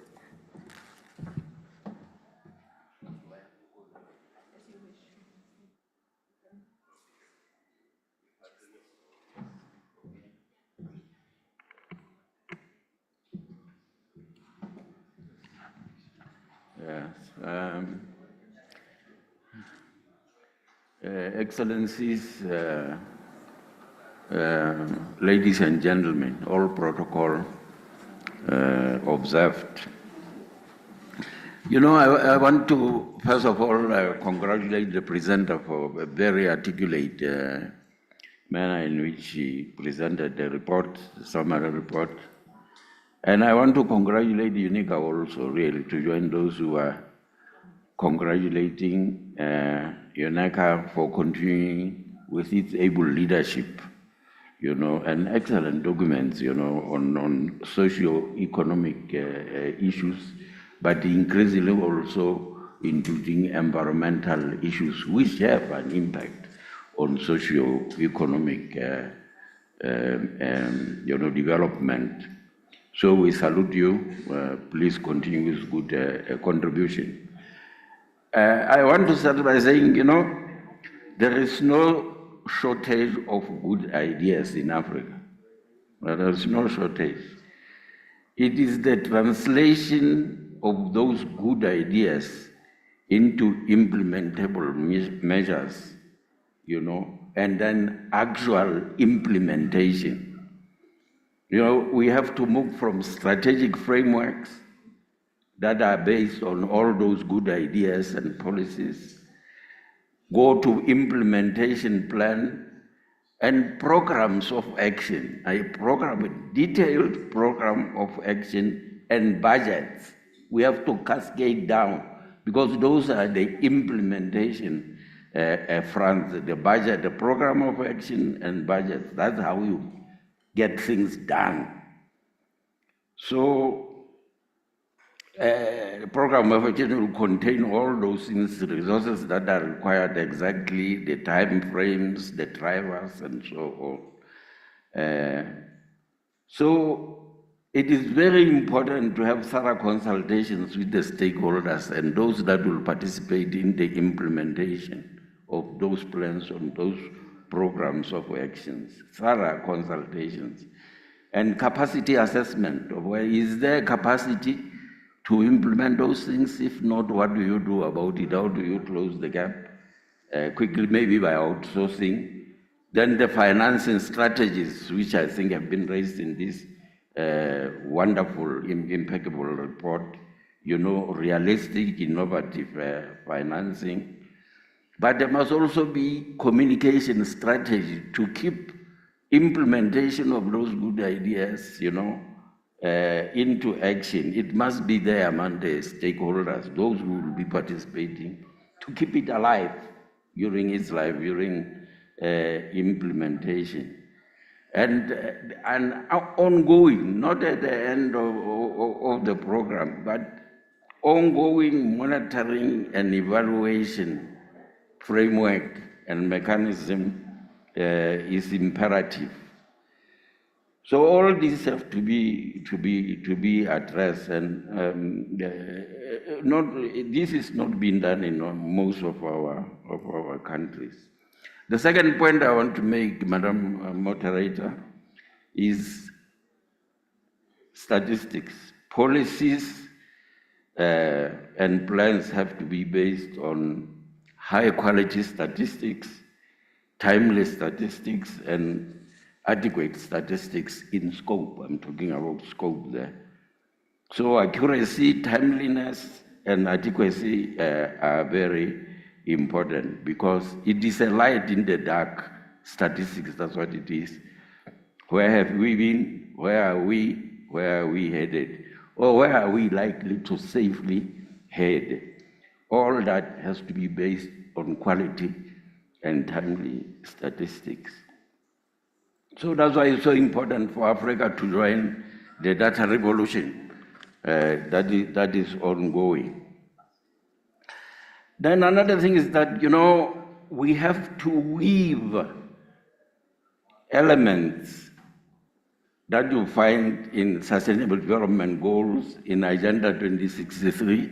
I would dare even say the high fives, because they all overlap really. They all move in the same direction, as well as other aligned global initiatives for specific categories of countries like, Istanbul for LDCs, Istanbul Program of Action, Vienna for landlocked countries, and a special program for small island developing, and so on. So we have to weave all these elements in our national strategic frameworks, implementation plans, programs of action, and budgets as well. After all these strategic frameworks, initiatives, and so on that I've talked about, the global ones and the regional ones, are themselves based on consultations of the very same stakeholders in our member countries. So there is a lot of overlap, the same thing, same goals. Now, I come from the finance bent, so I'll go there to say, yes, indeed, we really shouldn't lose momentum on trying to, deal with illicit financial outflows, because we are losing a lot of resources for financing development. UNECA, in conjunction with AU, did a good job, produced a good report And if I'm not mistaken, President Beg was supposed to, former President Beg was supposed to pursue now on how to do it and so on. I hope that is not, will not fall within or between the cracks. Management, prudent management of remittances, that's another source of funding. But also financial inclusion, we must maintain momentum on that, on moving towards financial inclusion and financial deepening. But I would like to say that, okay, I mean, there is a good, I think something that has to be pursued, that strategic leveraging of natural resources. And indeed, international financial architecture must be revised and adapted to the times. It's skewed as it is now.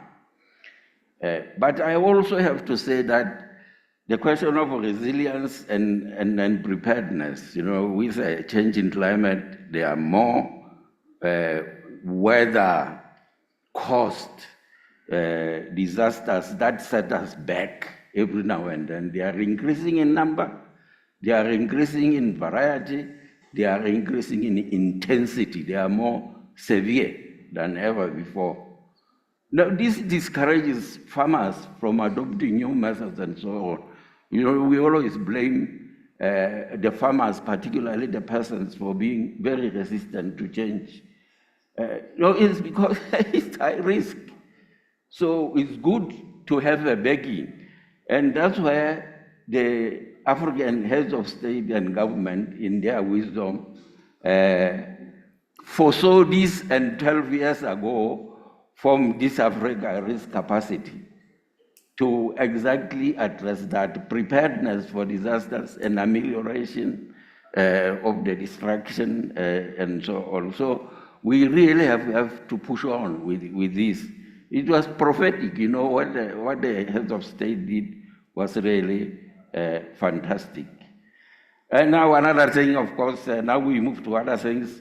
Yes, I mean, you know, injustices in the society are distracting, you know, because they lead to exclusion.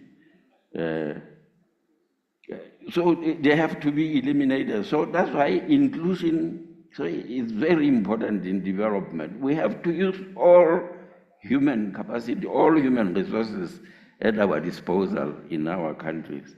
So that's why gender mainstreaming should not just be a slogan, it should be a reality, because we do need all the brains, all the energy that is there in our societies. So gender mainstreaming is very important and must be pursued vigorously. Engagement of youth with all their energy, their creativity, their innovativeness, they should really, in earnest, be engaged and brought in. Disabled people the same way. They also have brains, ideas, and can do other things. Now, the question of ethnicity, you know, that brings friction and tensions and conflicts, and religious differences and regional, you know, discriminations and so on, have to be eliminated because they are not helpful to development at all. If we are going to transform, those have to go. Those have to go out of the window. So we have to include all the stakeholders in formulating our national plans. We have to move from national plans, or from government plans to national plans. Government plans was where the government departments get together and produce a plan. And then it just imposed on people and they just look at it until the end, until we move to the next one. But the national plan is the one that includes everybody, government, private sector, civil society, and so on, because they are there when it comes to implementation. So planning, programming, education and training, and then we move to production and so on. So otherwise we go into those plans that are already there in Agenda 2063 and SDGs about inclusive, participatory, job creating, growth. They will be enabled by all those things that I have mentioned, among other things, safety nets and so on. Because believe me, poor people who are not eating well and the children that are not brought with proper nutrition are not productive. So, you know, health, care, nutrition, education and training are key to a productive population that will lead to development. Well, why don't I stop here, Madam Moderator? Thank you very much. Thank you for your attention.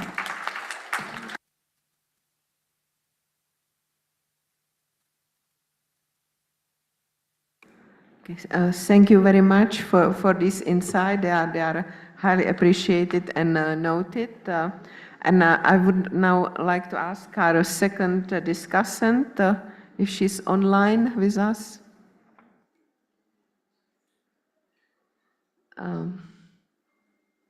Yes. Hello, am I audible? Hello. Yes, thank you for joining us. So, Rebecca, you have written some very interesting articles on the topic. Can you share your insight, what just and sustainable transition means and how can it be accomplished in Africa, please? Thank you. Thank you, Susanna. Can you hear me all right? Am I audible? Yes. Great. Well, thank you, Susanna, and good afternoon, everyone. Apologies that I cannot be with you now in Addis in person, but allow me to congratulate yourself, Susanna, Claver, the entire UNECA team on the report. I believe that the focus of your latest economic report for Africa is actually very timely. As we all know, this is a big moment for Africa, and last year in particular was a big year. Riding on the coattails of the previous year's COP27, which was held in Egypt, also called the Africa Cup, last year, many African countries proudly hosted several landmark events that many say heralded a new chapter, if you will, for the continent's climate agenda and climate leadership. Gabon hosted the One Forest Summit in March, and then Kenya hosted the first ever Africa Climate Summit in September, the first ever convening of African heads of state on the climate agenda. Of course, the Republic of Congo later hosted the Three Basins Summit in October, and it all culminated in the COP28 in Dubai, which was a very pivotal moment for Africa's green development agenda, marked by the launch of Kenya's Green Industrialization Initiative, spearheaded by our President William Ruto in partnership with UAE. This list, Susanna, is not even to mention the African Union's formal entrance into the G20 and many other milestones last year. I start like this because each of these was a moment where African leaders were and are now continually raising the linkages between poverty, nature, and climate. And indeed, a clear agenda, a clear narrative is emerging. The narrative of the investment opportunity that Africa represents as a climate solutions destination, not just for itself, but for the world. So the opportunity for an Africa in the world approach.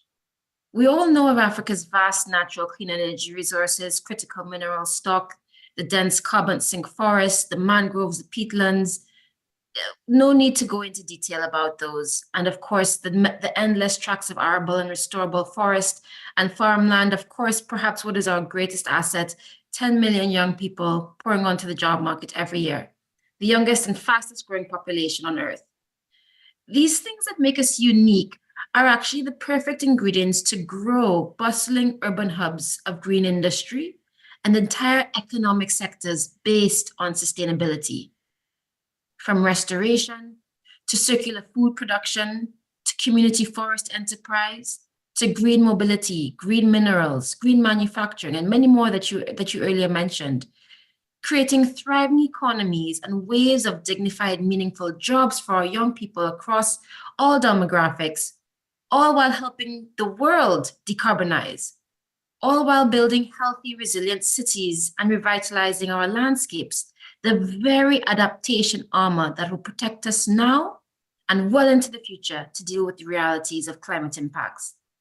In other words, we have an opportunity to show that the African continent can chart a truly, genuinely sustainable path to prosperity, staking its very development on the thesis, the idea that people, nature, and climate work better together. This is what we at WRI call the Africa Aspiration. It's what many are calling the just sustainable transition, a transition towards sustained and sustainable economies that work for African communities. This is an ambitious, inspirational, and very possible vision. But achieving this transition will require tectonic transformations in the way that we attract investment to the continent. Today, as we probably all know, and this is probably a statistic in your economic report for Africa, this continent, with all of the potential we've just talked about, attracts less than $30 billion per annum, or 4% of all global climate finance and investment. So that brings us to many of the opportunities that you outlined, opportunities to benefit from engaging the global industrial leaders whose pathways to decarbonization and reorienting supply chains towards sustainability may well lie in African solutions, African opportunities to produce low carbon and low emission commodities that are crucial to industrial sectors the world over. And indeed, one of the key recommendations from UNECA in the report is to pursue national mechanisms for innovative financing. At WRI, we work with partners to set up the infrastructure for this transition across sectors. Many of you might be familiar with our work in landscape-based economies like forest restoration or renewable energy, or our work on urban economies like mobility. So we have a good sense of what is involved in actually delivering such transitions, as you alluded to earlier. And in a nutshell, it's what the previous speaker spoke about: multi-level, multi-sectoral, multi-stakeholder partnerships that leverage public and private finance to untap opportunities. This looks like strategically identifying the green emerging frontiers, aligning existing trade and investment policies along those frontiers, and negotiating the trade agreements to support emerging sectors. It's about optimizing green fiscal policies, both internationally and our partnership fiscal policies around green technology. It's about guidelines, standards, certifications, and of course, public procurement and domestic market stimulation. But Susanna, allow me to submit that the economic and technology transformations are key. But what you guys identified in the report, the elements which will truly define success in a just and sustainable transition, are not so much the contents of our plans, but the enabling environment around those plans. Our vision setting must be forward-looking and based on objective data and objective assessments of short and long-term risks, with clear roadmaps and milestones. It's been done before, and we can do it now for Africa. Our governance models, good governance, transparency, accountability at the regional, national, subnational levels will be crucial to delivering the pace of transition necessary.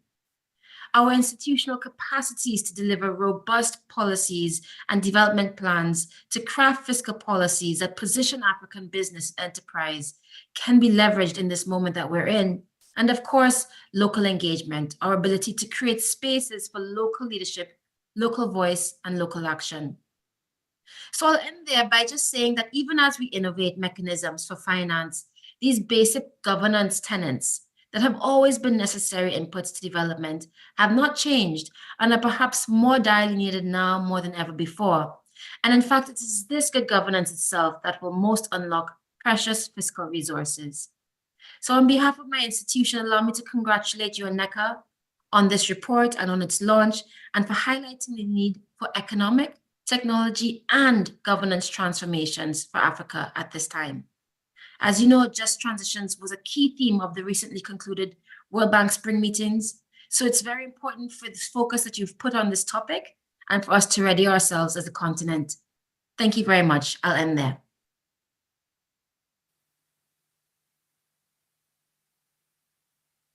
Thank you very much, Rebecca, for your insights, and some of them were echoing also or similar, aligned with our other discussions, so we will pay particular attention. And I would now like to ask from the audience if there are any questions or comments, observations.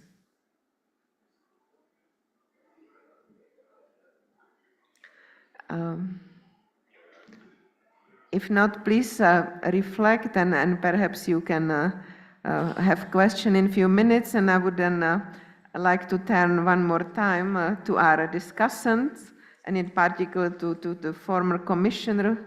As a specialist on risks, could you highlight, please, some of the main risks that you see to just and sustainable transition that we should pay attention to?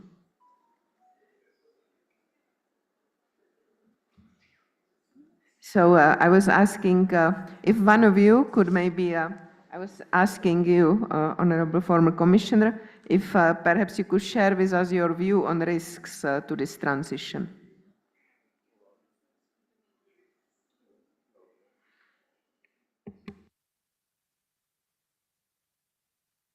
There are always risks to change. In any case, you know, when you want to change, immediately there would be some resistance. People are comfortable where they are, you know, and they just follow things the way things are is more comfortable. So management of change is very important. Change must always be managed. To move from point A to point B, there has to be very skillful and you know, careful management. Well, I mean, you know, the climate change is one of the major risks for sure, because even if our countries take all the measures that have been agreed upon in COP from 21 to the last one, and maybe the coming one, I think like a big ship or a tanker, it doesn't turn on a coin, you know. It takes some 11 kilometers to turn around. So things are bound to get a little worse, even if the measures are taken before climate change maybe is halted and most probably, we hope, reversed. So climate change is definitely one of the major risks that are threatening this transition. The internal and sometimes say regional conflicts also threaten. They are very distracting, you know. You have conflicts in one country, conflicts, you know, internal conflicts and so on. During that time, you are not paying any attention at all to matters of development or transitioning, as UNECA is rightfully advising. I think I see those three major risks. Thank you. Thank you very much, Honorable Commissioner. We were also discussing with our team, and we didn't put it into presentation, but yeah, we agree with you on the risks you mentioned. And what we also envisage is actually just to start with the debt. Currently, you know, the public debt tops policy agenda, as we observed in various meetings. And unless that is, you know, resolved, it's unlikely that this will take, you know, the attention it needs. So really, that would be one of the key risks that we see. And maybe I can ask the same question to Rebecca, if you could highlight some risks that you foresee to the transition, please. Sure, Susanna, very much so. I think there's three that I would identify. One major risk being that if the transition agenda is determined for us rather than by us with local community, there's a very real risk of false solutions being at the center of a transitions agenda. By false solutions, I mean solutions that don't work for African communities. So us at WRI, we're watching very closely the conversation around Article 6 and carbon offsets, and what will come of that, especially to ensure that only the highest integrity solutions for carbon markets are available and pursued for African communities. Another major risk you can foresee is perverse incentivization behind solutions, which can lead to stranded assets. So this is all of the speakers for this morning so far, even in the session before, have spoken to the need for data and objective data at that, so that we can be assessing our scenarios. And to ensure that we have identified the scenarios where in the long term, we have the least economic risk or fiscal risk of infrastructural assets that will become, especially under the ownership of our governments and our public sector. And then third, I would say, is the risk of managing Africa's position in global supply chains.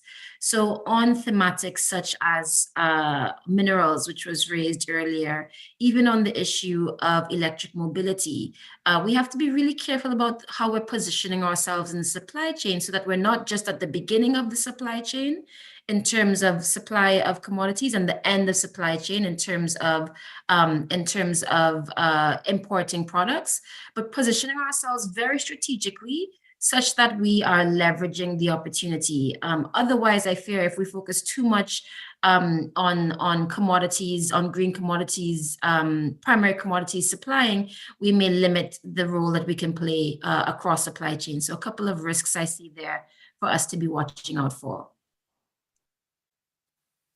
Yes, thank you very much, Rebecca. So I would maybe, so are there any questions from the audience? Yes, so if not, I think maybe just reiterate 2 or 3 points that both of you made. So the importance of involving the local community and really tapping into the local knowledge and the solutions they may already have, and really resist the imported solution that will not work for Africa. And the importance of data, I mean, just to have well-informed policies, and finally avoiding the resource course. So I would now kindly ask our Deputy Executive Secretary to deliver her closing remarks.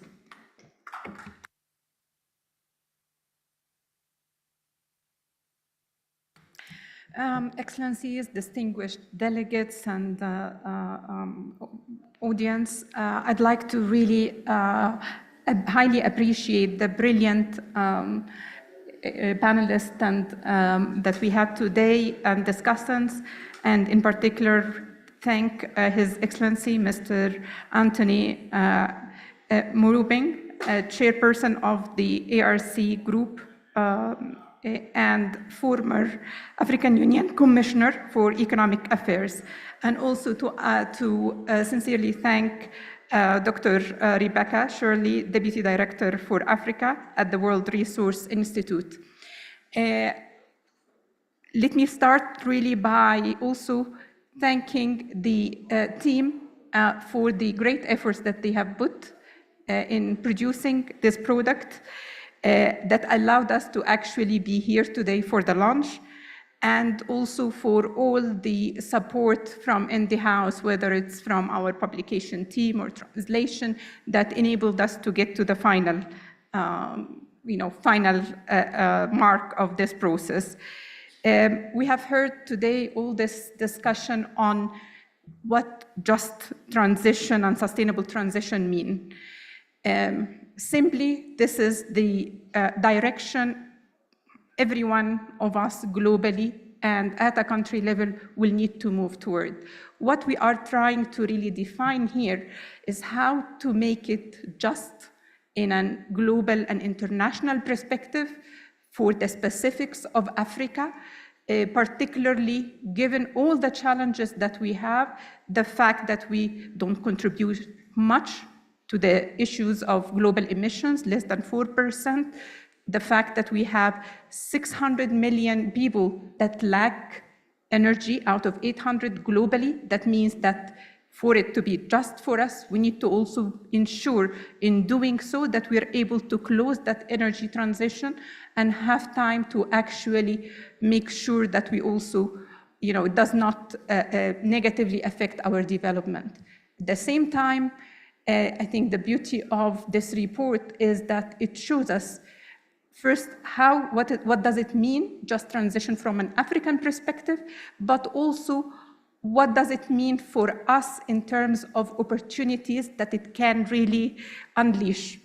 For us to move forward, it would require also a shift in development paradigm.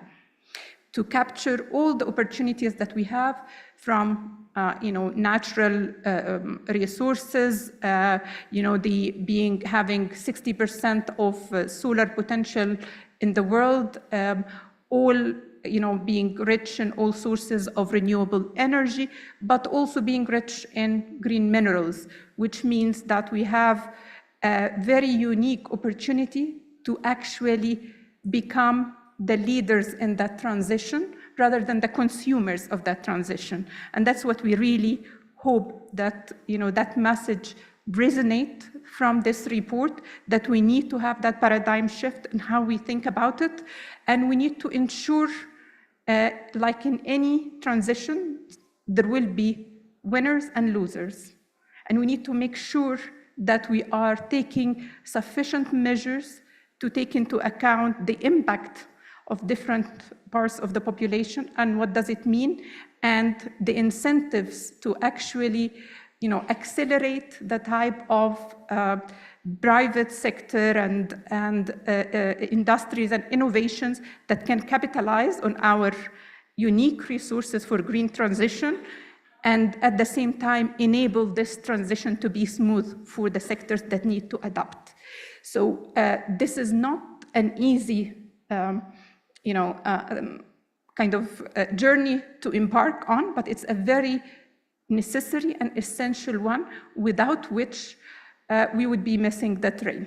So I hope that all these discussions in terms of what enablers we need from the issues in terms of having making sure that we have the educational skills, the technological and innovation solutions, and as well as the financing and enabling the investments are key. And we have tried to highlight some of the, and showcase some of the really success stories from Africa on what has been done, to perhaps inspire also other countries to learn from. So we really hope that this has been not only thought-provoking, but also has been useful in terms of policy recommendation and solutions for countries to look into and adapt.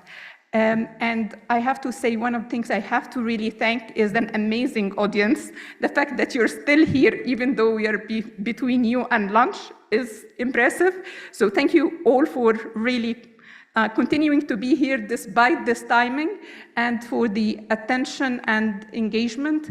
And we stand ready to support countries beyond what is there in the report on taking it further in terms of implementation and changing of development paradigms. Thank you very much.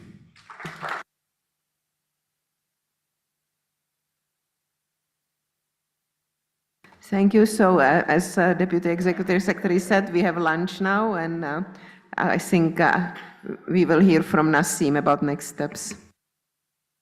Thank you very much, Susanna. Thanks to everybody for staying here. We go to the lunch, and because it's already 2:30 and the next session starts at 2:30, we'll push it by 45 minutes. So let's start the session at 3:15. Donc, du fait du retard, on va aller déjeuner, et la session suivante, les sessions parallèles suivantes devaient commencer à 2h30. Il est déjà 2h30. On prend 45 minutes pour déjeuner, mais il faut être de retour dans les différentes salles ici for SDG 1, CR3 for SDG 2, CR4 for SDG 13, CR5 for SDG 16, and CR6 for SDG 17, if I'm not mistaken, but all the colleagues will be around to guide you. So, tous les collègues seront autour des différentes salles pour vous indiquer quelle salle correspond à quel ODD. Donc, on fait la pause déjeuner et on reprend à 15h15, s'il vous plaît. Veuillez être à l'heure. Merci, parce qu'il y a des participants en ligne. Les collègues qui sont en charge de ces sessions, merci d'informer les participants en ligne. Colleagues who are in charge of these sessions, please inform the participants, the panelists that are online, that the session is delayed by 45 minutes. Thank you. Une photo, please, for the photo.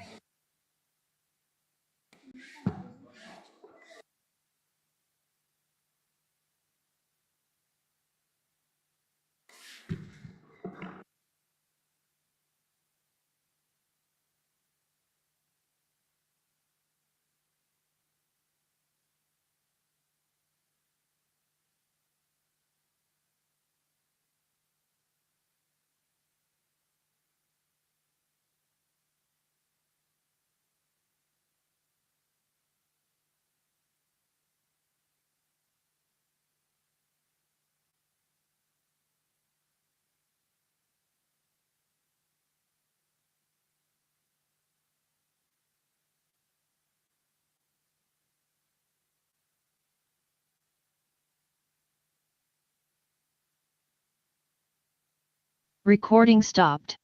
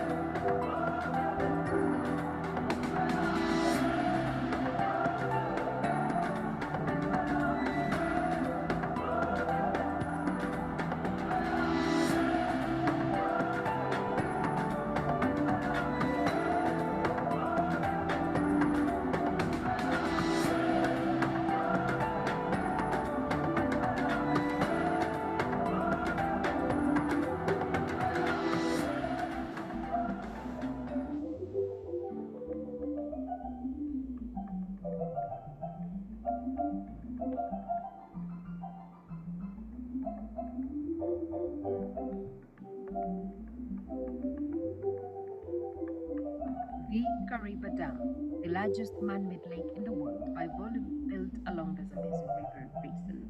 The Zambezi River is the fourth largest river basin in Africa and home to the mighty Victoria Falls. The Kariba Dam is the entire catchment, starting from where the Zambezi River starts, near the Congo border there, northwestern Zambia, and also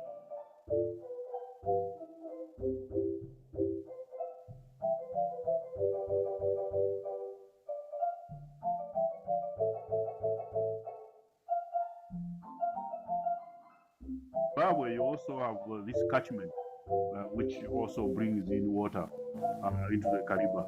Kariba, a shared energy source between Zambia and Zimbabwe, generates 1,080 megawatts for Zambia and 1,050 megawatts for Zimbabwe. Since the 1990s and as recently as 2019, the Zambezi Basin has experienced recurrent severe droughts. Kariba Hydropower Dam water levels dropped to 10% of usable water for hydropower, while water flows at Victoria Falls dropped 11 centimeters below the 1995-1996 season. We had the first ever flooded, which was happening in 1968-1969 season, which recorded the highest level of water. We came to the 70s, it was also having a lot of water. The change started in the 90s. That's why we started seeing a bit of change of the amount of water that is needed for irrigation started reducing. Until when we reached in the 20s, I remember that was 2008 when we had another surplus of water. That was too much, and even at the dam, we couldn't hold the water. We have to release it. And we even announced to the locals to say, Zambezi River will open the spillway gate to release more water to pass so that the dam cannot burst or it cannot cause anything. But I can tell you from that time in the early 20s to date, we have not done that. Both Kariba South and North Power Utilities curtailed their average generation to 250 megawatts in December 2022 due to decreased water levels. I think I can roughly say for about 5 years back, that's when we observed a very serious decline in water level in the lake that had never been seen before. And that situation has continued until now. But that has huge implications now in terms of the productivity of the lake itself. We need a flooding, serious flooding to take place for the lake to fill up right now. As a result, Zimbabwe struggled through 19 hours of load shedding, while Zambia had to deal with 6-hour power outages. Right now, we're now talking about 2022, 2023 to be the worst. Yeah, what's very sad is that even now, the inflows that we're receiving and water levels at the moment are still not as much as we can compare to last year, which means that there's a possibility of the repeat of the situation that we saw last year, which should be a wake-up for us to start looking at options to mitigate the situation that we're seeing. The Zambezi River provides the majority of Lake Kariba's inflow, accounting for 80%. Direct rainfall on the lake surface and tributaries provide the remaining 20% of the water. The inflows that come from during the rainfall season, from December all the way from Angola and so on, we get the maximum flood starting from March, April. That's when it reaches Kariba, and then all the way up to August, July, August. You see that the lake is full. But now that's not happening. It's just a slight increase, and then that's it.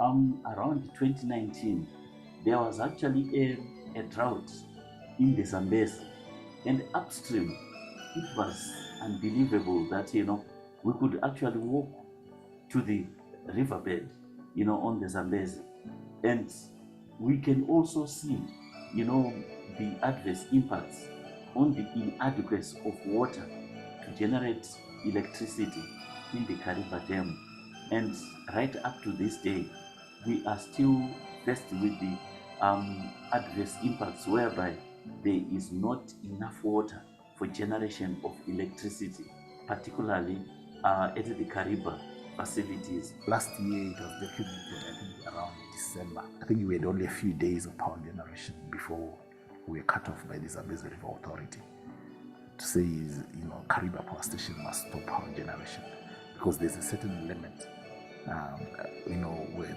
the power station is not allowed to draw down water for power generation. If I recall, Zambia had to allocate part of its water quota to Zimbabwe to enable the power station to continue running. The Zambezi Basin has high level of natural climate variability. The river and its tributaries are prone to significant seasonal fluctuations with a clear cycle of floods and drought, which have a significant negative influence on energy production, way of life, and the economies of the basin. However, human activities have significantly impacted the Zambezi ecology despite the temperature rise. Now, when you look at what is happening, you would think it's natural cause to a large extent. For me, even the climatic variation is as a result of the human activities on the ground. If we never lost the forest cover, we would have not lost the perennial streams, there would have been no dams, there would have been less, if anything, the boreholes that people are using to abstract water from the ground. The Zambezi River Authority, which manages Kariba Dam, says that during April and June, a notable rise in the Kariba Dam water level is observed. The time frame in which Lake Kariba's water levels are significantly influenced by the waters from the Barotse floodplains, which form part of the upper Zambezi catchment. But because of the rising temperatures, the Barotse loses about 1,500 millimeters of water annually from evaporation, which reduces the amount of water flowing into the lower Zambezi River system. In terms of water values, the Barotse floodplain is almost like a sponge and almost like a basin type kind of formation, whereby you find that the lowland areas are almost like... Ladies and gentlemen and development stakeholders, on behalf of Mr. Cleve Gatete, UN Under-Secretary General and Executive Secretary of ECA, I welcome you all to Addis Ababa, Ethiopia, for the 10th session of the Africa Regional Forum on Sustained Development on the theme Reinforcing the 2030 Agenda for Sustained Development and Agenda 2063, the Africa we want of the African Union, and eradicating poverty in times of multiple crises, where stakeholders will focus on critical actions needed to eradicate poverty and deliver sustainable, resilient, and innovative solutions to achieve the goals and aspirations of the two agendas. The forum will foster peer learning and knowledge sharing. It will generate Africa's inputs to the Summit of the Future to be held in New York in September this year. As many of you know, the Summit of the Future is a timely opportunity to reinvigorate efforts to speed up implementation of the SDGs and the reform of the global financial architecture. ARFSD 10 is taking place at a time when African member states continue to face multiple crises and socio-economic development challenges, with increasing and unsustainable debt servicing, inadequate investment towards SDG implementation, and a global financial architecture unsuitable and inadequate for the needs of the continent and beyond. Moreover, we are past the midpoint of the implementation of SDGs, whose deadline of 2030 is fast approaching. At the ARFSD 10, we'll be reviewing the following goals. Goal 1, no poverty. Goal 2, zero hunger. Goal 13, climate action. Goal 16, peace, justice, and strong institutions. And Goal 17, partnerships for the goals. We are concerned that progress on most SDGs is off track and is either moving much too slowly or has regressed below the 2015 baseline.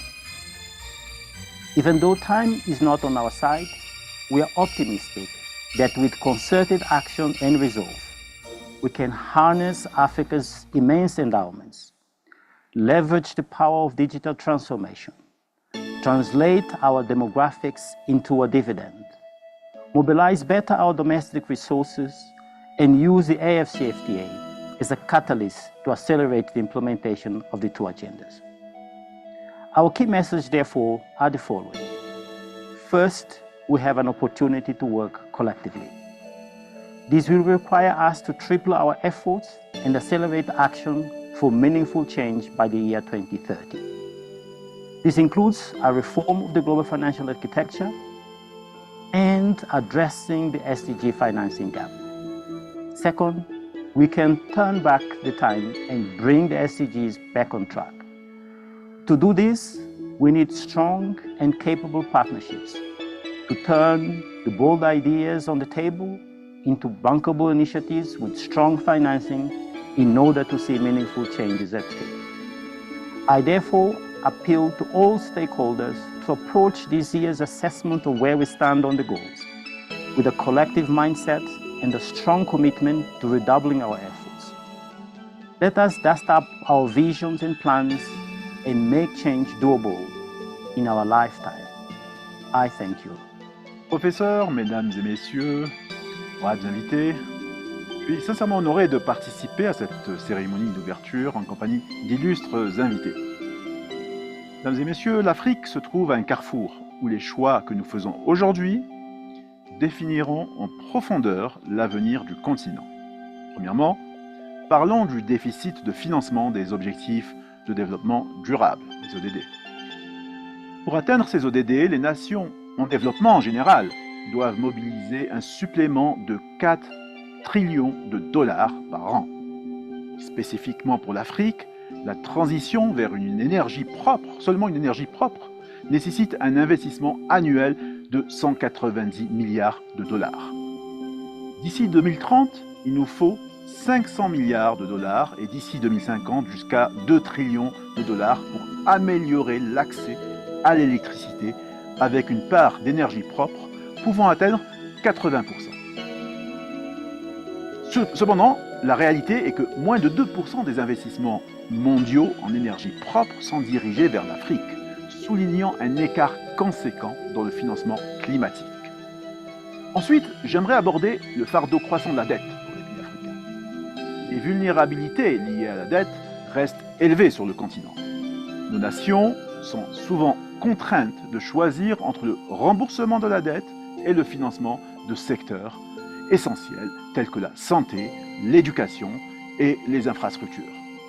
Le service de la dette pour les 24 nations les plus pauvres du continent devrait augmenter de 39% entre 2023 et 2024. Aujourd'hui, 21 pays africains sont soit en situation de détresse financière ou présentent un risque élevé par rapport à la dette. Avec ces quelques chiffres, on comprend aisément que les États sont dans des situations très contraignantes en matière de financement ambitieux de l'investissement. Il est donc impératif de mobiliser le capital du secteur privé et de soutenir les acteurs, les micro, petites et moyennes entreprises qui sont le moteur de nos économies. Ces acteurs génèrent de l'emploi, stimulent l'innovation et sont donc essentiels à la résilience économique. Cependant, cette mobilisation doit se faire dans le cadre d'une urgence climatique qui touche de plus en plus fortement et régulièrement le continent. La durabilité doit être au centre de cette mobilisation. La finance traditionnelle ne peut pas répondre à ce défi. Il s'agit d'agir à une plus grande échelle et de manière beaucoup plus rapide et de manière beaucoup plus inclusive. La technologie offre des solutions novatrices qui peuvent transformer nos modèles économiques, rendre nos industries plus propres et plus efficaces et surtout nous permettre de faire un bond qualitatif vers un développement vraiment durable. Elle offre également de nouveaux moyens de financement permettant d'être beaucoup plus inclusif et d'atteindre un plus grand nombre d'acteurs, notamment les femmes et les jeunes qui sont sur le continent, ont souvent un accès beaucoup plus restreint à la finance traditionnelle. Enfin, nous devons adopter un financement durable qui intègre largement l'innovation technologique. Mesdames et messieurs, la route vers un avenir durable, vers l'Afrique que nous voulons, telle qu'envisagée dans l'agenda 2063 de l'Union africaine, nécessite des investissements ambitieux, judicieux et innovants. L'Afrique est riche, non seulement en ressources, mais aussi en potentialités. Ensemble, en tirant parti de la finance durable qui s'appuie sur des solutions technologiques nouvelles et innovantes, nous pouvons surmonter ces défis et bâtir l'avenir et le destin que nous nous sommes fixés. Je suis persuadé que les travaux des deuxièmes rencontres de la finance durable de Sfax permettront d'apporter une contribution significative aux réflexions qui sont actuellement menées au travers du continent afin d'apporter des moyens de transformer nos ambitions en réalité durable et inclusive. Je vous remercie. My name is Abibatu Wan, Chief of Mission of IAM Ethiopia, Head of the United Nations Lead Agency on Migration. This 10th session on the Africa Regional Forum on Sustainable Development takes place at the same time of when African member states continue to face multiple economic crises and socio-economic development challenges. Moreover, we are past the midpoint of the implementation of the Sustainable Development Goals, whose deadline of 2030 is fast approaching. ARFSD 10 will focus on critical actions needed to eradicate poverty and deliver sustainable, resilient, and innovative solutions to achieve the goals of the 2030 Agenda and Agenda 2060. We know that progress on most SDGs is off track and is either moving much too slowly or regressed below the 2015 baseline.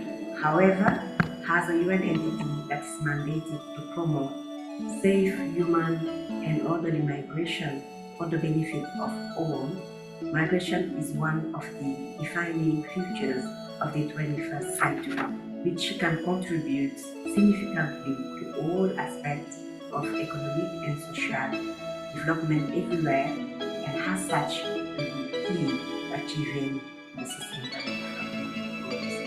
As IAM, we are tripling our efforts with stakeholders at national, regional, and global levels to ensure the facilitation of target M7, which is to promote safe, regular, and responsible migration, and the implementation of well-managed migration policies, as well as Goal 13, climate action, and Goal 17, partnership for all, are brought back on track at scale.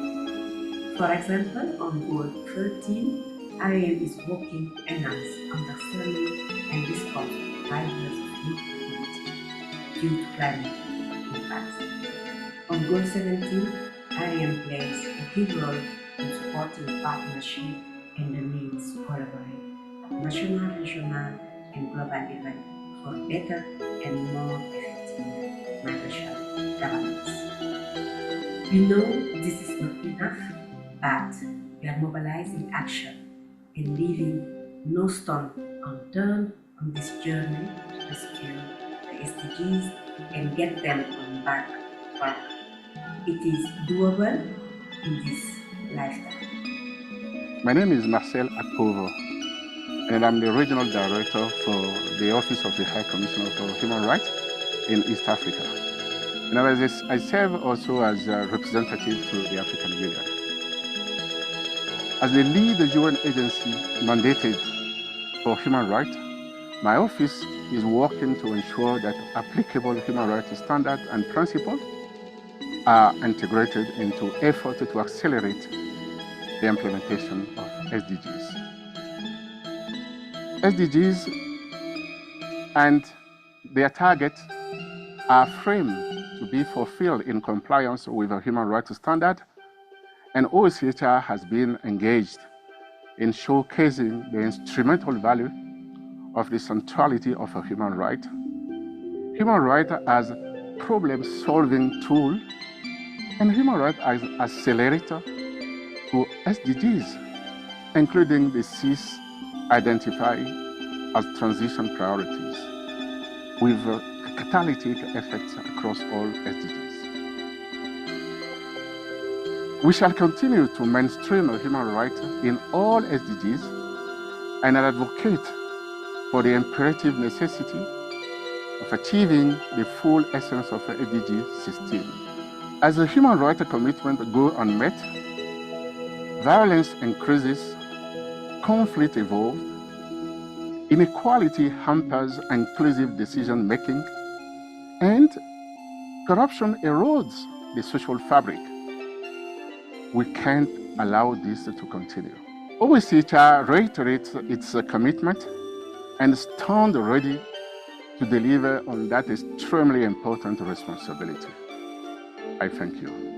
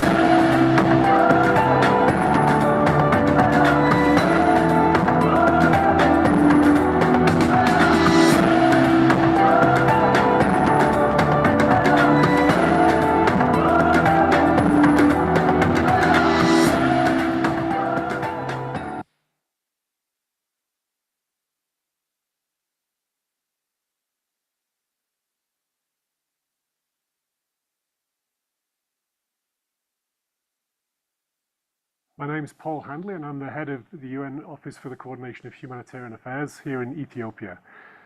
Ethiopia is a country that is affected by global climate phenomena, and these are increasingly leading to worsening droughts and floods on a regular basis. This is a country that's also recognized this vulnerability and has built many national systems in order to be responsive. However, when they're overwhelmed, the humanitarian system, coordinated by OCHA, is here to try and ensure an overall response.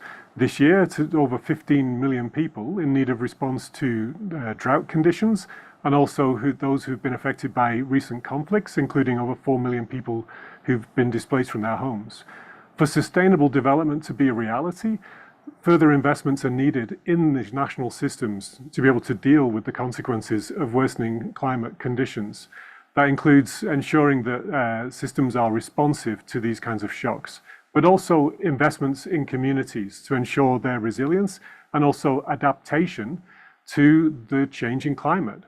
Until that happens, the humanitarian response is going to have to continue to grow. So we need further international solidarity, interagency and multi-sectoral action in order for us to minimize the need for recurrent humanitarian aid.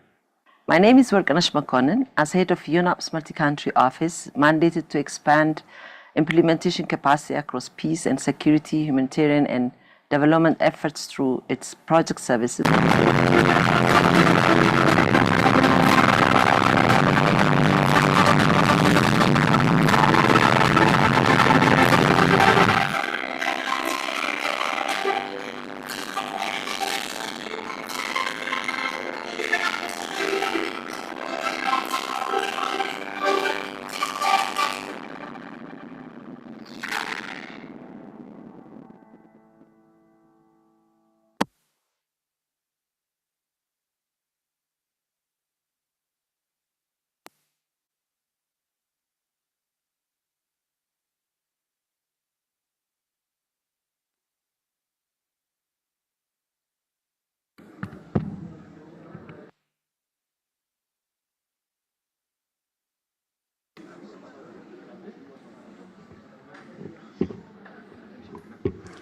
Recording in progress. Non, je vais sortir.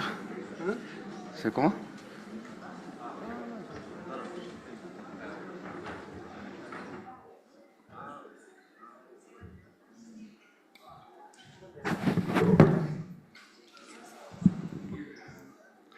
Bismillah. Bonsoir, chers amis.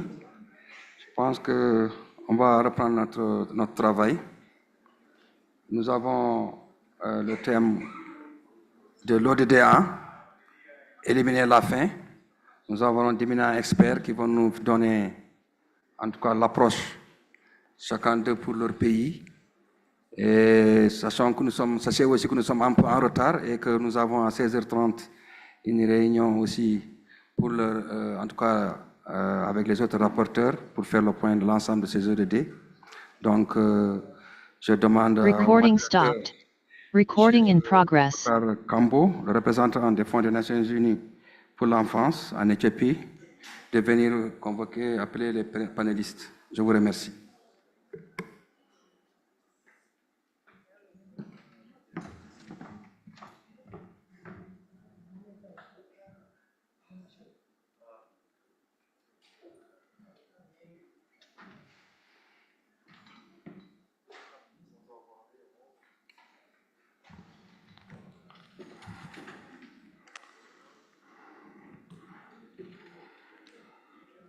Good afternoon, everyone, and welcome to the session on ending poverty, the sustainable goal number 1. We will be joined by some very esteemed guests who will be on the panel, and the panel discussions will be happening after the presentations of the report which was done by the Economic Commission for Africa on poverty. So if you allow me, I would like to invite Madame Laura Golake, the Deputy Minister for Gender of the Ministry of Gender in Liberia. She has been a quite strong advocate for gender, worked previously as the gender focal point under the former President Cyril N. Johnson of Liberia. So if you can come and join us on this podium. I would also like to invite Mr. Hamadi Sawadogo, le secrétaire général du ministre du Travail et de l'Emploi et de la Protection sociale du Burkina Faso, de bien venir nous rejoindre. Il a une expérience extensive et dans la responsabilité des ressources humaines, dans la gestion des ressources humaines de plus de 10 ans, dans plusieurs ministères au niveau du Burkina et des institutions du Burkina Faso. Je voudrais aussi, I would also like to invite Mr. Zlatan Milicic, who is the UN Resident Coordinator and representative of the United Nations Secretary General in Tanzania, responsible for coordinating the work at the United Nations of the United Nations Tanzania country team.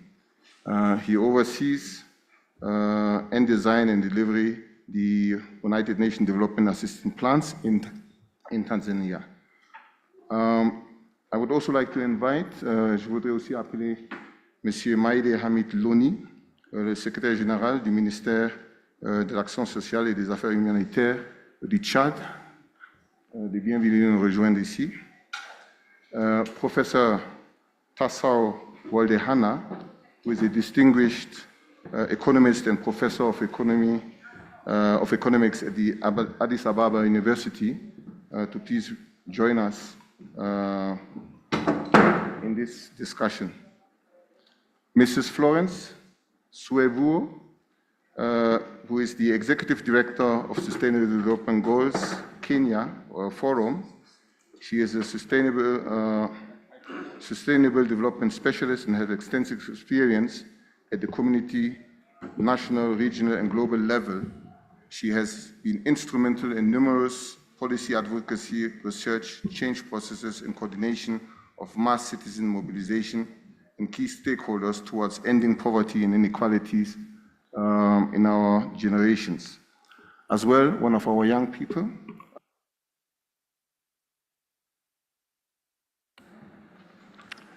Mrs. Swan Mokwatso, who is a young professional from Botswana, currently working on climate research and development space, and she is coordinating and leading gender and climate change studies in Botswana with focus on agriculture, water, and tourism, and the tourism sector. Please join us as well. This session is on poverty and ending poverty in all its form everywhere. And for that, I would like to invite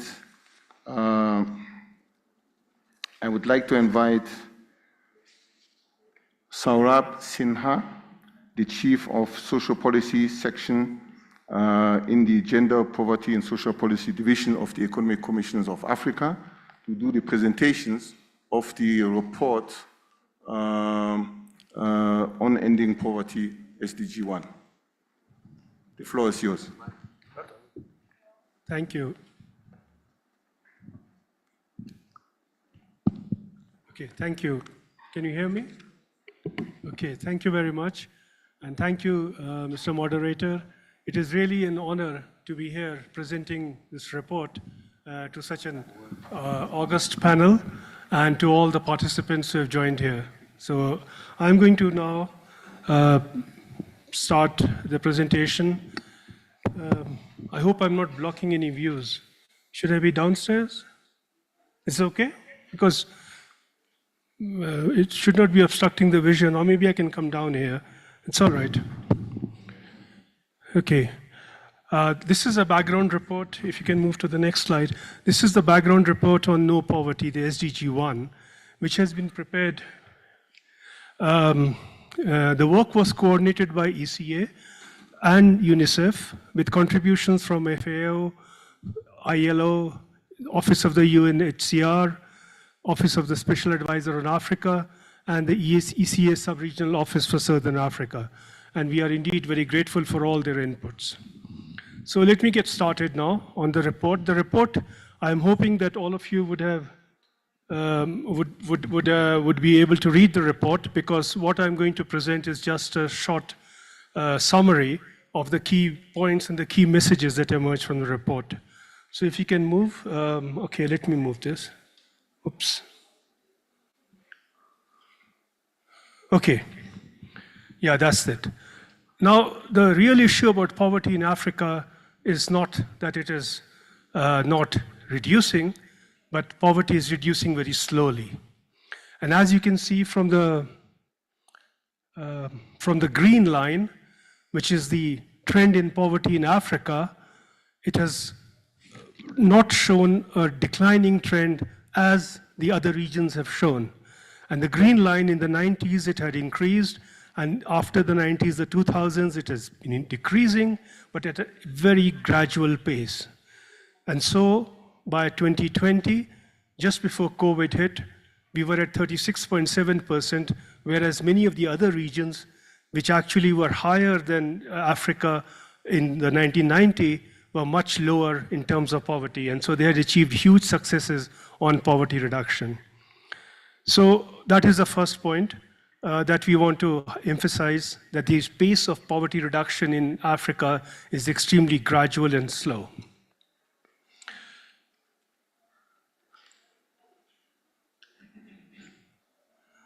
Something I'm doing not right. Okay.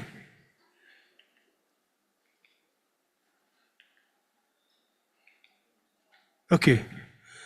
So that is one. And then what has also happened is that there has been, since COVID, in fact, if I can take you back, the two humps you see in 2020 and 2022 indicate that poverty increased because of COVID-19 and then the Ukraine crisis, which has hit globally.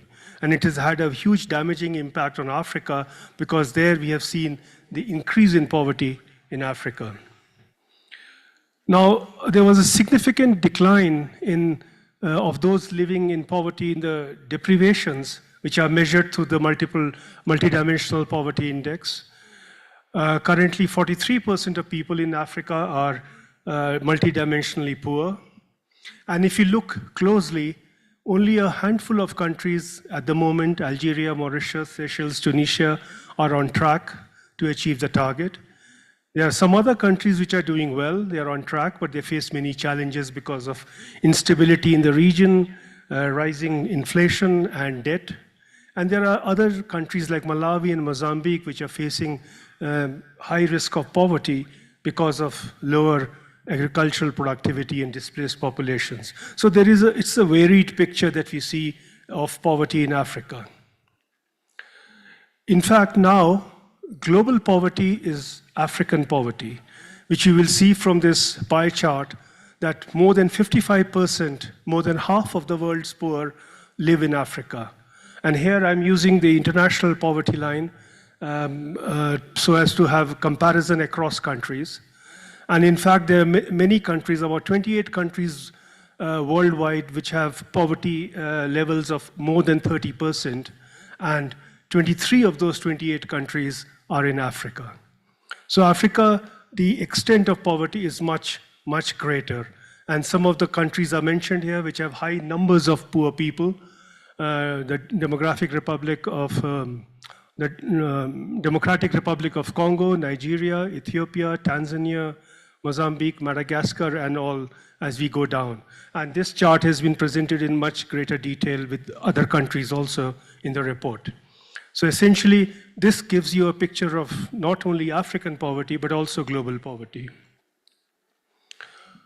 Okay, then the nature of poverty in Africa is that it is both uneven and disproportionate to the population across the subregions. So here we have now broken down into the various subregions. And so from the left-hand side, you see that Africa's poverty is unevenly distributed across the subregions. And so you have nearly half of Africa's poor in East Africa, and then West and Southern Africa subregions, and very small number are in Central Africa and North Africa. So then that raises the question, how does it compare with the population in these subregions? So on the right-hand side, we compare the poverty numbers with the population numbers in these subregions. And here we find that in East Africa, which has only 34% of Africa's population, it has 50%, nearly 50% of Africa's poor people. Similarly, Southern Africa with 14%, about 13.9, 14% of Africa's population, they have 18% of Africa's poor people. On the other hand, West Africa, Central and North Africa, you can see that the proportion of poor people is much smaller than the proportion of the population in those sub-regions. So this just gives us an indication of how varied the picture is of poverty in Africa. Looking at child poverty, that's also a very important element. And we look at child poverty, and that somehow mirrors the progress on the overall poverty in Africa, which is to say that the progress is very slow. So in the last 10 years, child poverty has declined from 45% to about 40%. And so in spite of improvements, 40% of children in Africa still live in extreme poverty. And here we're talking about extreme poverty as being the international poverty line of $2.15 per person per day. And if you compare it globally, we see the proportion of Africa's children as a proportion of the world children, 71% of the world's children in extreme poverty are in Africa. So the proportions are astounding, and the picture is sobering, and there's something that needs to be done urgently about it. And if you look at the likelihood of a child in Africa experiencing poverty, is 25% greater than that for an adult. And so in that sense, child poverty is an area that needs to be addressed on an urgent basis in Africa. If you look at the social protection coverage, because social protection is one of the elements of reducing poverty. So if you look at social protection coverage, we find that in Africa, only an estimated about 17.4% of the population is covered by at least one social protection benefit. And I'm drawing your attention to the chart on the left-hand side, where the first bar is the orange bar is Africa, and the green bar is the global average. So the global average is 46.9% of the people have access to some kind of social protection, at least some kind of social protection. In Africa, that number is 17.4. And if you go down the chart, you compare the oranges, which are in Africa, the greens, which are global numbers. On all the elements, Africa performs extremely poorly. So only 12.6% of children, for example, have access to some kind of social protection benefit, whereas the global figure is 26.4%. And similarly, we go down and you will see Africa's levels compared to the global levels. On the right-hand side, we compare the coverage of social protection with investment in social protection by governments. And so here we see that there is a significant underinvestment in social protection in Africa compared to other global regions. So while in the world figures, you have 12.9 percentage of GDP, public expenditure on social protection. In Africa, it is only 3.8. And other than Southern Asia, it is among the lowest levels across the regions in the world. And if you include the domestic general government health expenditure, there also you find that Africa performs extremely poorly compared to the rest of the world. So in that sense, if the coverage is poor, the social protection investment is also poor. So now what are the challenges? Because I'm not going to take too much time. I want to have a greater discussion among the panelists and among everybody else. So I'm going to just highlight some of the challenges there are in achieving the SDG 1. So of course, lack of decent employment opportunities, which are accompanied by low levels of human capital, low coverage of social protection, as we just noticed. There's a large informal sector with low labor productivity. In fact, in Africa, about close to 80% or 85% of the economy is in the informal sector. And most of it is in low labor productivity. So in that sense, it's not economically contributing much to the economy. Then different crises, one after the other, in the last four to 5 years have been extremely difficult. Though many other countries have been affected by the same crises, but somehow the impact on Africa has been much greater of conflict, of the pandemic, and also of climate change. And then the last one I want to emphasize is the debt distress, which has been talked about in the previous sessions in this forum. And the debt distress, what it does is it limits the fiscal space for government public investment in health, education, and sanitation. So this is the impact of the debt distress, of the macroeconomic pressure that we have on most countries. It limits the fiscal space, and usually we know that the expenditure on health and education and social protection is usually among the first ones to be affected and reduced. So what could be the way forward? We have highlighted 7 elements to it. One, of course, is promote economic diversification, now more so in the green sectors and technology, to help build resilience and generate jobs. Encourage the growth of small and medium enterprises to create jobs, because there are just 2 ways really of reducing poverty. One is by creating jobs and getting the wages, and the second is through social protection. And so these are the 2 elements that we are focusing on. But then with the emerging trends of digitalization, I think it's very important that we encourage that, and along with it, the skill development to improve human capital and the quality of the labor force, which is extremely crucial so that they can add to the productivity in the economy. Fourth is explore innovative sources of finance to expand the fiscal space. And I just mentioned that the investment is very low because of the debt distress, but that doesn't mean that there should be no investment in the social sectors of education, health, and social protection. So at least we should be able to explore innovative sources of finance, which could also include reducing illicit financial flows to either expand or at least ring fence the public spending for education, health, and social protection.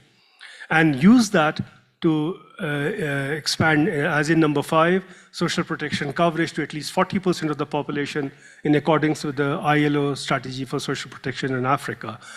As was indicated earlier, the level in Africa is 17.4%. So at least there should be at least a doubling of that percentage. And then to reduce child poverty, we need to ensure that national resources are effectively, efficiently, and equitably generated, allocated, and spent on programs and sectors that benefit children, including in early childhood development and social protection.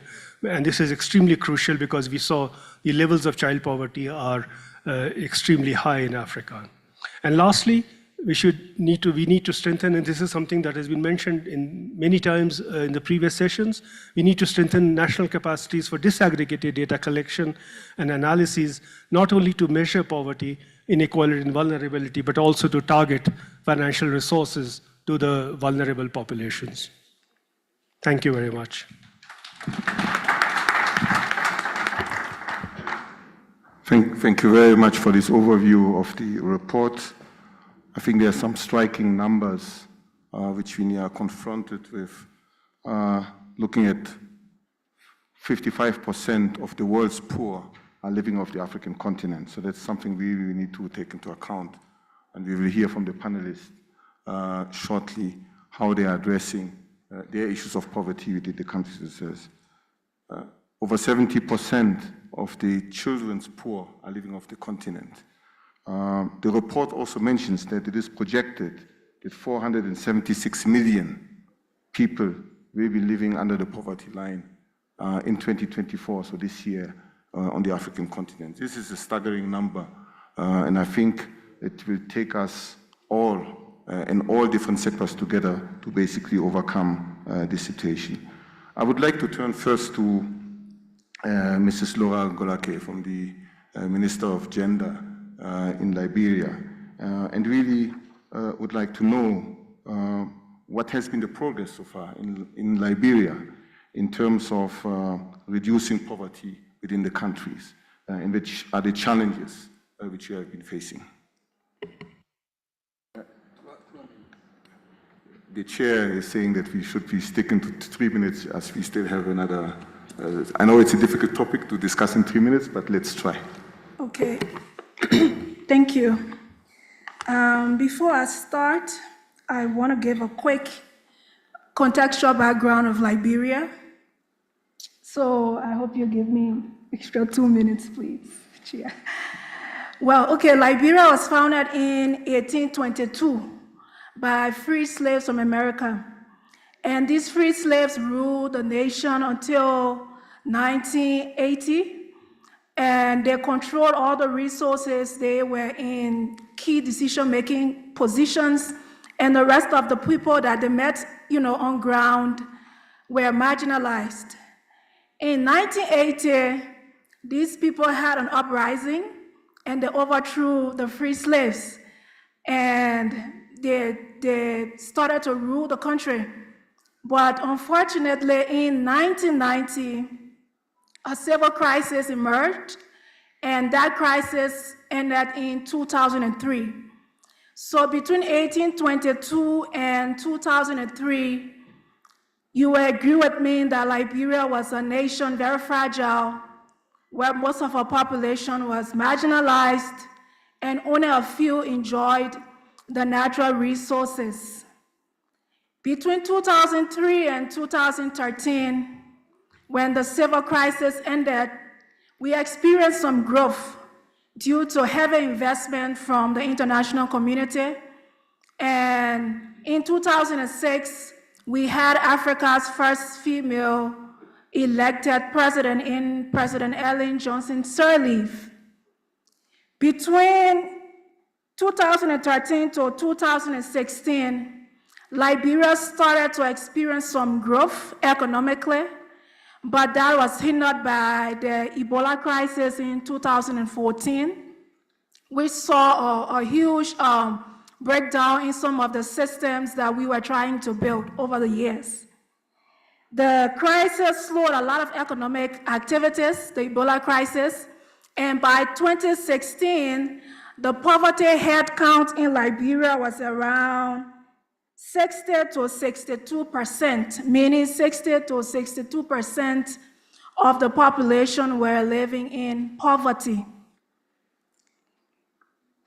In 2023, Liberia ranked 177 out of 188 countries on the World Bank Human Development Index and Gender Equality Index.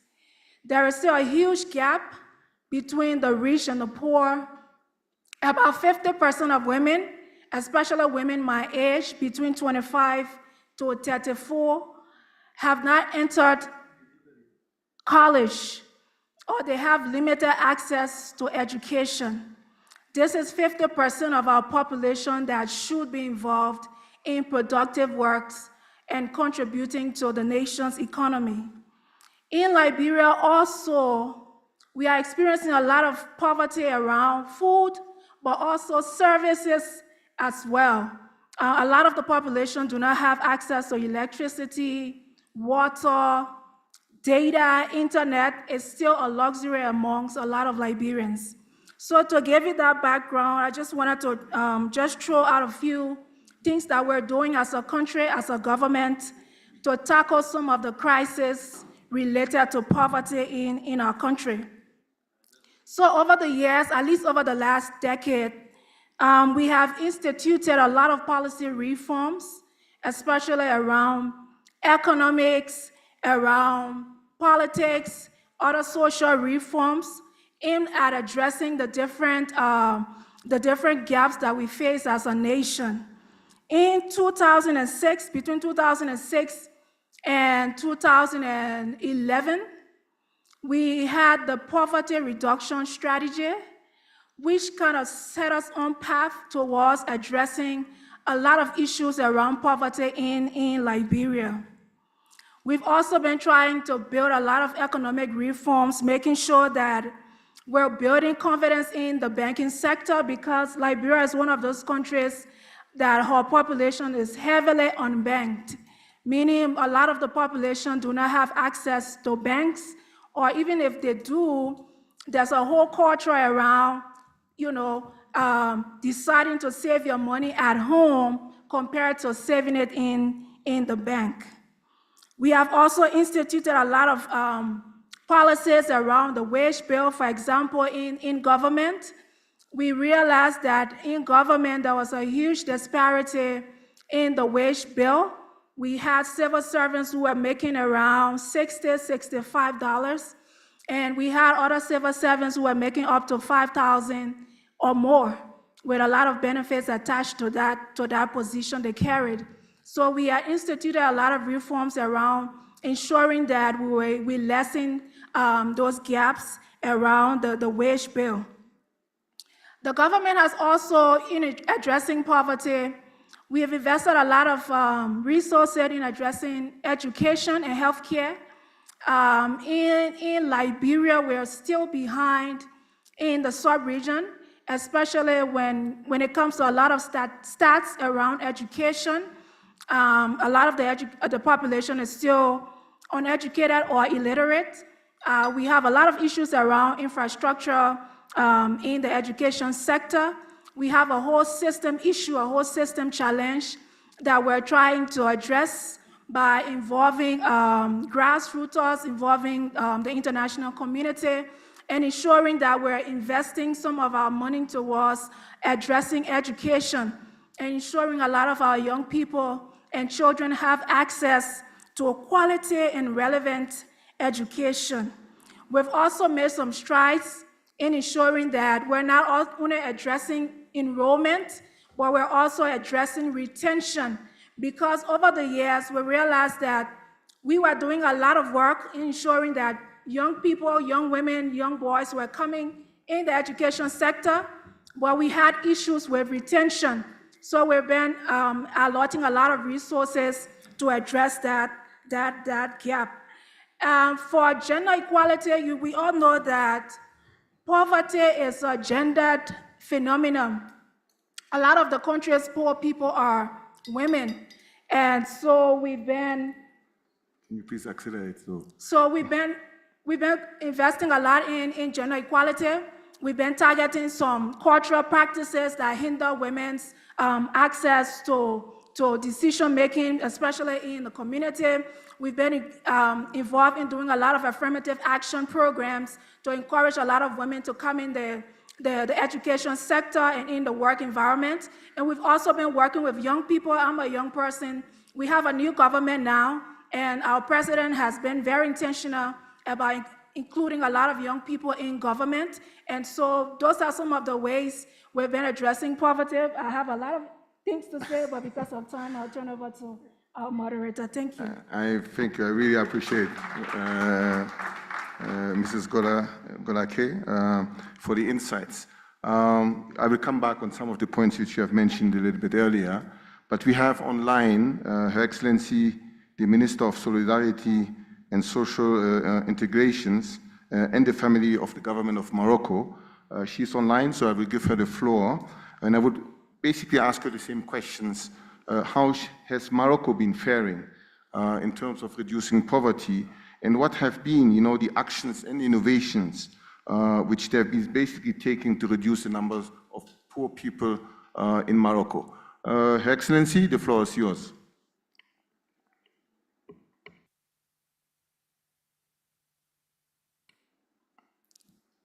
Do we still have her online? So we might want to come back to her if she is not online yet. Je me tourne donc vers le secrétaire général, Monsieur Hamidou Sawadogo du Burkina Faso, pour vraiment savoir comment est-ce qu'au Burkina Faso, on a réduit le nombre de pauvres au sein de la population, quel progrès a été fait et qu'est-ce qui vous a permis de faire ce progrès au niveau du Burkina? Merci et bonjour à tous et à tous. Avant de répondre à la question, permettez-moi déjà de dire que mon pays, le Burkina Faso, que beaucoup savent aujourd'hui, nous sommes confrontés à un terrorisme depuis plus de 5 ans. Voilà. Nous sommes, c'est vrai, ça impacte les stratégies, les politiques, les priorités en matière de lutte contre la pauvreté. Nous avons réorienté, comme on dit, quand vous n'êtes pas en sécurité, je pense que la priorité est celle-là. Voilà.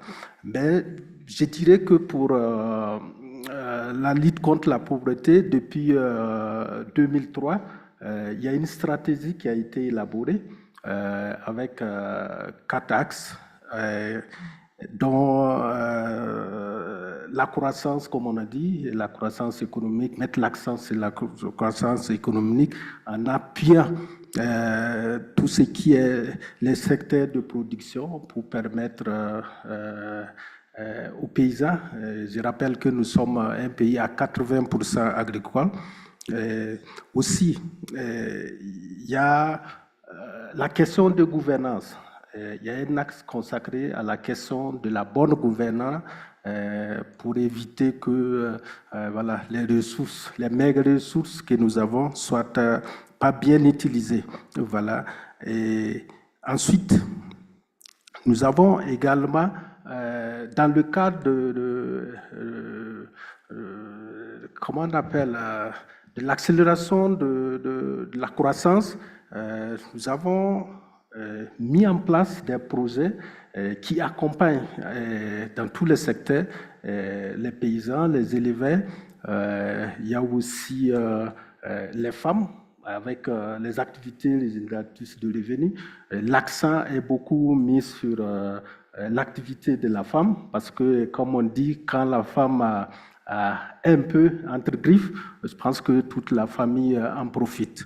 Voilà. Et depuis aujourd'hui, nous sommes à 25,6%, soit 8 millions sur les 20 millions de Burkinabés qui vivent dans la pauvreté. Pour l'extrême pauvreté, nous sommes à 1,7 million aujourd'hui selon les stratégies. Bon, pour les stratégies, pour ne pas répéter ce que ma voisine a dit, ce sont des solutions contractualisées aussi que nous avons. Voilà, c'est presque les mêmes solutions contractualisées à notre domaine au Burkina Faso. Voilà, merci.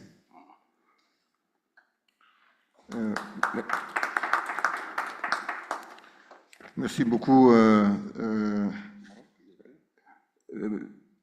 Monsieur Hamidou, pour cette contribution.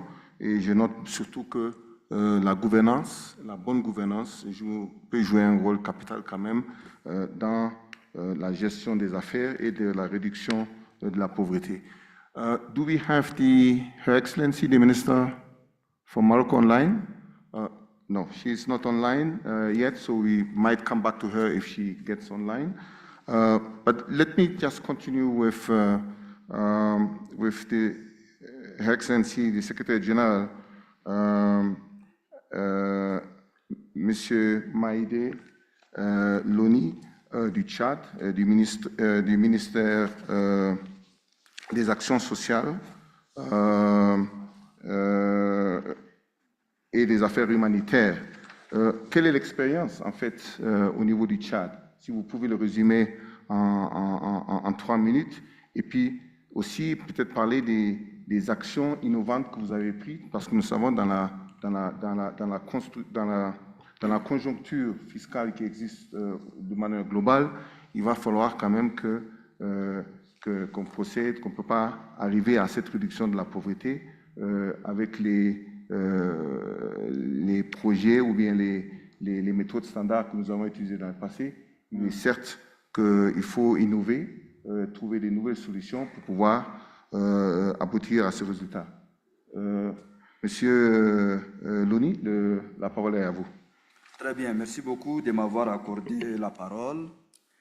J'en ai beaucoup à dire, mais en 3 minutes, bon, le temps exige, je dois me conformer. En fait, la République du Tchad a pris conscience des difficultés qui sont liées à la pauvreté depuis le début des années 2000. Elle a constaté l'extrême paupérisation de la population. Sur ces points, en fait, le gouvernement tchadien s'est conformé aux aspirations des objectifs millénaires de développement. Sur ce point, des documents stratégiques ont été élaborés, ont été adoptés, qui visent à réduire la pauvreté. Ces documents stratégiques qu'on appelle stratégie de réduction de pauvreté 1 en 2003, ça en est suivi par d'autres documents, mais la difficulté que le pays a rencontrée, surtout sur le plan sécuritaire, sur le plan climatique et aussi sur le contexte économique, n'a pas permis de mettre en application les objectifs qui ont été fixés. Plus tard, le gouvernement a quand même voulu produire d'autres documents stratégiques pour pouvoir prendre en compte la question de la pauvreté d'une manière particulière, mais la question du développement de manière globale. C'est ce qu'on appelait le PND. Donc, il y a eu des progrès avec le financement issu des revenus pétroliers dans les secteurs, en particulier l'éducation qui a été rendue gratuite, la santé, des investissements importants qui ont eu liés dans les secteurs de la santé, mais aussi dans la réduction de la famine. Donc des investissements ont été dans les cadres, dans le domaine agricole, mais notre situation géographique et les différents problèmes qui nous entourent a été un facteur négatif pour que le gouvernement puisse arriver à une conclusion importante de ces secteurs. Nous sommes un pays aujourd'hui entouré par des pays qui ont des problèmes. Nous accueillons presque 2 millions de réfugiés qui ont fui leur pays en conflit, Soudan, la Libye, la République centrafricaine. Et du côté ouest, nous accueillons également des Nigérians qui ont fui les affres de Boko Haram, ce qui fait que notre pays est aujourd'hui en fait rencontre des difficultés. Au-delà de ces difficultés internes, il rencontre des difficultés liées à l'accueil de ces réfugiés. Donc des plans de réponse humanitaire en partenariat avec les HCR ont été élaborés, mais les grands problèmes se trouvent sur la difficulté de mobilisation des ressources qui sont liées au PND. Donc vous avez suivi certainement hier les panélistes qui sont passés, ils ont vraiment évoqué la question des financements qui sont liés pour vraiment atteindre les objectifs de développement durable. Nous ressentons ces difficultés-là. Donc, je ne peux pas dire échec, mais l'une des difficultés qui n'a pas permis au gouvernement vraiment d'atteindre de manière à peu près très satisfaisante le PND, c'est aussi lié à la difficulté de mobilisation des ressources. Donc, pour être bref et me limiter au temps, je voulais recommander, il faut qu'il y ait une réforme de notre système de gouvernance au niveau international. Même si nous gardons en quelque sorte le multipartisme dans le cadre de pouvoir s'exprimer, de trouver des idées communes, il est nécessaire en fait d'envisager aussi d'autres cadres de coopération bilatérale ou bien de favoriser le renforcement des investissements directs étrangers ou bien d'autres formes de financement qui pourront permettre à nos différents États de pouvoir mettre la politique de lutte contre la pauvreté de manière très significative dans les pays. Sinon, on constate de manière très négative qu'aujourd'hui, la pauvreté au Tchad, entre 2018 et 2022, a complètement augmenté en fait. Et puis, l'extrême pauvreté est réduite de 2%, mais quand même, la pauvreté a augmenté. Donc, ce qui fait que, voilà, donc nous avons encore un chemin à faire, mais nous comptons sur nos différents partenaires financiers afin de pouvoir mobiliser des ressources. Merci. Merci. Je retiens de cette discussion que, effectivement, les problématiques externes au niveau du Tchad, comme les conflits dans d'autres pays qui amènent un certain nombre de personnes à se réfugier au niveau du Tchad, a mis quand même une certaine pression sur l'espace fiscal du Tchad de pouvoir subvenir aux réponses humanitaires. Mais en même temps, comme il a été évoqué aussi dans le rapport, le fait du repaiement des dettes internationaux, il va falloir aussi revoir les structures ou bien les mécanismes financiers internationaux pour pouvoir aider les pays à pouvoir réduire le nombre ou bien de gérer le nombre de personnes vivant sous la pauvreté, où il réduit la pauvreté dans ces pays qui ont encore des difficultés ou qui ont un grand nombre de personnes vivant dans la pauvreté. Comme on l'a dit tout à l'heure, plus de 470 millions de personnes vivant en Afrique sous le seuil de pauvreté. C'est quand même un chiffre énorme, pratiquement la moitié de la population africaine. Et ça, c'est plus que des programmes sociaux, c'est pratiquement des programmes nationaux qui doivent être mis en œuvre dans les différents pays.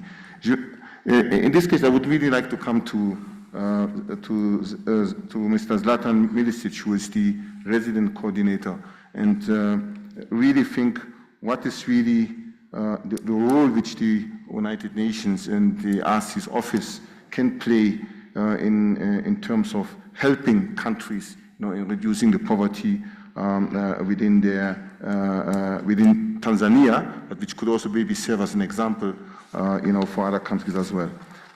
As you know, we have limited time, so I would really like to encourage you to remain in those 3 minutes. Thank you very much. And, thank you very much for giving me opportunity to speak about the experiences of Tanzania on its national development journey. And I understand that time is limited, so I'll try to shorten it. Let me start by saying that I believe that situation in Tanzania in respect to national development is both positive and also optimistic, especially in relative terms where we are today. I say that because we have experienced over the last several years multiple shocks in the whole world, but especially on the African continent, that have been really causing an economic crisis, or at least some serious socio-economic challenges in many countries in terms of development and progress, including on poverty. And as a result, a lot of progress has stagnated and even reversed in many countries. And I'm very proud and happy to say that in Tanzania that has not really been the case. In fact, the economic growth continued throughout all these years. This year it's over 5%, which is quite significant. That distress is not really an issue, certainly not bad. And there are many other aspects that demonstrate that. In fact, last year the voluntary national review was done and presented by the government of Tanzania, which indicated that progress continues on a number of fronts. Now, that being said, it has to be said within the framework that there is still a long way to go. More importantly, it is very important to recognize that this growth or this stability and this progress has not been even, has not been inclusive, and progress in terms of eradicating poverty has not been at the level that would be desired. And that is a challenge, and that's the very important challenge we all have today. At the same time, I believe that our work, mine as a resident coordinator, the system of United Nations, has been important in supporting the government in broadening the national development dialogue across the stakeholders. And that has resulted in some results that I'm going to come to in terms of focusing more on addressing poverty. I said the poverty has not been inclusive. And one of the reasons was that many development actors were doing things in their own ways. Equally importantly, a lot of government initiatives were delivering some results, but they were not necessarily lifting people out of poverty. They're not necessarily eradicating the poverty and addressing those that we have committed to not leave behind. We have invested a lot of time and effort to really bring the stakeholders together, to build trust. And when I look back 2 years, and definitely 4 years, I have seen noticeable progress in different stakeholders being aligned behind the same national development priorities. And I think that's one very important element.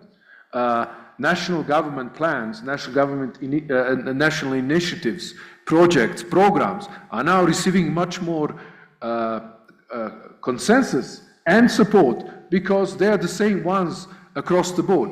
The processes have become much more inclusive, apart from the government and its important development partners, including international development partners. There is a very visible and more active role of the private sector in the national development of the civil society, of research institutions and academia. So this partnership it has really helped make it much more clear where the problems are and how they can be addressed. And that has then resulted in the government's national plans, priorities, and we're currently developing our National Development Vision 2050. We can see that they are much more pro-poor, they're much more inclusive of the poor segments of population. A lot is about agriculture that employs 65% of the population, which also creates jobs. The government has tripled the budget for agriculture in a couple of years, and partners have also stepped in and supported. We have initiatives for women and youth smallholders, which are aimed at improving their incomes, their businesses, their productivity, and these are receiving much better support than has been the case in years. In fact, when we look at national development financing, it continues to be growing at the time when many development financing is really dropping across the world. Not significantly, and I keep mentioning we have a long way to go, but improving. UN has better funding, the national programs, and that's, I believe, partly because we built this partnership where all the stakeholders are together and they trust each other and we're going in the same direction. And that's why I said it's optimistic. That's why I'm saying it's promising. It's a long way to go, but the rates are dropping, the situation is improving. As United Nations Resident Coordinator, I'm privileged to have a function in a number of these fora, so I've been monitoring the situation and trying to contributing to the UN system coordination. UN does much more macro level and multiple UN agencies involvement in critical initiatives rather than thousands or at least hundreds of small projects here and there by individual agencies, which really don't put things at scale. We can still do better, but we're certainly already now focusing on gender initiatives, youth initiatives, health initiatives, various social protection, and many others that address the issue of poverty, whereby we're much more focused and doing more in support of the national ongoing initiatives and programs. And we will continue to that. I am also a co-chair of the Development Partners Forum. And that has helped us, I believe, bring these international development partners, which include UN, also international financial institutions, bilateral and other partners, much closer together amongst ourselves, but I think equally in support and in recognizing the priorities with the government. I'm also co-chair of the National Development Cooperation Framework with the government. It's a strategic dialogue between the government and development partners, which we have expanded to include private sector, social, civil society, and others. And we are seeing that we're speaking the same language, we're going in the same direction, we understand each other's better, and we're moving forward. So it's important to continue to stay on that path. It's very important to keep poverty as a top agenda of national development, which didn't happen before, which doesn't happen in many countries. It's important to put budgetary resources in these. It's important to increase the international support through various mechanisms. We've heard a lot about international development financing and all the gaps and challenges and problems. We will, I'm quite positive, be reaching these targets much faster than was the case before. Thank you very much. Thank you, Zlatan, for that. And I think the whole notions of partnerships and making it a whole society approach, it's not just the responsibility of government, but all the different stakeholders of the society to contribute to eradicate poverty. I think it's an important message which we take forward. I would like to turn, because we have been listening to governments, we have been listening to the UN, and I'm pretty sure that civil society has their say in that, because we may want to see that we are making progress and there are challenges, but from a civil society perspective, it might be completely different. And then I will come back to our think tanks in our academia to see what really needs to be happening so that we can basically turn around. So if I may turn myself to Mrs. Florence Siewo, who is part of civil society in Kenya. How do you really look at what progress has been really made, or is there no progress at all? Or how do you look at those programs which government is proposing in shifting the needles for eradicating poverty? Please, the floor is yours. Thank you so much, Mr. Chair. And thank you very much to ECA for this invitation. It's always good to ensure that other stakeholders, especially civil society, are given space, and also we can view or give our views because this is a very, very critical sector, and especially on the implementation, monitoring of the Sustainable Development Goals.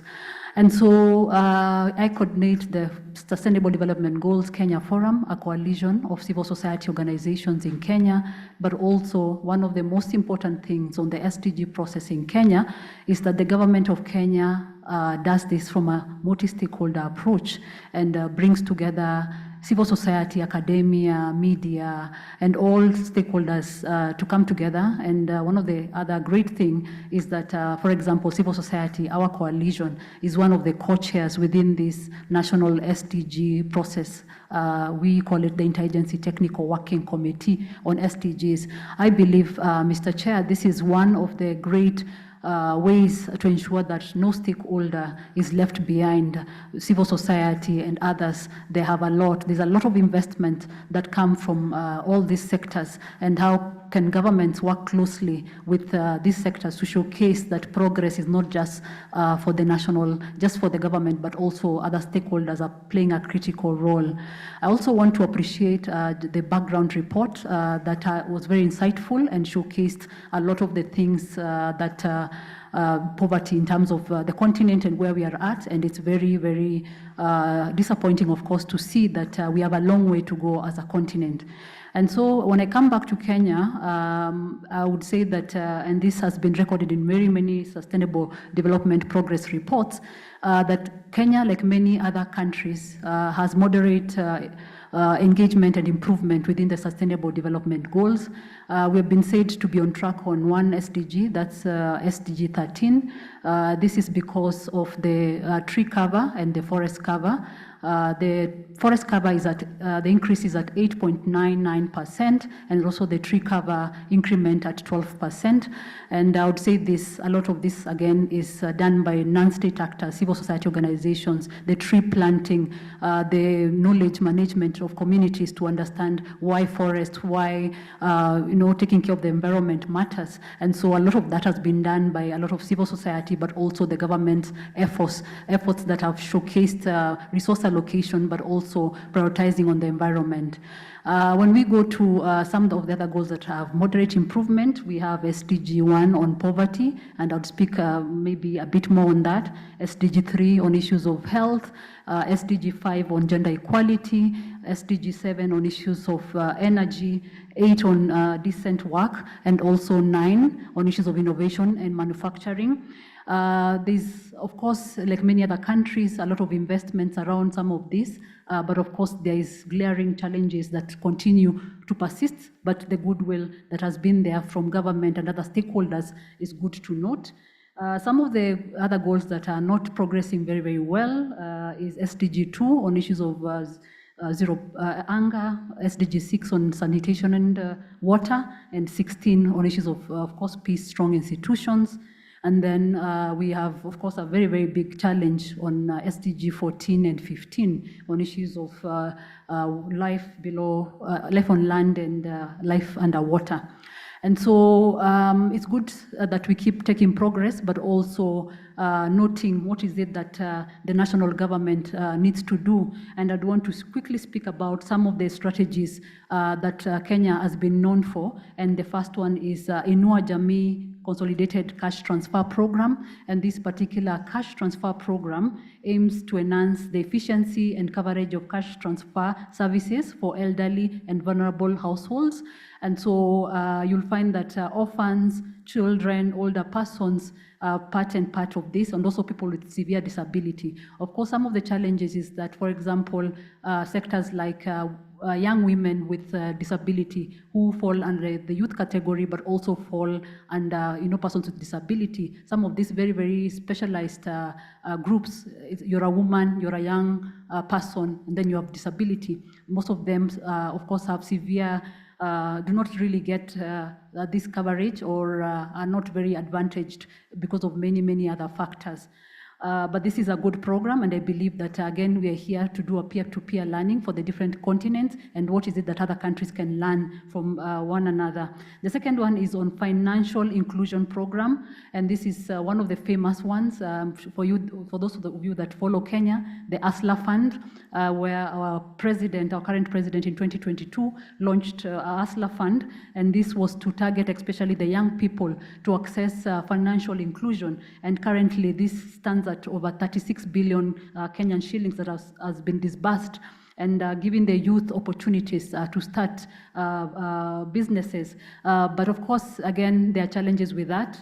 Not that everything is perfect, but then how do you appreciate such initiatives that now can be replicated, or we can find better ways to ensure that the beneficiaries can do maximum beneficiary of these parts. And the other one is the last mile water connectivity. This is also another affirmative action where the government of Kenya is undertaking projects to ensure that annually they can connect 200 people to water and at least 350,000 to sewage systems. And this has been deliberate because of the issue of water and sanitation, and then digitalization of land records, ensuring that a citizen can own land, and because we've realized that when people have title deeds, they can access finances, they can plan better their lives, and they can be able to do much more. I now speak about the challenges, and this is where we as civil society organizations come very big under. Of course, until today, we need to operationalize a social protection law that it's the Kenyan Act, the Social Assistance Act 2012, that has not been operationalized, and this will help to ensure that some of these affirmative action processes can be well anchored under the law, and also the budgeting processes. Climate change, as you all know, is a big challenge. There are floods and also throwing people back into poverty. Vulnerable populations have continued to be the victims of disasters. And so how then to do that, how to ensure that we can firmly ensure that there's access, and also there's cushioning of vulnerable groups. There's also high population growth within Kenya, and we as civil society organizations have been speaking about how then do we plan better, how do we ensure that our populations can be well well catered for, and of course the issue of unemployment and underemployment, and especially among the youth.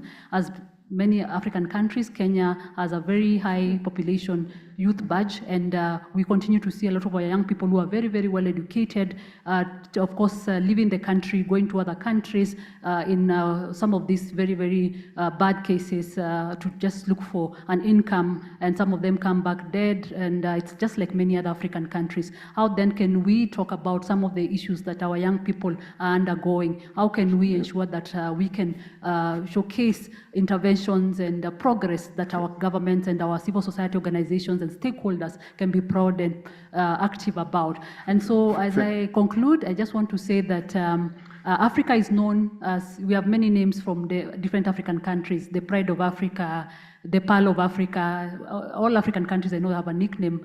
My call to all of us is we need to live up to those names that we call ourselves. I know like Kenya calls itself the Pride of Africa. Can we really say that we are the Pride of Africa? Can Nigeria say they're the Giant of Africa? And I think it's time for us to ask ourselves these questions, and to ensure that we can disrupt the existing systems to ensure that we can have no poverty in the continent of Africa. Thank you. Thank you very much, Mrs. Florence, for that. And we will come back to the young people. I know that we are doing badly in terms of time, but we still want to hear from the academia because we are not doing very well, in terms of progressing.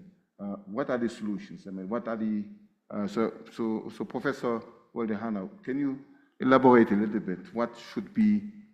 There is no golden solutions. We are aware of that, but we need to figure out of reducing the number of poverty, because these social programs, which we are basically creating, are also not sustainable in the long term if the numbers of poor people are just increasing. So what could be basically the possibilities, and what, from an academic point of view, could be solutions to basically reducing or accelerating the reductions of poverty on the African continent? Okay, thank you, Mr. Chair, and the audience. As you all know, Ethiopia is the second populous country in Africa. And what happened in Ethiopia in poverty reduction affects the African statistics. And in the report that we have heard, that Nigeria and Ethiopia are the largest contributor of poor people in Africa. But this doesn't mean that poverty has not declined in Ethiopia. If you see some 25 years back, more than 50% of the population was below absolute poverty line. But over that 25 years, until the coming of COVID and conflict in 2022, poverty has declined substantially in Ethiopia. Still, there is a big potential for decline. What makes, before I highlight the challenges and how to go on the challenge, let me briefly discuss that it could be a very good learning how Ethiopia progresses towards poverty reduction. The first thing is that Ethiopia follows a dual strategy of poverty reduction, that bringing proper economic growth was important for Ethiopia. Its economy has been growing for 10% per year until 2015. Then, even with all these COVID and conflict-related issues, according to the World Economic Outlook, Ethiopia economic growth at a rate of 6.1% per annum. And this makes Ethiopia, its economy to double, per capita income to double over the last 25 years. Not only Ethiopia relies, although Ethiopia mobilizes a lot of development assistance, but Ethiopia never rely only on development assistance. Proper economic growth was very key, in addition to the implementation of a successful safety net program or social assistance program. This has a big evidence there. In addition to the productive safety net program, Ethiopia has implemented other social productive safety net programs like sustainable land management, agricultural growth programs, youth employment opportunity generation programs, several other social programs that help generate jobs for the rural and urban people. Ethiopia expanded social services, access to education, health, water, sanitation services, infrastructural development like railway, hydroelectric power, road has been expanded, which have affected for Ethiopia's poverty, which has contributed a lot for Ethiopia's poverty reduction strategy. And Ethiopia is still dedicated. Ethiopia has the right policies, but has challenges also. Ethiopia has 3 key challenges that Ethiopia needs to tackle. One is the climate change and environmental degradation. Vulnerable population suffers disproportionately from climate-related shocks, natural disaster, environmental hazards. Hence, poverty reduction efforts must prioritize this climate resilience and sustainable resource management as a priority. Conflict and fragility is another challenge for Ethiopia. Since the coming of COVID, conflict-affected areas has been experienced exacerbated poverty due to war, political instability, and violence. Livelihood disruptions, displacements hinder development initiatives in these conflict-affected areas. So Ethiopia has to tackle this and solve peacefully its domestic issue. But the right thing that Ethiopia is still doing is that depend on its proper economic growth. We know Ethiopia has mobilized, and mobilizing development partner is very important for poverty reduction in Africa. But as we see now, development assistance are going to Ukraine and others, the Middle East. Africa is getting the least and even not getting too much attention. Development assistance comes with its political precondition. So countries should rely on their own economic growth if they have to reduce poverty substantially and sustainably.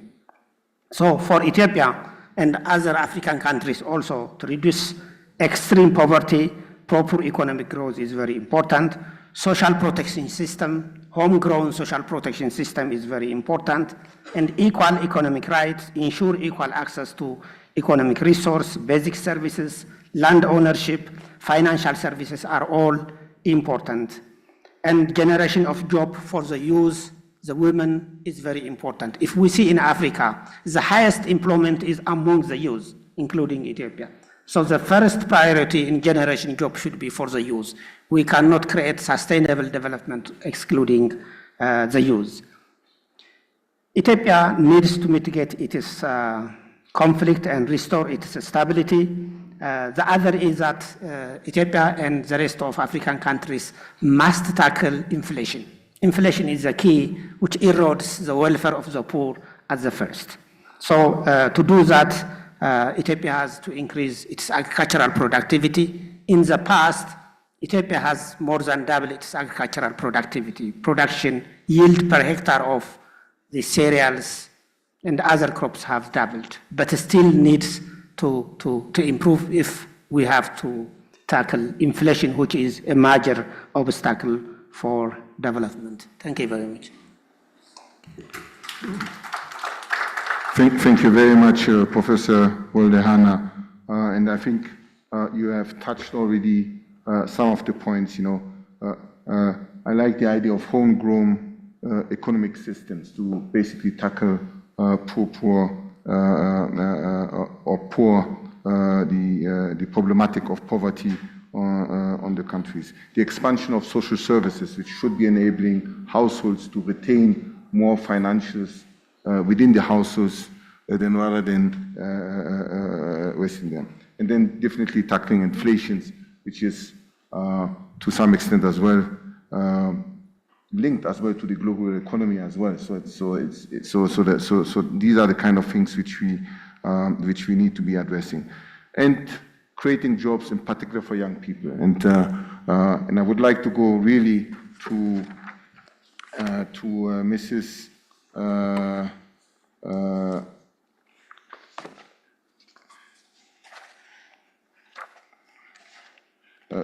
To our young person here on the panel, Mrs. Let me just get, I don't want to get the name wrong, Saon Mokwatso, to really have the perspective of the young people here as well. I mean, 50% of the African population is young. We also know that 50% is partly poor, and majority of this poverty will be among those young people. What is really the perspective of the young people in terms of addressing poverty? And are we doing as adults enough for young people to really tackle these issues? The issues of employment, which Professor Woldehana just has basically mentioned. Are we creating enough jobs for you? Definitely not, because otherwise we would be in a completely different situations. But let's hear from you, and also give us advice of what are the potential solutions, or how would the young generation be tackling this issue? Thank you very much, Mr. Chair. A very good afternoon. It's always interesting to be the last speaker. Everyone has something to say about youth, but you look at the realities on the ground, it's always a different case. I'll speak more from the nexus of poverty, young people, and climate change.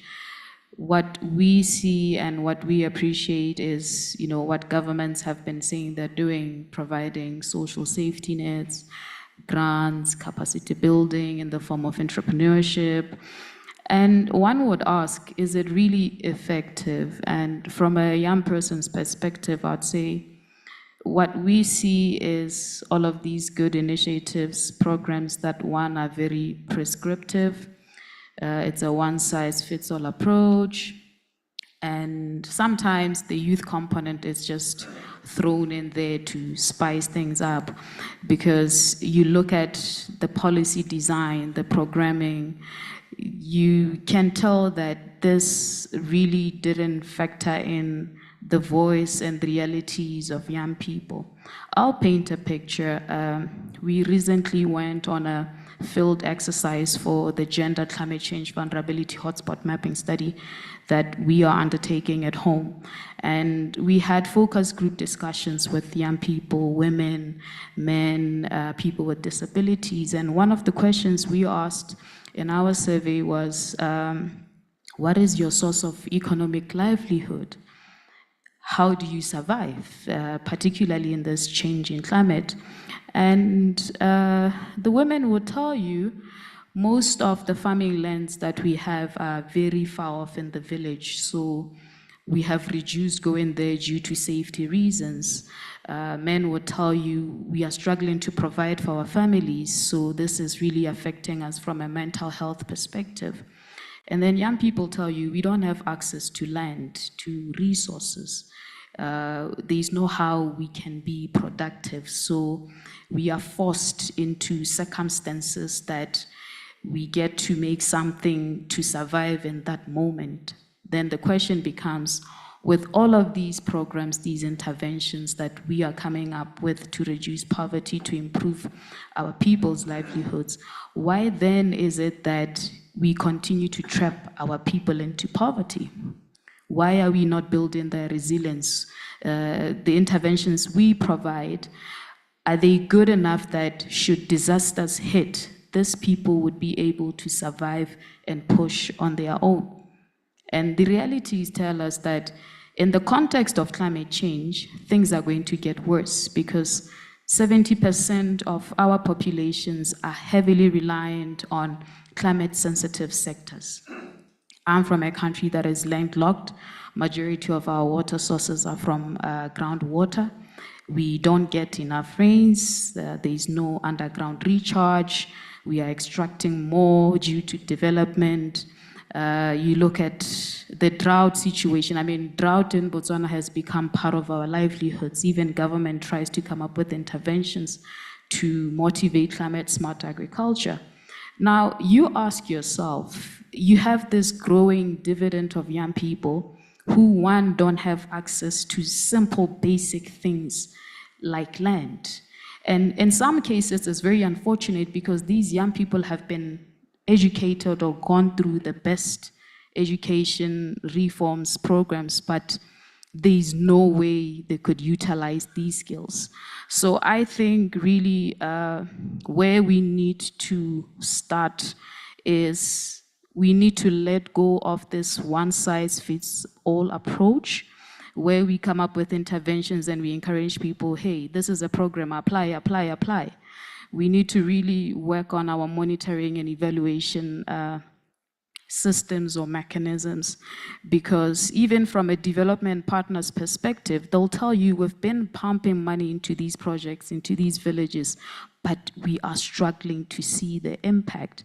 This then calls for, I like the session that came in earlier here where we had the people from the statistics sector telling us the importance of sex disaggregated data.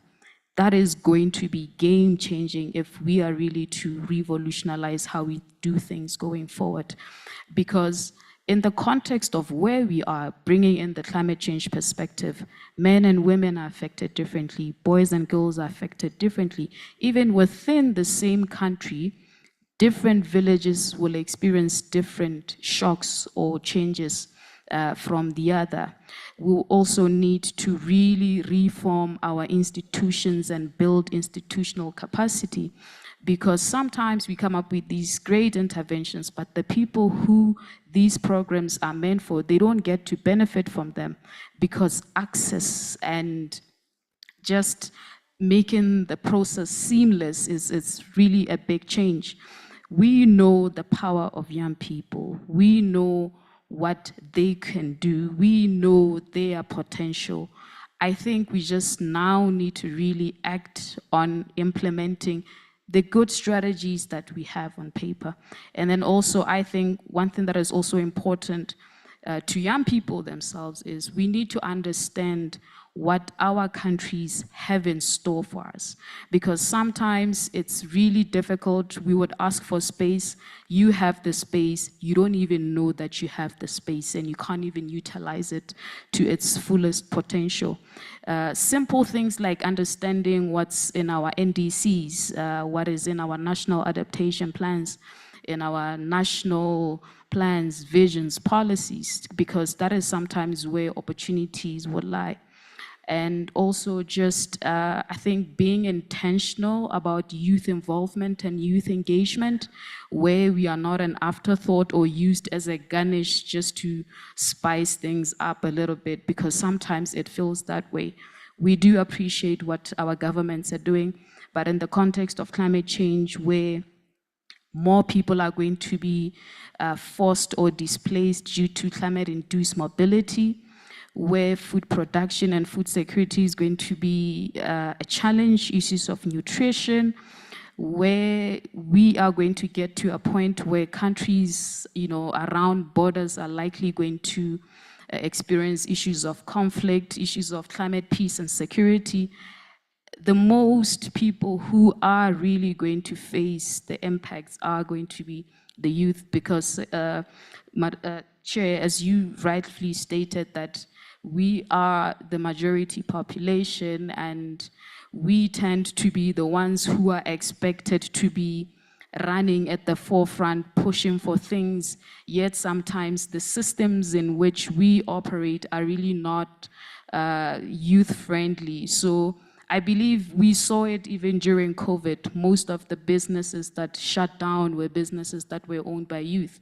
They couldn't get access to loans, some got into debt, but we still have that fighting spirit. We don't give up. We continue to invent. We continue to come up with solutions.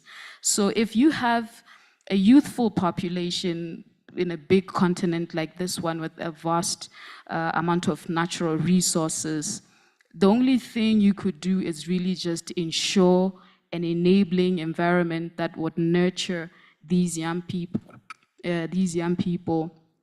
and allow them to thrive, allow them to make mistakes, but also be in a position to handhold them, to show them how it's done, and create a space where they could come back for even more lessons, to say, this is what we are doing, this is where we are failing. Because what we see currently in the continent is just a huge gap between our elders and then us, and it's like we are fighting. It's not supposed to be that, because at the end of the day, when disasters hit, when poverty hits, it'll hit all of us. It won't say you are a young person or you are an adult, you have lived longer. So we just need to find a way of, when we say bring youth to the table, you actually even create the necessary steps, you put the necessary policies in place to allow for that. So in the interest of time, there's a lot that I could say, issues of, innovation, creativity, harnessing the power of young people, and just allowing young people to also be part of the solution and bring their ideas forward. I think really we could go far, because given at the rate that things are going, you look at what's happening in the international climate space.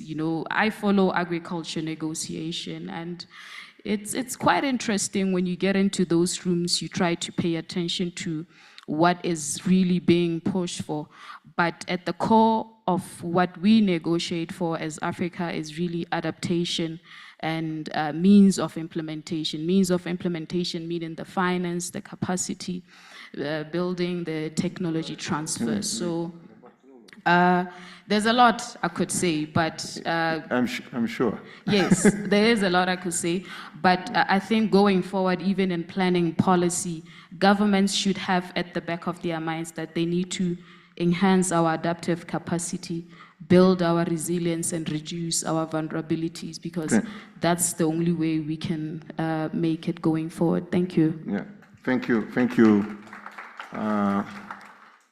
Saun, for the reflections. I think you're right in the sense that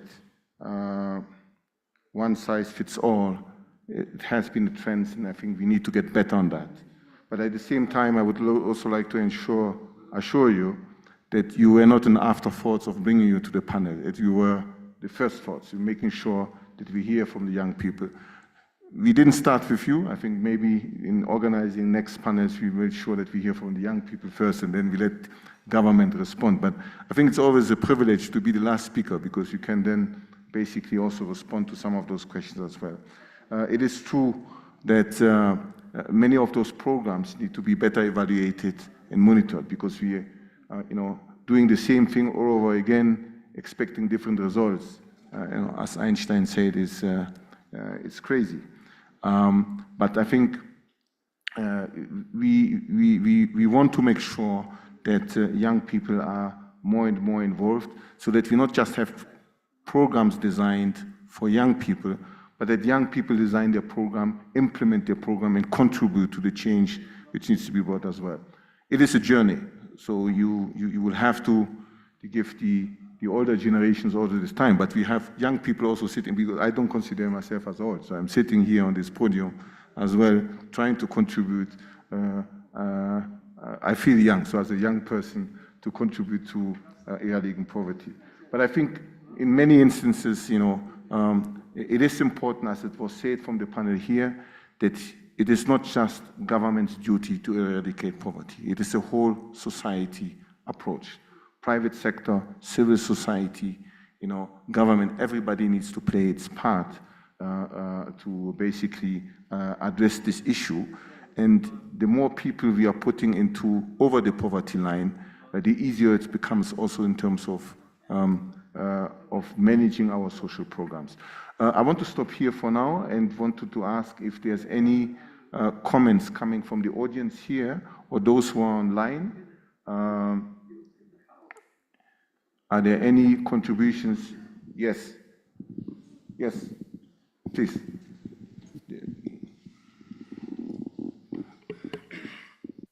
Don't think if we have the minister from Morocco, she was not online anymore, so we no go back. So please, go ahead.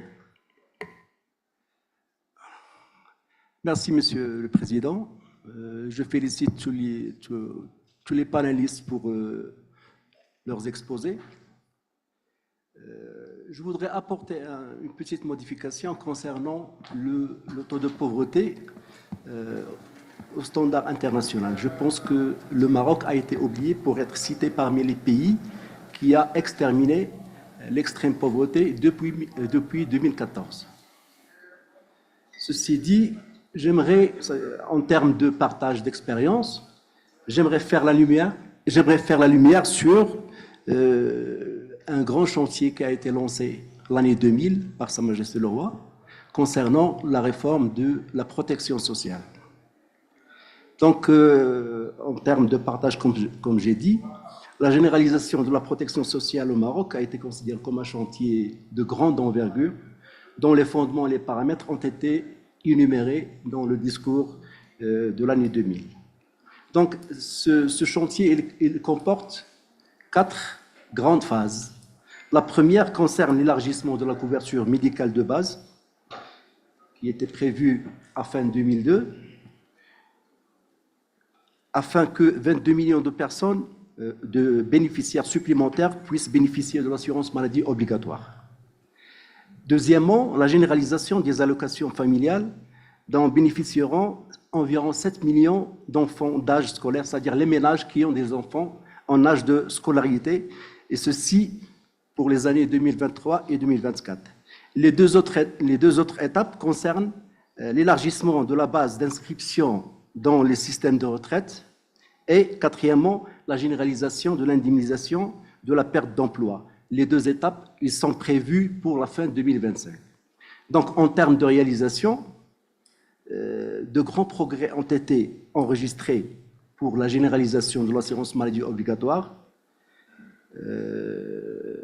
Pour tous les citoyens, on a atteint un taux de 90% à fin 2023.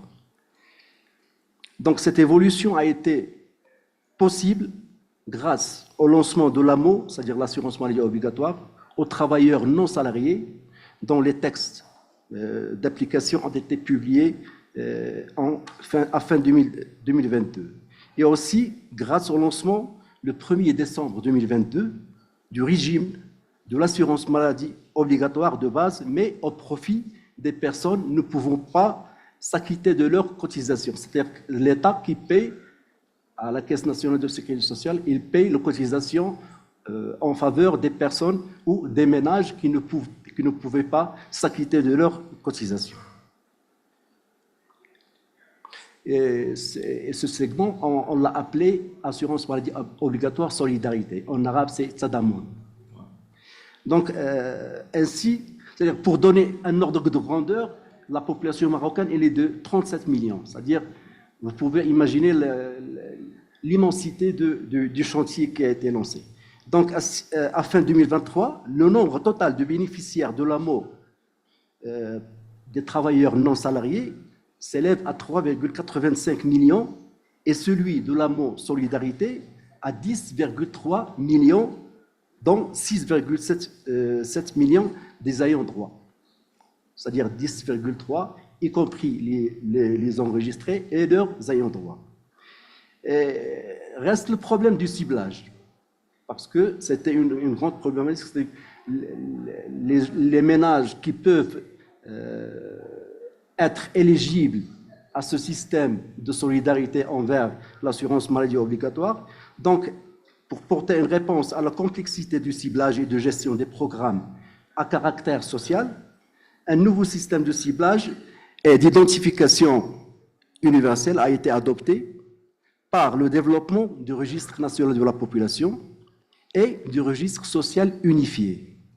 Ce dernier, il constitue un levier de restructuration du dispositif de ciblage des ménages à faible revenu éligibles grâce à un système de scoring.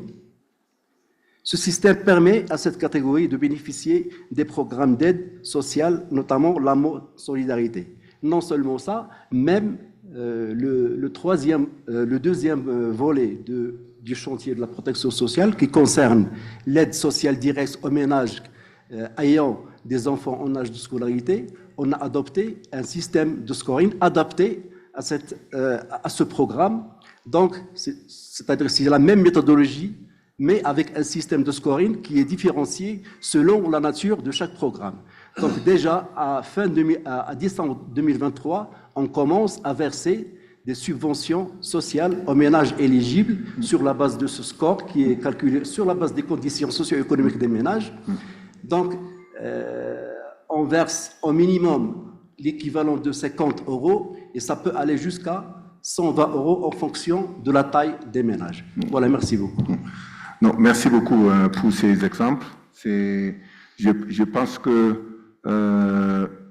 cette session aussi sert d'échange de bonnes pratiques et ceux qui seront intéressés vont certainement se rapprocher au niveau du Maroc pour prendre connaissance des différents programmes qui...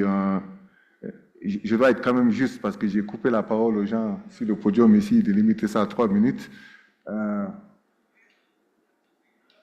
Mais ça serait bien, bon, de toute façon, nous sommes ici pendant quelques jours et les gens vont se rapprocher de vous pour prendre quand même connaissance de ce qui a été fait au Maroc et de voir quelle est l'applicabilité dans les différents pays pour se faire. Mais, comme vous le dites déjà, c'est ce que nous avons déjà dit, l'expansion des services sociaux par des politiques nationales est extrêmement importante pour pouvoir alléger la pression fiscale des différents ménages et de ne pas les pousser plus davantage dans la pauvreté. Donc je pense que ce sont ces différents éléments qui ont été exprimés dans les 4 phases du programme de Sa Majesté du Royaume de Maroc. Juste une petite précision. Il faut c'est-à-dire dire que le Maroc a pu saisir l'opportunité de la crise du Covid. Il faut savoir que ce programme a été lancé au cœur de la crise Covid. D'autre part, par rapport à la question de partage de l'expérience, nous recevons à titre bilatéral beaucoup de pays africains. Déjà, on reçoit beaucoup de pays avec lesquels on a échangé autour de ce grand chantier. Et merci beaucoup. J'ai vu notre main levée. Oui, please, go ahead. Thank you very much, Mr. Chair, and to say a big thank you to the panelists for the insightful experience they've shared. From Ghana's point of view, we really believe the fight against poverty is critical for the development of everyone. We have worked over the years to ensure that we have poverty from 1991 up to now. Despite the little disturbance from the economic crisis that we are facing, a lot is being done. We are currently ensuring that we tackle poverty from the point of education, social protection assistance, environmental resilience, as well as ensuring that the youth and women have a voice in whatever we do as a country. Our social protection intervention is focused on empowering the extreme poor. We give bi-monthly grant that is supposed to cushion household consumption. We started from 88,000 households in 2008. We are currently in 351,000 households, representing a total of 1.5 million people that we are supporting every bi-monthly with our transfer. And given the economic situation that is going on across the world, we doubled the size of the grant last year, and the intention is also to double it this year to ensure that the gains made by those households are not eroded by inflation.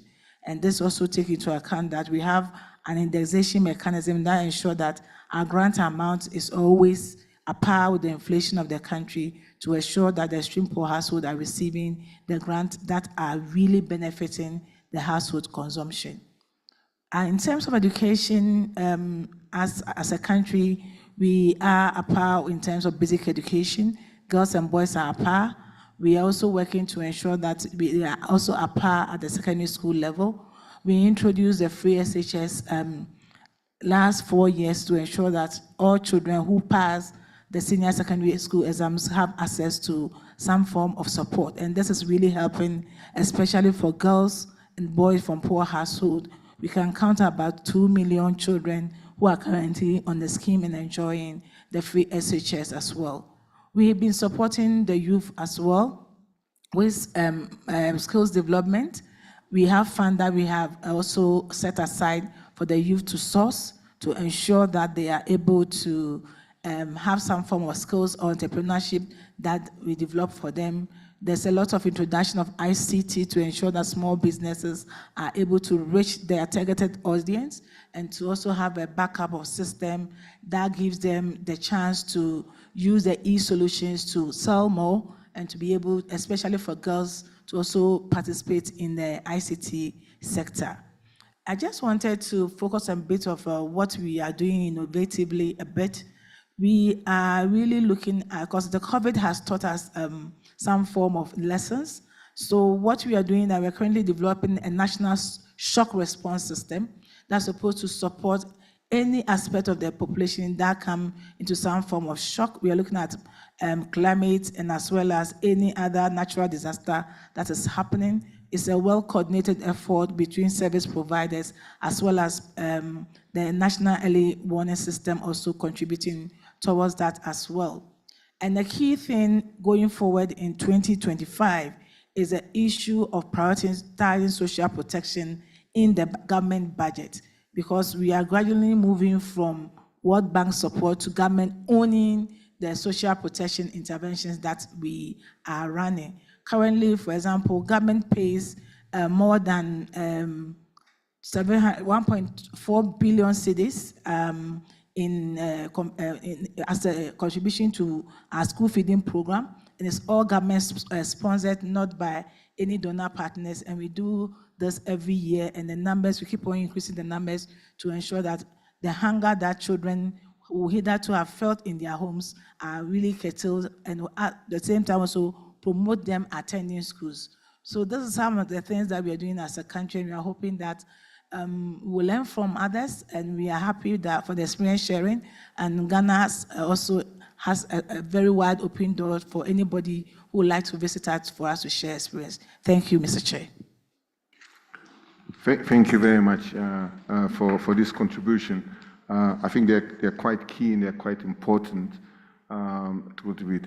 I think I'll come to you, Zimbabwe, as the last speaker. My chair. I did need to correct. I'm just the moderator. The chair is sitting on this table. But the questions on employability, employment is still an important one. Even if you have education and health, we need to contribute in creating job markets for all those young people to be basically productive in the society as well. Zimbabwe, please, you will be the last intervener. Please be brief. You need to wrap up so that I can hand over to the chair. Thank you. Thank you very much for the opportunity. My name is Honorable Mesidina, Deputy Minister, Public Service, Labour and Social Welfare from Zimbabwe.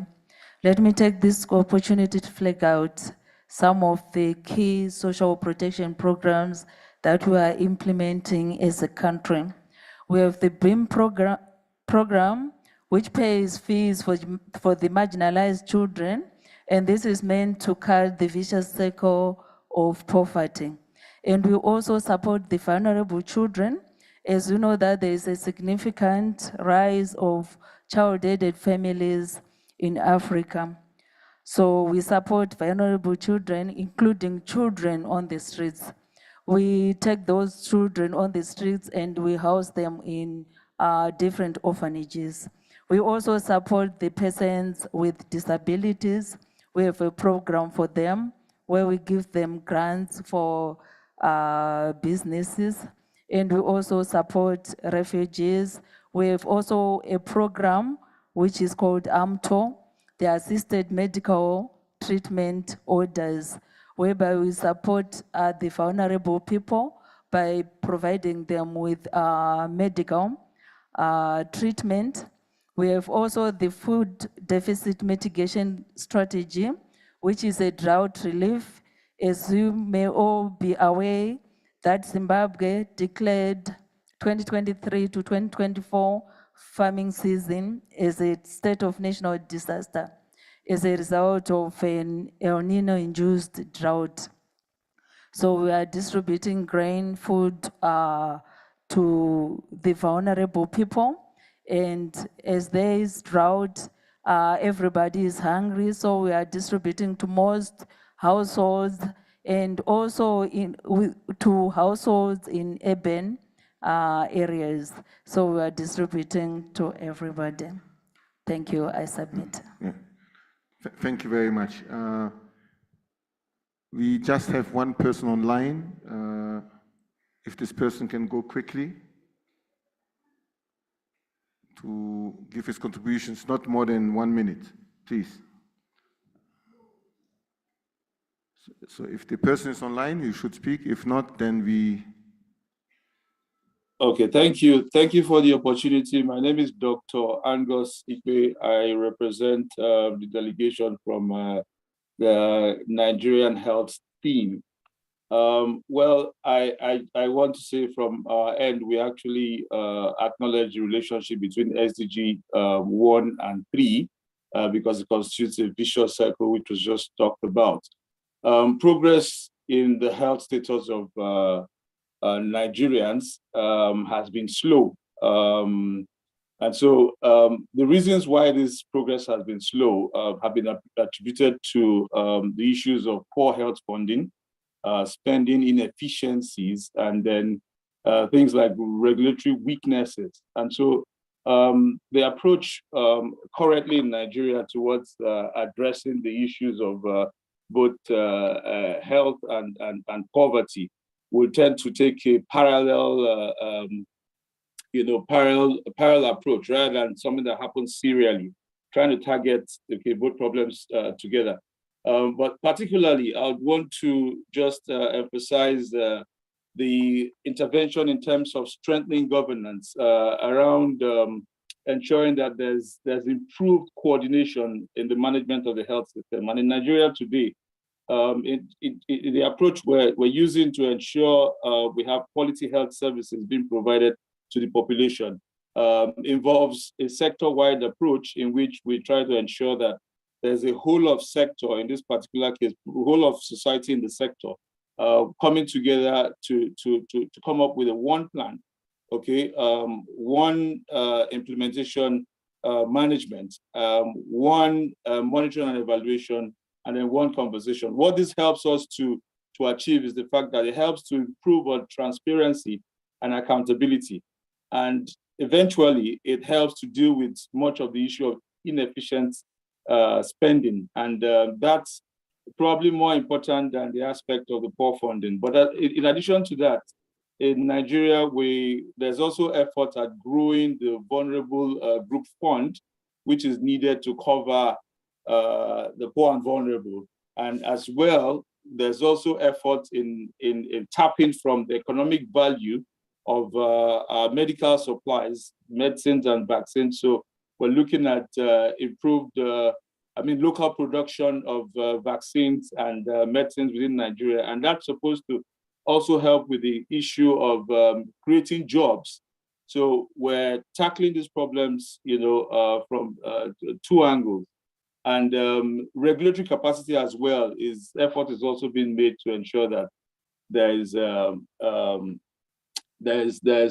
improvement in terms of ensuring that governance of health service delivery and as well as health worker performance and all of those things are strengthened. And then finally, efforts is within Nigeria is going in the direction of health security, trying to ensure that the preparedness and response capacities, learning from the COVID experience are actually much better. And on this last point, Nigeria has actually been making a lot of progress. But the major emphasis that I wanted to just bring forward is the issue of having one coordinated system that improves on transparency and accountability and eventually efficiency in health spending. Thank you. We have to tackle the issue of poverty. Thank you.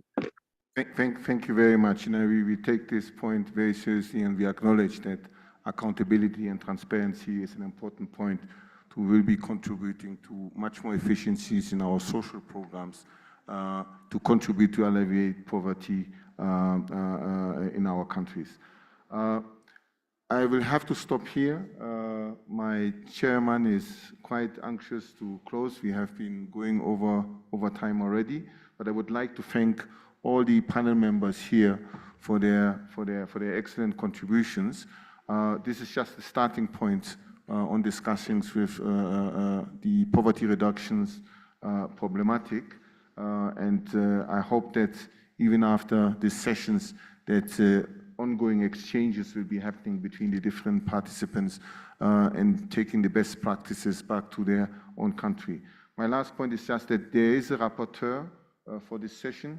It is Mr. Kingdom Mamba, the Deputy Commissioner of Labor for Eswatini, and he will be reporting back to the plenary after this session here as well.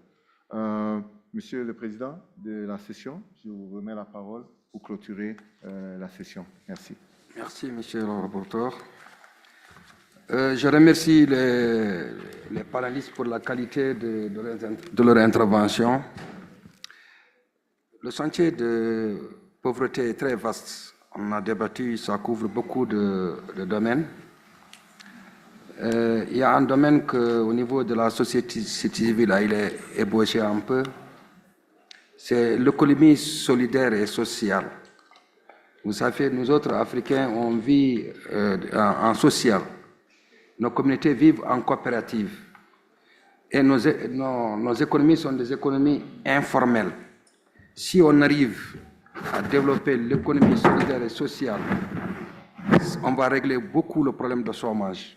Si on arrive à formaliser l'informel, on va rehausser en tout cas notre économie.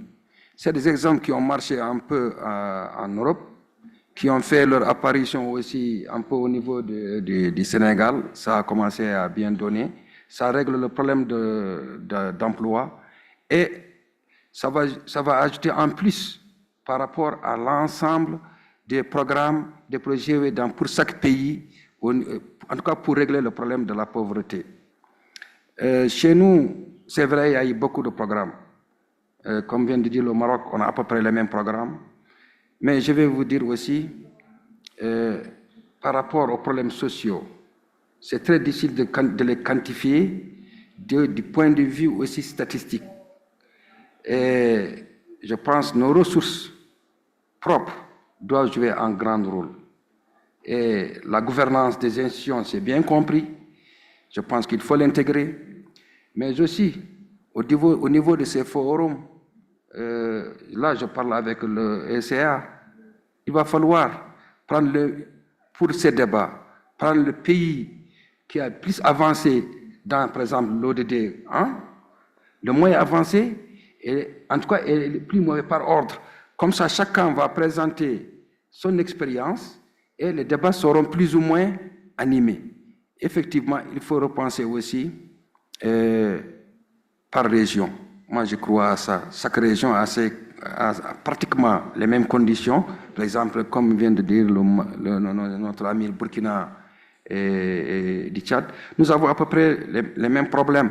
Donc, ce qui se passe aujourd'hui au Tchad, ex-Evalam, au Nigeria, parce qu'il y a ce problème, comme il a dit, ils sont affectés par ce problème comment on appelle ça, des réfugiés, des problèmes de la stabilité.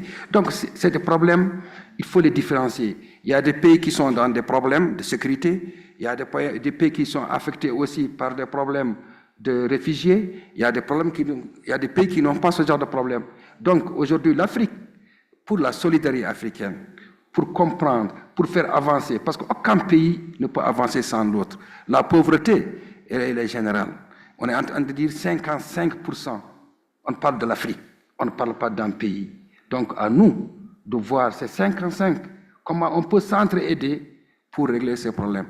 Je remercie vraiment les experts, je remercie le professeur, et monsieur le rapporteur, merci de la qualité de la tenue du débat. C'est vrai, on a écourté les heures, mais aussi parce qu'on va revenir pour le rapport. Il y a d'autres panélistes qui vont revenir pour faire le rapport de ce qu'ils ont déjà fait dans d'autres objectifs de développement durable. En tout cas, on vous remercie de votre attention. Inch'Allah, à tout à l'heure pour le rapportement. Merci.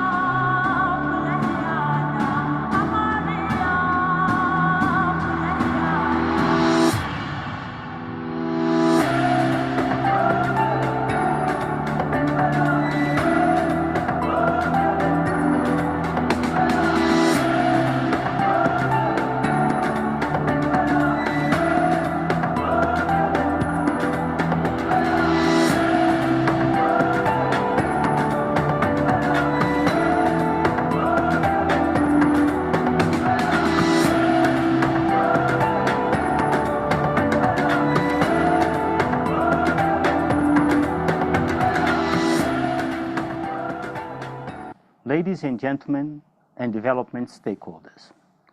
On behalf of Mr. Claver Gatete, UN Under-Secretary General and Executive Secretary of ECA, I welcome you all to Addis Ababa, Ethiopia, for the 10th session of the Africa Regional Forum on Sustained Development on the theme Reinforcing the 2030 Agenda for Sustained Development and Agenda 2063, the Africa we want of the African Union, and eradicating poverty in times of multiple crises, where stakeholders will focus on critical actions needed to eradicate poverty and deliver sustainable, resilient, and innovative solutions to achieve the goals and aspirations of the two agendas.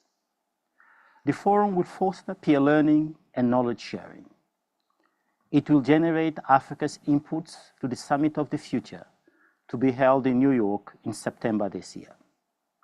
As many of you know, the Summit of the Future is a timely opportunity to reinvigorate efforts to speed up implementation of the SDGs and the reform of the global financial architecture.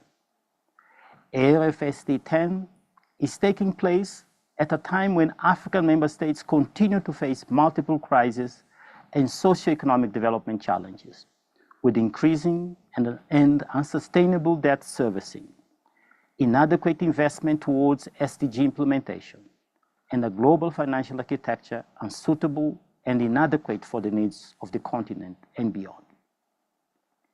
Moreover, we are past the midpoint of the implementation of the SDGs, whose deadline of 2030 is fast approaching. At the ARFSD 10, we'll be reviewing the following goals. Goal 1, no poverty.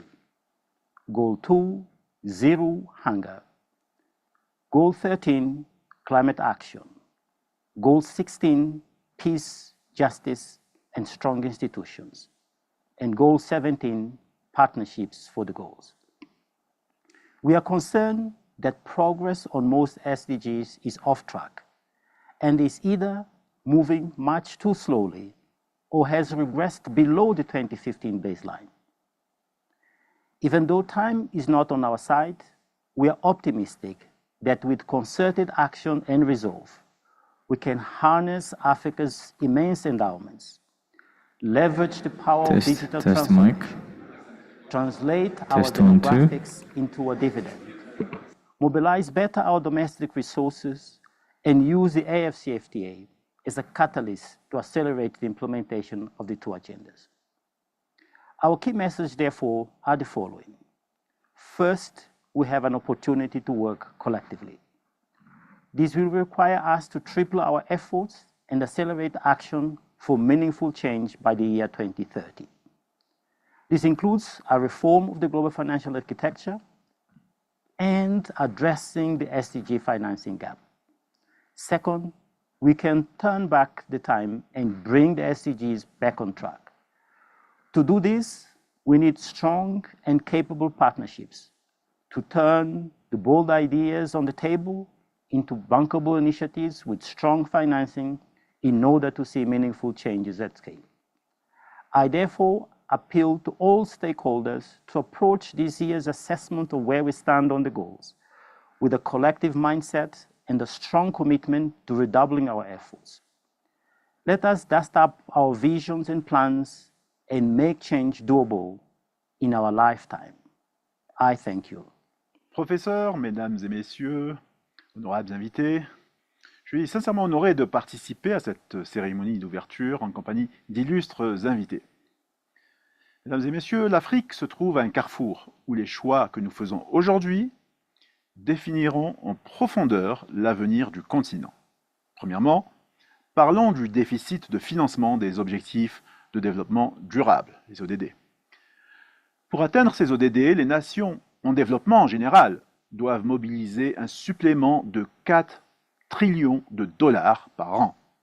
Spécifiquement pour l'Afrique, la transition vers une énergie propre, seulement une énergie propre, nécessite un investissement annuel de 190 milliards de dollars. D'ici 2030, il nous faut 500 milliards de dollars et d'ici 2050 jusqu'à 2 trillions de dollars pour améliorer l'accès à l'électricité avec une part d'énergie propre pouvant atteindre 80%. Cependant, la réalité est que moins de 2% des investissements mondiaux en énergie propre sont dirigés vers l'Afrique, soulignant un écart conséquent dans le financement climatique. Ensuite, j'aimerais aborder le fardeau croissant de la dette pour les pays africains. Les vulnérabilités liées à la dette restent élevées sur le continent. Nos nations sont souvent contraintes de choisir entre le remboursement de la dette et le financement de secteurs essentiels tels que la santé, l'éducation et les infrastructures. Le service de la dette pour les 24 nations les plus pauvres du continent devrait augmenter de 39% entre 2023 et 2024. Aujourd'hui, 21 pays africains sont soit en situation de détresse financière ou présentent un risque élevé par rapport à la dette. Avec ces quelques chiffres, on comprend aisément que les États sont dans des situations très contraignantes en matière de financement ambitieux de l'investissement. Il est donc impératif de mobiliser le capital du secteur privé et de soutenir les acteurs, les micro, petites et moyennes entreprises qui sont le moteur de nos économies. Ces acteurs génèrent de l'emploi, stimulent l'innovation et sont donc essentiels à la résilience économique. Cependant, cette mobilisation doit se faire dans le cadre d'une urgence climatique qui touche de plus en plus fortement et régulièrement le continent.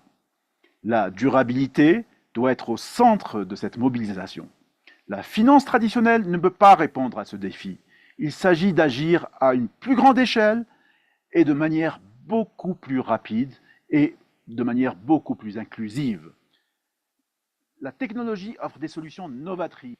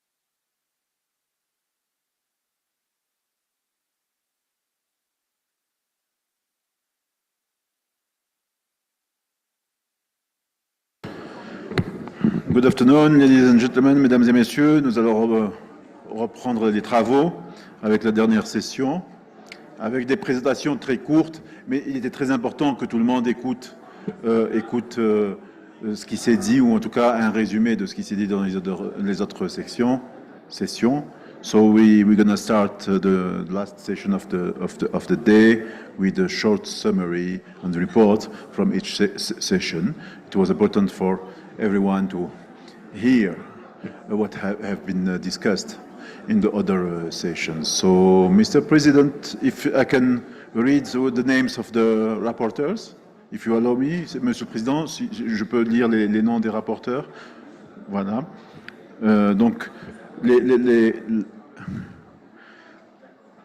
pour l'ODD 1, SDG 1, on va avoir comme rapporteur Kingdom Mamba. ODD 2, SDG 2, Madame Son Excellence la ministre de l'Éducation de la Namibie.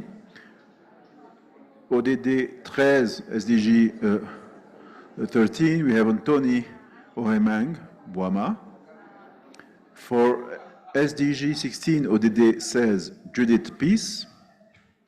And for SDG 17, ODD 17, Pascal Biarugaba. So I invite them to be on the floor, on the stage. Merci de nous rejoindre ici. Pour ceux qui sont déjà là, please. For the ones who are already here, please come on the stage.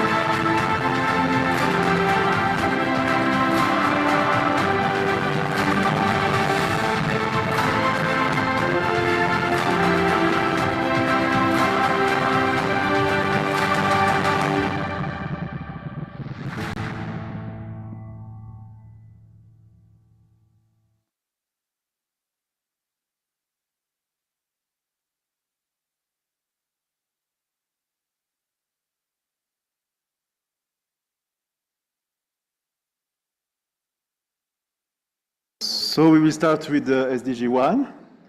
So I'm inviting Kingdom Mamba to share with us very briefly. No need to go through all what has been, but really the most strategic issues discussed and the recommendations. Yeah, and so for everyone to take note of what has been discussed. So please, you have the floor.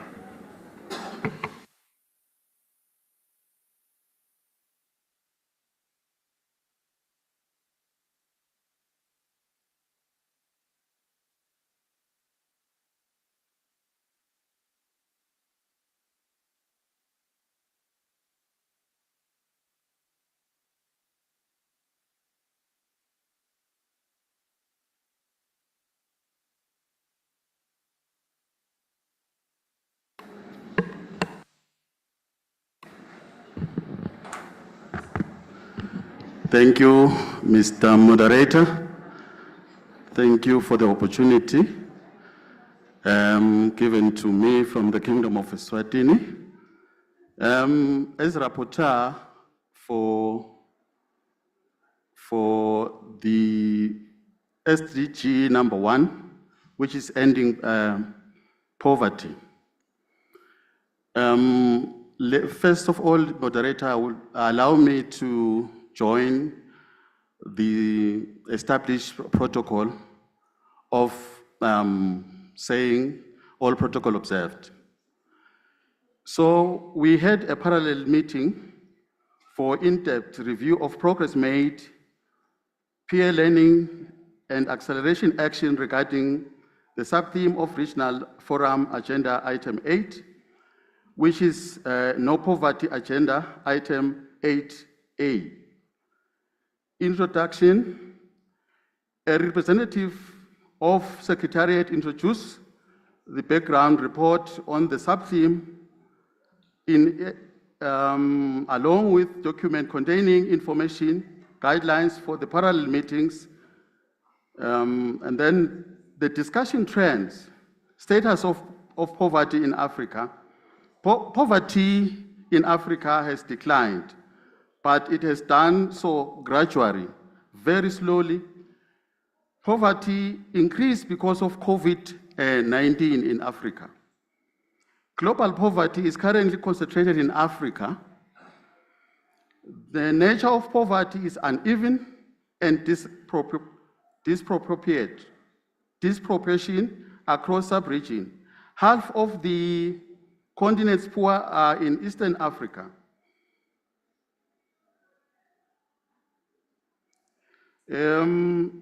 Nature or slow progress on child poverty reduction has decreased from 45% to 40%. Child poverty globally is concentrated in Africa, then it needs then to be addressed. Social protection coverage is only 17.4% of Africa's population is covered by at least one social protection benefit. Under investment in social protection compared to other global regions, so basically Africa is under, investing in social protection compared to other global regions. Challenges: lack of decent employment opportunities, low social protection coverage, largely informal sector, multiple and recurring crises, and lack of fiscal space due to debt distress, and adverse global conditions challenges the combat against poverty in Africa. Economic diversification, development of micro, small, medium enterprises, and innovative finances to create fiscal space to expand social protection and child development, accompanied by better data collection. Analysis should be considered as potential option. Experience at country level. There were a number of presenters who presented, sharing their country experiences. They indicated that economic and political reforms, among others, promote access of local population to banking, energy, health, education, and other services, reduce gender inequalities, empower youth and women in productive sectors, and decrease wage disparities in civil sectors, can be among the policy options considered to achieve SDG number 1. That is according to Liberia. Economic growth, support to farmers, maintenance of security and good governance, utilization of resources are other factors to be considered. Inclusive economic growth should be supported through, among the others, more inclusive public-private dialogue, strong private engagement to build trust and consensus around common solutions, and to foster involvement of private sector and civil society to achieve SDG 1. Pro-poor economic growth, homegrown strategies were pursued in some countries through the development of social security programs, youth employment programs, equitable rights, including land rights, expansion of social services.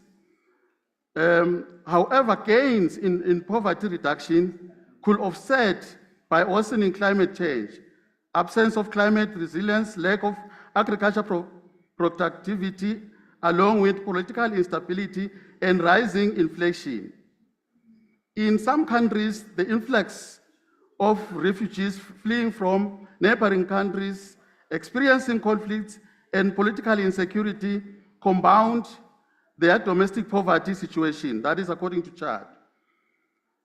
The alleviation of debt distress through international development cooperation is necessary in order to expand fiscal space for African countries so that latter can invest in poverty reduction programs. Multi-skill stakeholder approaches should be fostered to accelerate fight against poverty. Both private sector and civil society should be involved in national poverty reduction efforts. This may necessitate stronger public-private engagement in order to build trust, consensus, and cohesion. Cash transfer programs and financial inclusion programs can contribute towards poverty reduction.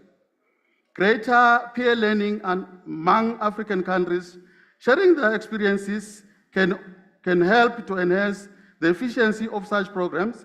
Operationalization of laws governing social protection, affirmative action programs to promote inclusion of vulnerable groups are another policy option. Empowering youth to be part of the fight against poverty reduction is critical, resting on a range of intervention, including ensuring youth access to economic resources and strengthen digitalization. The monitoring and evaluation of poverty reduction strategy is essential and requires great investment in disaggregated data.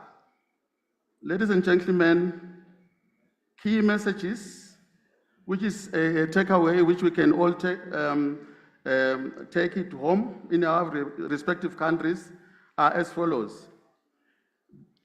Reforms of the international governance and international financial architecture must be accelerated in order to support foreign investment, development financing in Africa to support achievement of SDG number 1. Support to African countries to address their debt situation should be fostered so that African governments can free resources from social expenditures. Poverty reduction should be kept on top of national development agendas, matched by higher levels of public-private partnership, greater allocation of budgetary resources to reduce poverty, along with enhanced domestic governance in resource use. Addressing agenda inequalities, empowering the youth to gain access to economic resources such as access to land, contribute towards poverty reduction. Poverty climate change nexus should be given proper attention with special consideration to the needs of women, youth, and to monitoring and evaluation framework supported by disaggregated data by gender and age. Social assistance and social protection targeted at vulnerable groups should be expanded. Attention should be paid, however, to the different context of heterogeneous member states of continent where searching for policy option, recognizing that a one-size-fits-all approach will not work. Ladies and gentlemen, thank you very much.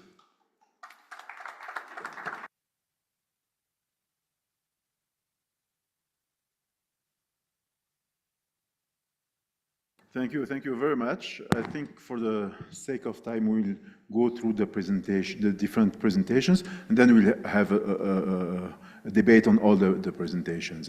Okay, so we move to SDG 2.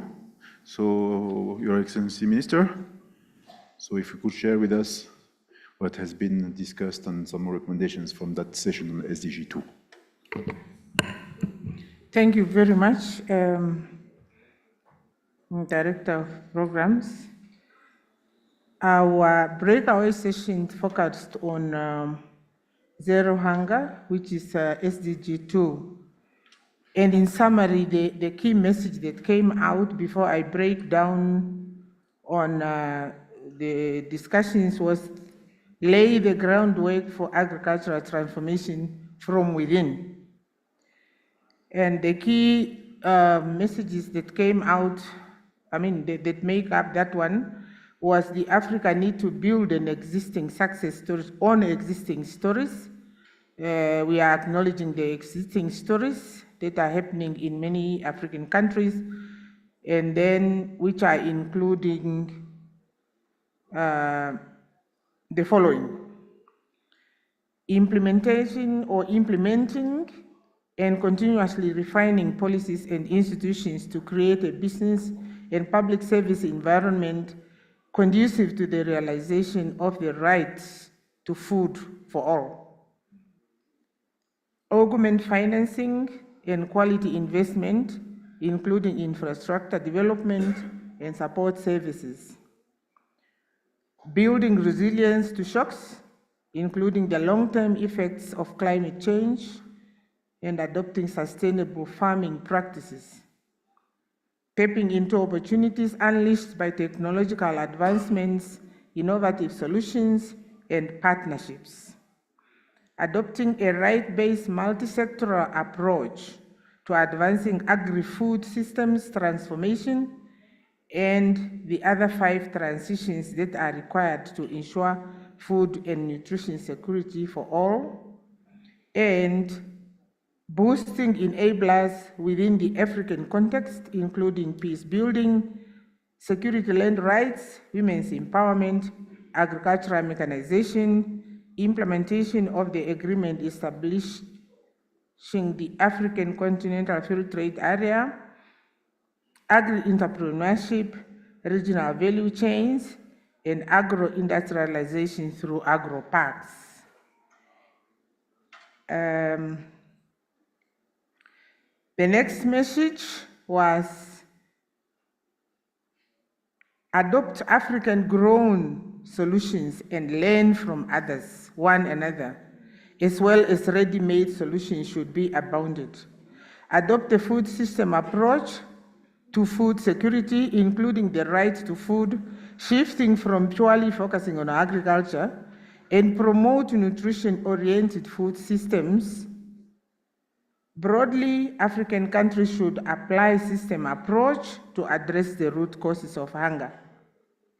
Apply a comprehensive platform of the provision of services. Given scarcity, African agriculture needs to focus on solutions that have the highest potential, which is varied per country.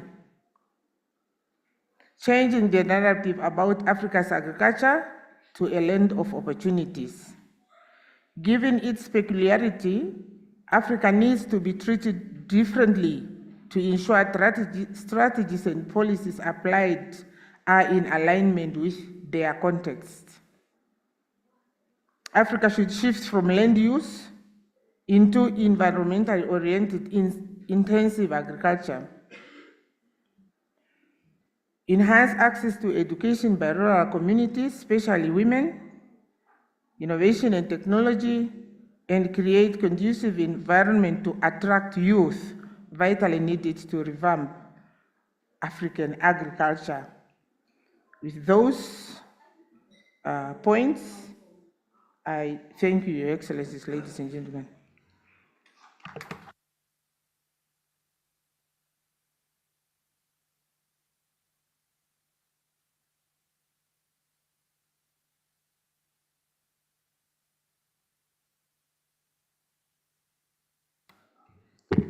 Thank you very much, Honorable Minister. So now we move to SDG 13. Please, you have the floor.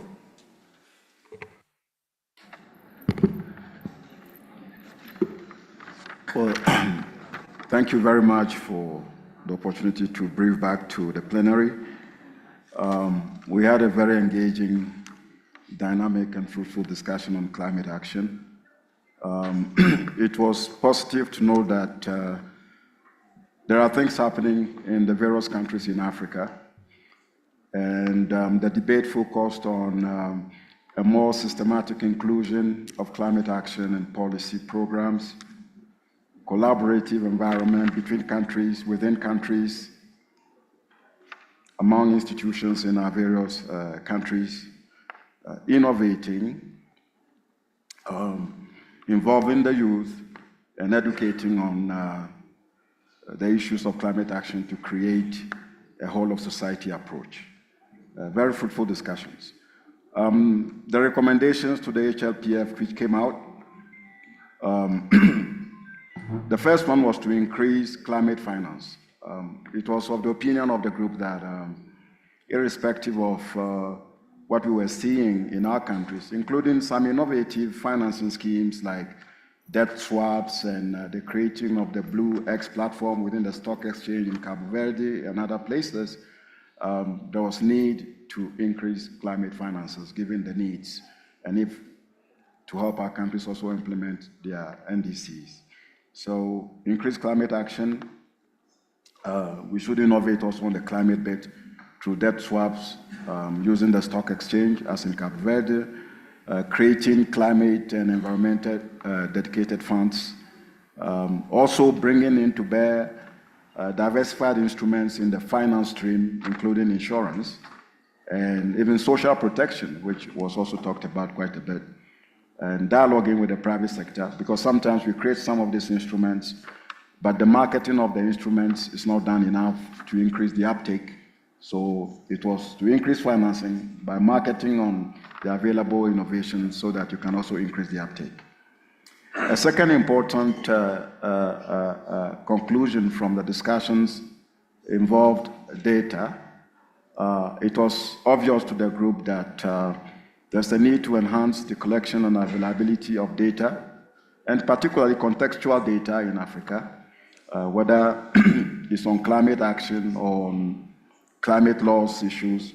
There was the need to strengthen data collection, to also improve, policy actions and program implementation.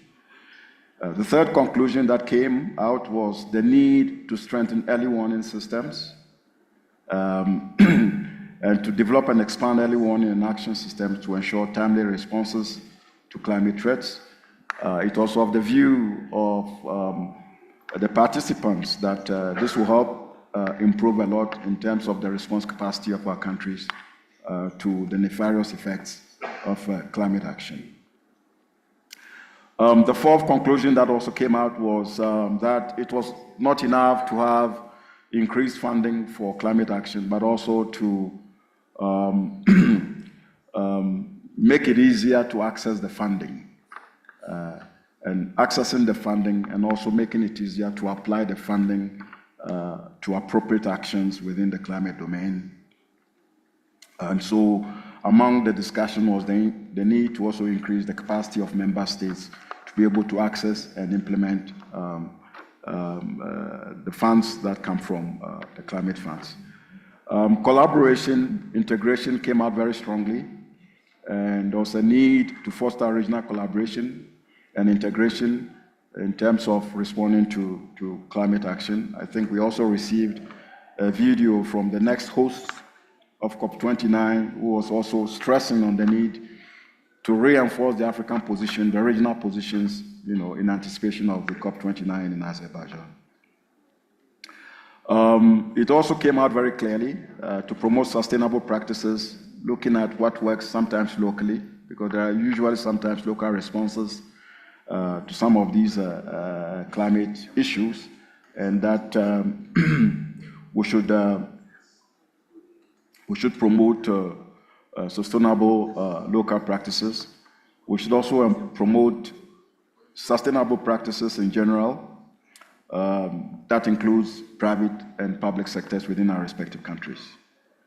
The next point linked to that was to enhance private-public partnerships, given the scope, the integrative nature of responding to climate action, the need for more and enhanced resources. It was obvious to the participants that going forward, there's a need to strengthen partnerships between government and private sector to leverage all the different sources of funding that could be made available for climate initiatives. The group also generally spoke about a few things that I'll run through very quickly. The need to always look at the beneficial aspects of what we are doing on the population and nature, and not just to do things blindly. We should be responding to climate action in order to benefit the populations. We should always take into account the needs of vulnerable groups. The need to look at the disabled in our populations came out very starkly, that all vulnerable groups should be inventorized, and then we look at our policy, program options, and how we are responding to all of them. There was also need going to the HRPF and the Summit of the Future for Africa to consistently also insist on pledges made to be honored, including pledges made to the L&D funds to be honored. There's also generally the need to express, to empower existing institutions in our countries through collaborative platforms to enable them to also work a lot more effectively. And there was a need looking at some of the aspects which endear themselves to private sector funding to make sure that we create these opportunities for the private sector to also crowd in funding into the climate action space. So these are the main conclusions that came out of the debate on the climate action, and thank you very much.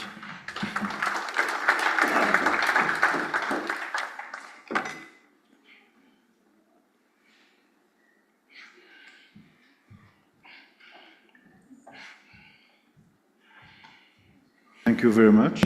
So now we move to SDG 16. Thank you so much, the moderator, and I'm humbled to be part of the discussions today. My name is Judith P. Sachan. I'm the Member of Parliament, Committee on Sustainable Development, Gold. I represent Uganda in this meeting. I'm also privileged to be part of the rapporteur panel discussions this evening.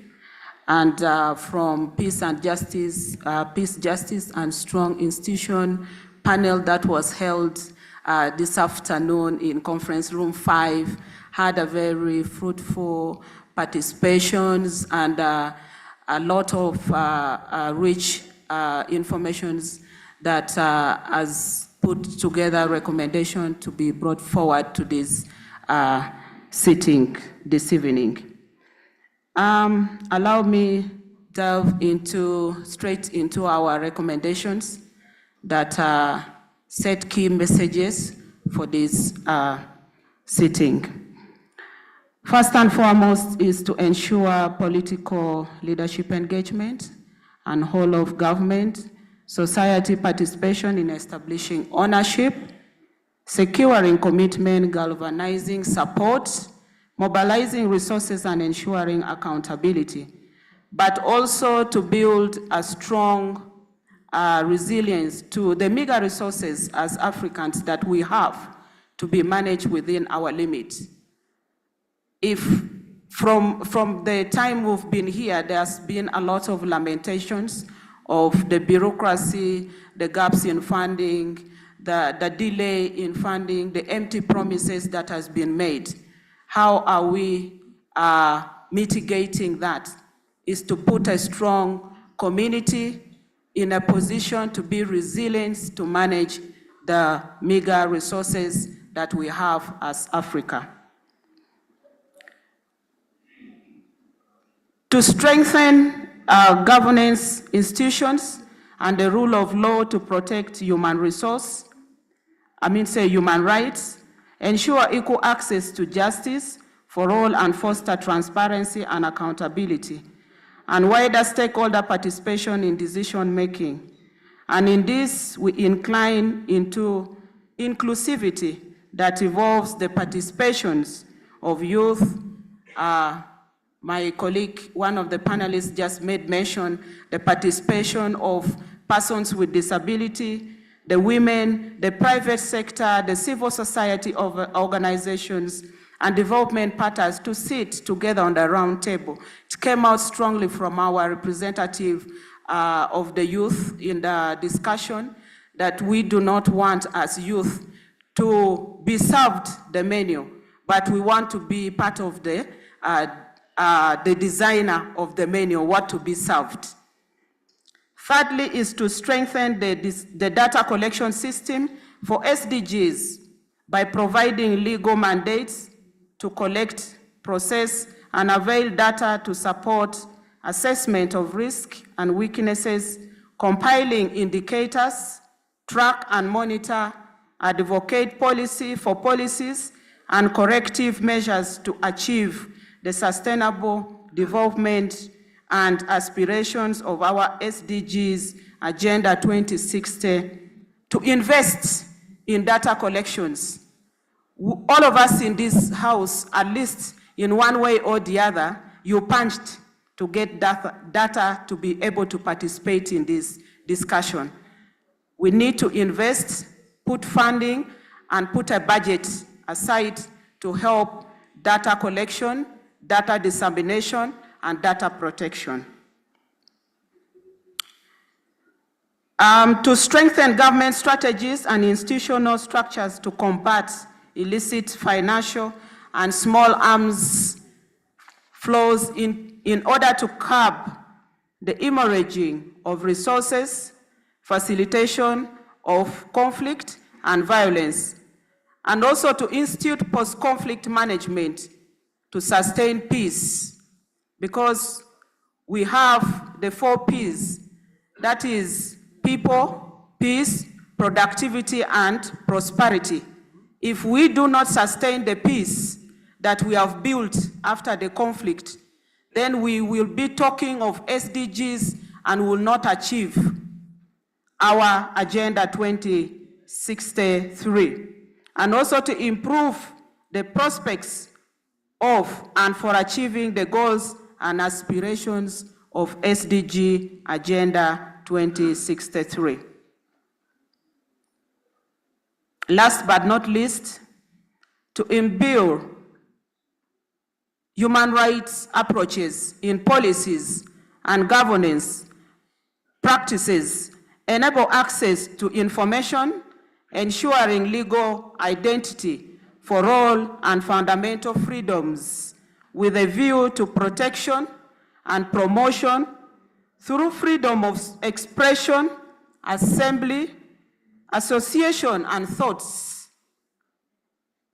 active engagement of all marginalized groups, along with the respect of all international conventions that promote human rights and participation in global peace building and conflict resolution processes. And in this, we also went far to also put into order that we need to have disaster risk reduction, because if we don't put our strategies and policies in place to handle the issues of risk, the disasters that occurs at a time, then we'll not be able to sustain our SDG 2063. Lastly, the member states should resource and strengthen Africa's effective engagements in global norm settings, processes to safeguard Africa's security, financial and other forms, and interest in the global arena to facilitate mobilization of resources for the achievement of the goals and aspirations of SDG Agenda 2063. I beg to submit.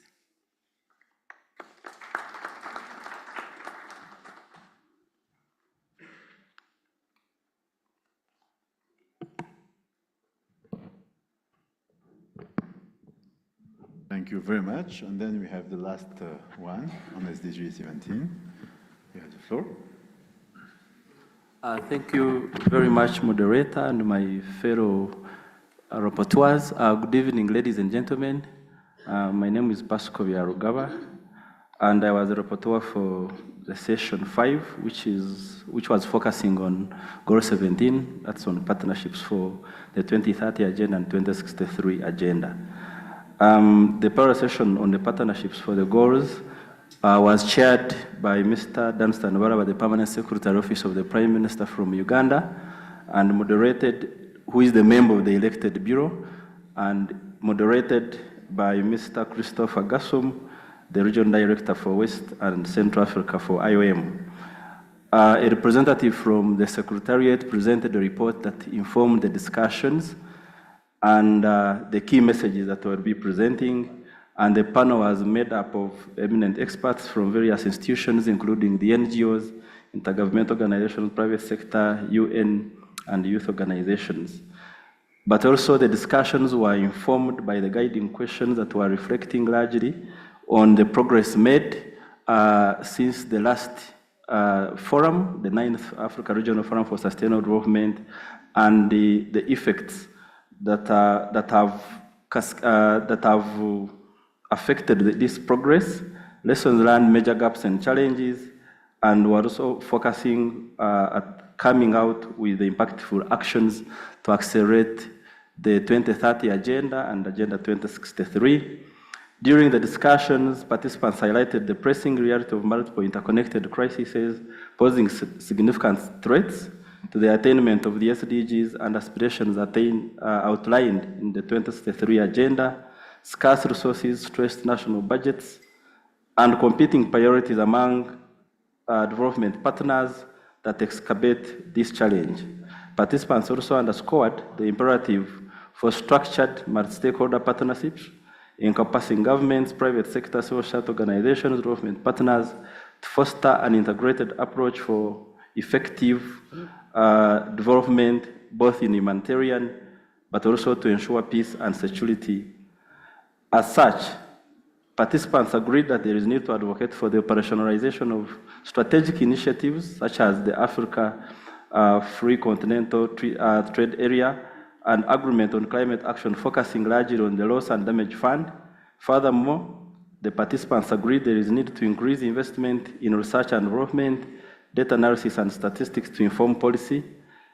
Also, participants agreed that human rights are core to the achievement of both agendas, and they are game changers, and they can safeguard the acceleration of the implementation of the SDGs through their normative frameworks and operation principles of accountability, transparency, and participation. As such, we came up with a few key messages, and they include that the international community should ensure that Africa has adequate and equitable access to concessional financing and market-based innovative financing mechanisms, including priority to accessing new mechanisms for credit enhancement and greater access to affordable financial instruments such as debt for nature swaps to address the intertwined challenges of debt, climate change, and sustainable development.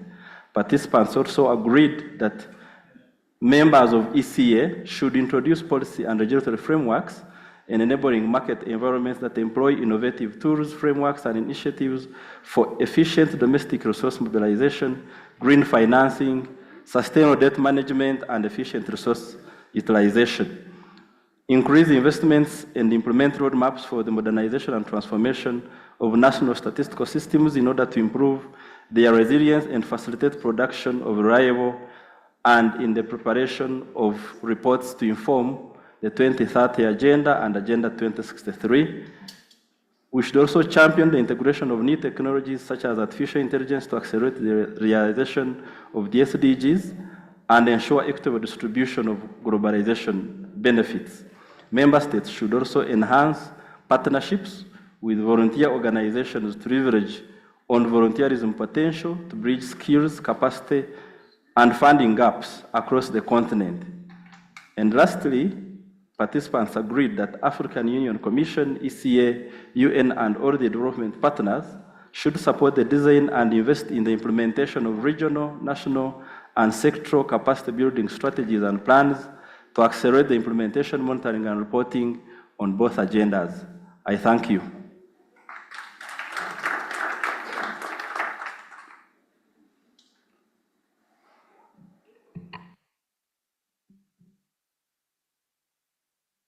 Thank you very much to all for these really excellent summaries and done in a very, very short period of time, and really very strategic messages, very important. So we'll open, of course it's already late, it's 6:30, so let's try to keep this discussion short. I will give the floor to my colleague Al-Haji Marong to moderate that second part, the debate, but please be short in your interventions because also the colleagues, the technical colleagues, we all had a long day, but also they are working without interruption. So please be short so we can have a very short debate on this. Thank you very much, and I leave you between my colleague Haji Hans. Thank you very much, Nassim. Good evening, delegates. Once more, let me take the opportunity to thank all of our rapporteurs for their reports. We'll open up the floor to the questions. And as Nassim said, given the time constraints we have, we hope that we will be able to finish as soon as possible. I see one hand there at the back. Please announce yourself and pose your question. Thank you. Microphone, please.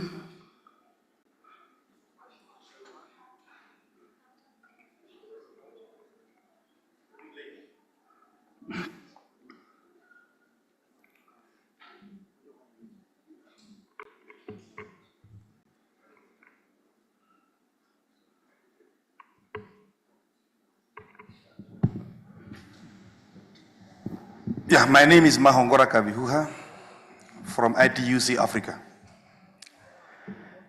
Just a few points to comment or to enrich the discussion. First, from the presentations there is only one common denominator. If you look as per various rapporteurs, and that one common denominator is to promote the concept of social dialogue. Social dialogue must come out clear in our intervention that whatever we are doing, we have to be inclusive, decisive, and ensure that everybody participates in providing solutions to our problems. The second one, I had also the issues of social protection. We need to be also very specific. Inclusive and universal social protection that take care a human being from the time that he or she is conceived until you die. So that should not be a compromise issue. And I'm sure that the ILO standards are clear on that. And I think that we should become clear so that we take it upon that. The other component is that the job creation, not just job creation, but decent job creation that are climately friendly, must be, across all those, need to be addressed. The fourth component is the issues of, in line with SDG 17, we have seen that the UN agencies beside ILO are very reluctant in terms of engaging with any non-state actor if the government is absent. And that should be addressed so that they can change that kind of culture. So we ensure that at least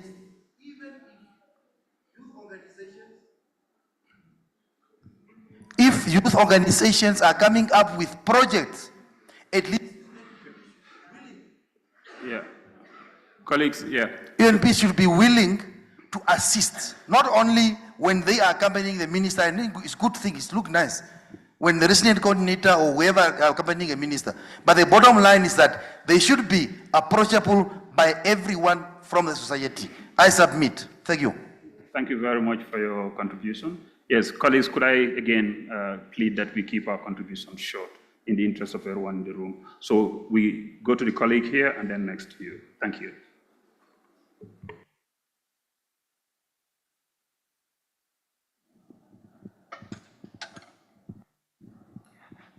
Thanks for the opportunity, moderator. My name is Roland Baloyi, a representative from South Africa. I was assigned to be in SDG 13 parallel session.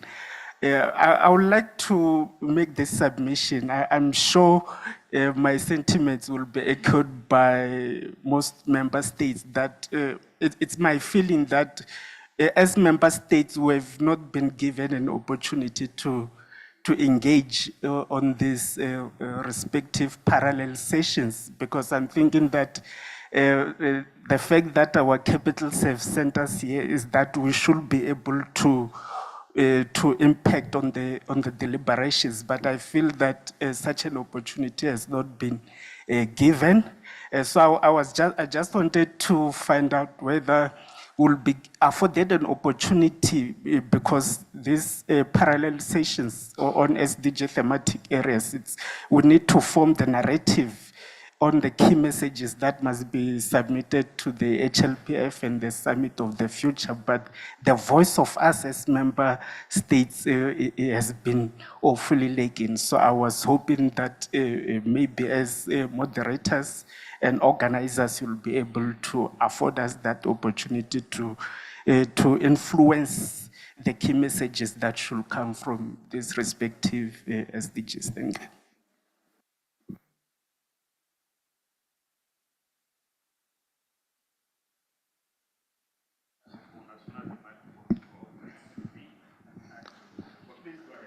Bonsoir, je suis Montassar Jamali, je représente la Tunisie. Je tiens tout d'abord à remercier l'ICA pour la brillante organisation de ce forum qui est très important pour nous tous et surtout étant donné qu'il s'agit d'un forum régional et je pense que c'est là le moment pour partager les réflexions les plus intimes par rapport à nos priorités africaines. Et je vais être tout bref. Je crois que la question de la responsabilité partagée dans la lutte contre le sous-développement n'a pas été suffisamment soulevée. Et puis, je sais que dans certaines approches, on considère le média en tant que partie faisante de la société civile, mais je crois que ça sera pas mal de mettre l'accent sur le rôle de médias dans la mise en œuvre, que ce soit de l'agenda 2063, 2030 ou aussi par rapport au sommet de futur. Je vous remercie. Thank you very much. I saw another hand there, so we'll take that one before we come back for any comments or reaction from the... Yes, please. Microphone, can we get the microphone to this side of the room, please?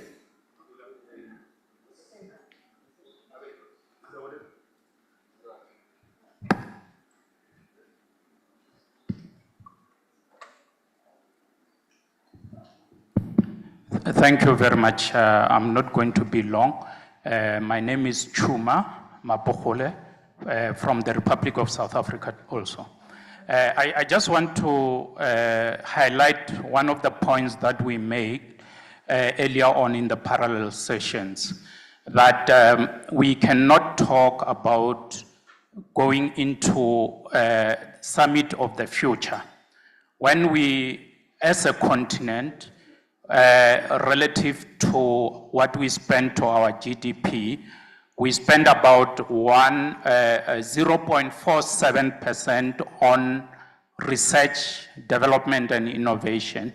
And when you look at the numbers, at the global average is about 1.7%. So, which means that as a continent, we are still far below the global average in terms of our investment on research and development. So we just want to underscore that point because in all the presentations that have been made since we arrived here, there was not that really concrete commitment as to what is it that we are going to do when it comes to research and development. We are of the view that if we are really going to add value to the critical and or mineral resources that we are saying we are having, we are not going to make any progress as long as we continue to have a decline in terms of our investment in research and development. So our appeal is that as we carry our messages into the Summit of the Future, we must be able to speak to the point of mobilizing resources for research and development and innovation if we are really to make an impact and move forward as a continent.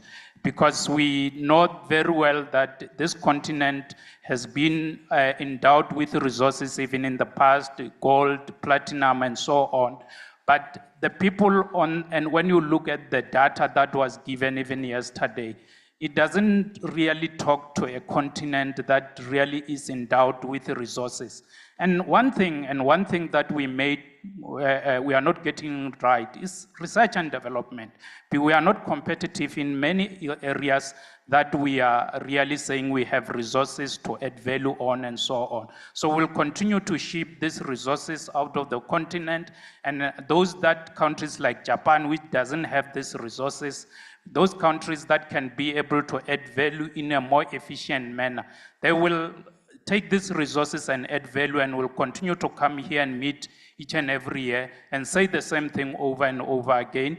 And our people go to this country as diaspora or as immigrants to go and find work in this particular country. So we just want to underscore this point of research and development and innovation as the Republic of South Africa. Thank you very much.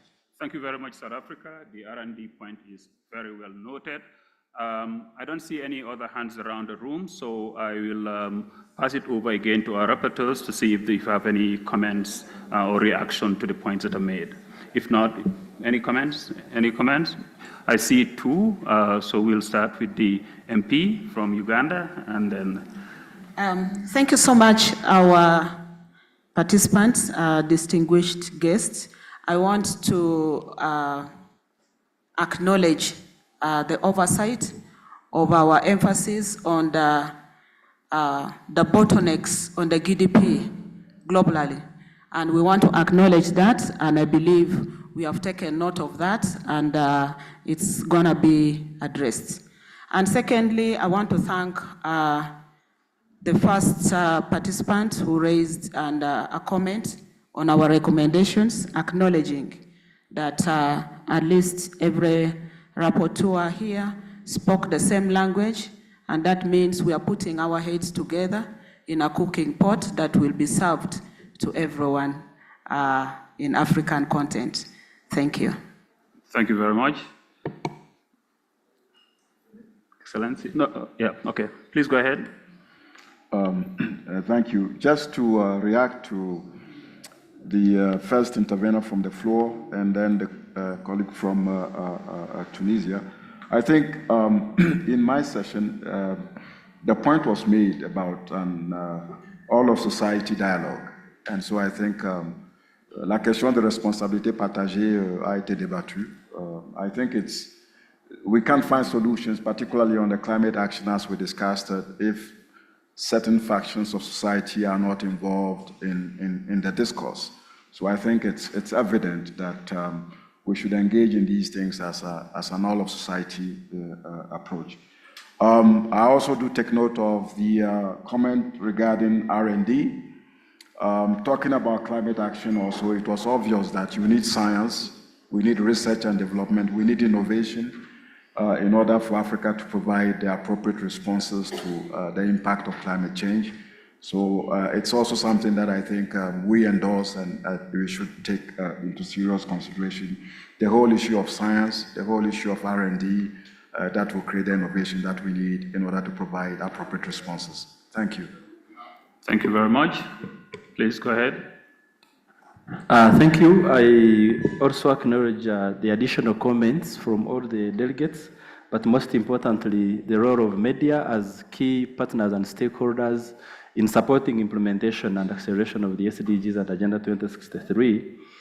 And then lastly, the comment on social protection, I think that is very key. I know most of our African governments do not have strong social protection programs for our citizens. A case in point, for instance, national health insurance schemes, most countries we don't have, and I think that is very core as part of our key messages. So we are going to include all those additions. Thank you.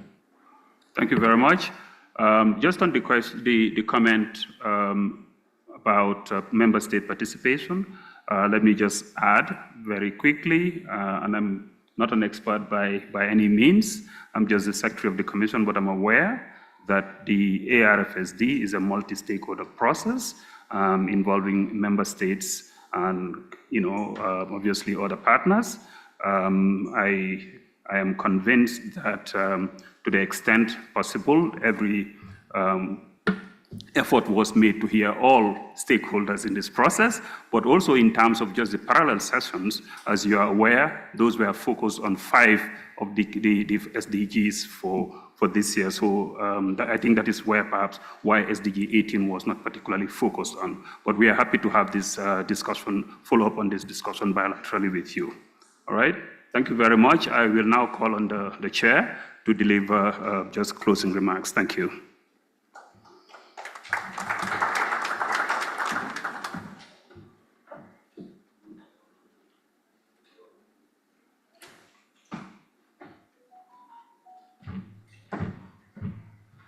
Assalamu alaikum, bonsoir. Nous voilà à terme de nos travaux de la journée. Je remercie vraiment les rapporteurs pour le travail abattu en si peu de temps. Et également par rapport aux délégués, j'apprécie réellement vos interventions qui sont, on va dire, à point nommé. Et le modérateur, merci pour les éclaircissements que vous avez apportés. Ce qui est sûr, la voix de l'Afrique sera entendue. Et le débat qu'il y a demain, Inch'Allah Rabbi, on va rapporter tout ce qui a été dit. Les rapporteurs, ce qu'ils ont fait, on va vous présenter ça.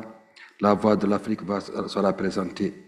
Sur ce, je déclare fermer la journée d'aujourd'hui. On va prendre demain à 9h, Inch'Allah Rabbi. Je vous remercie.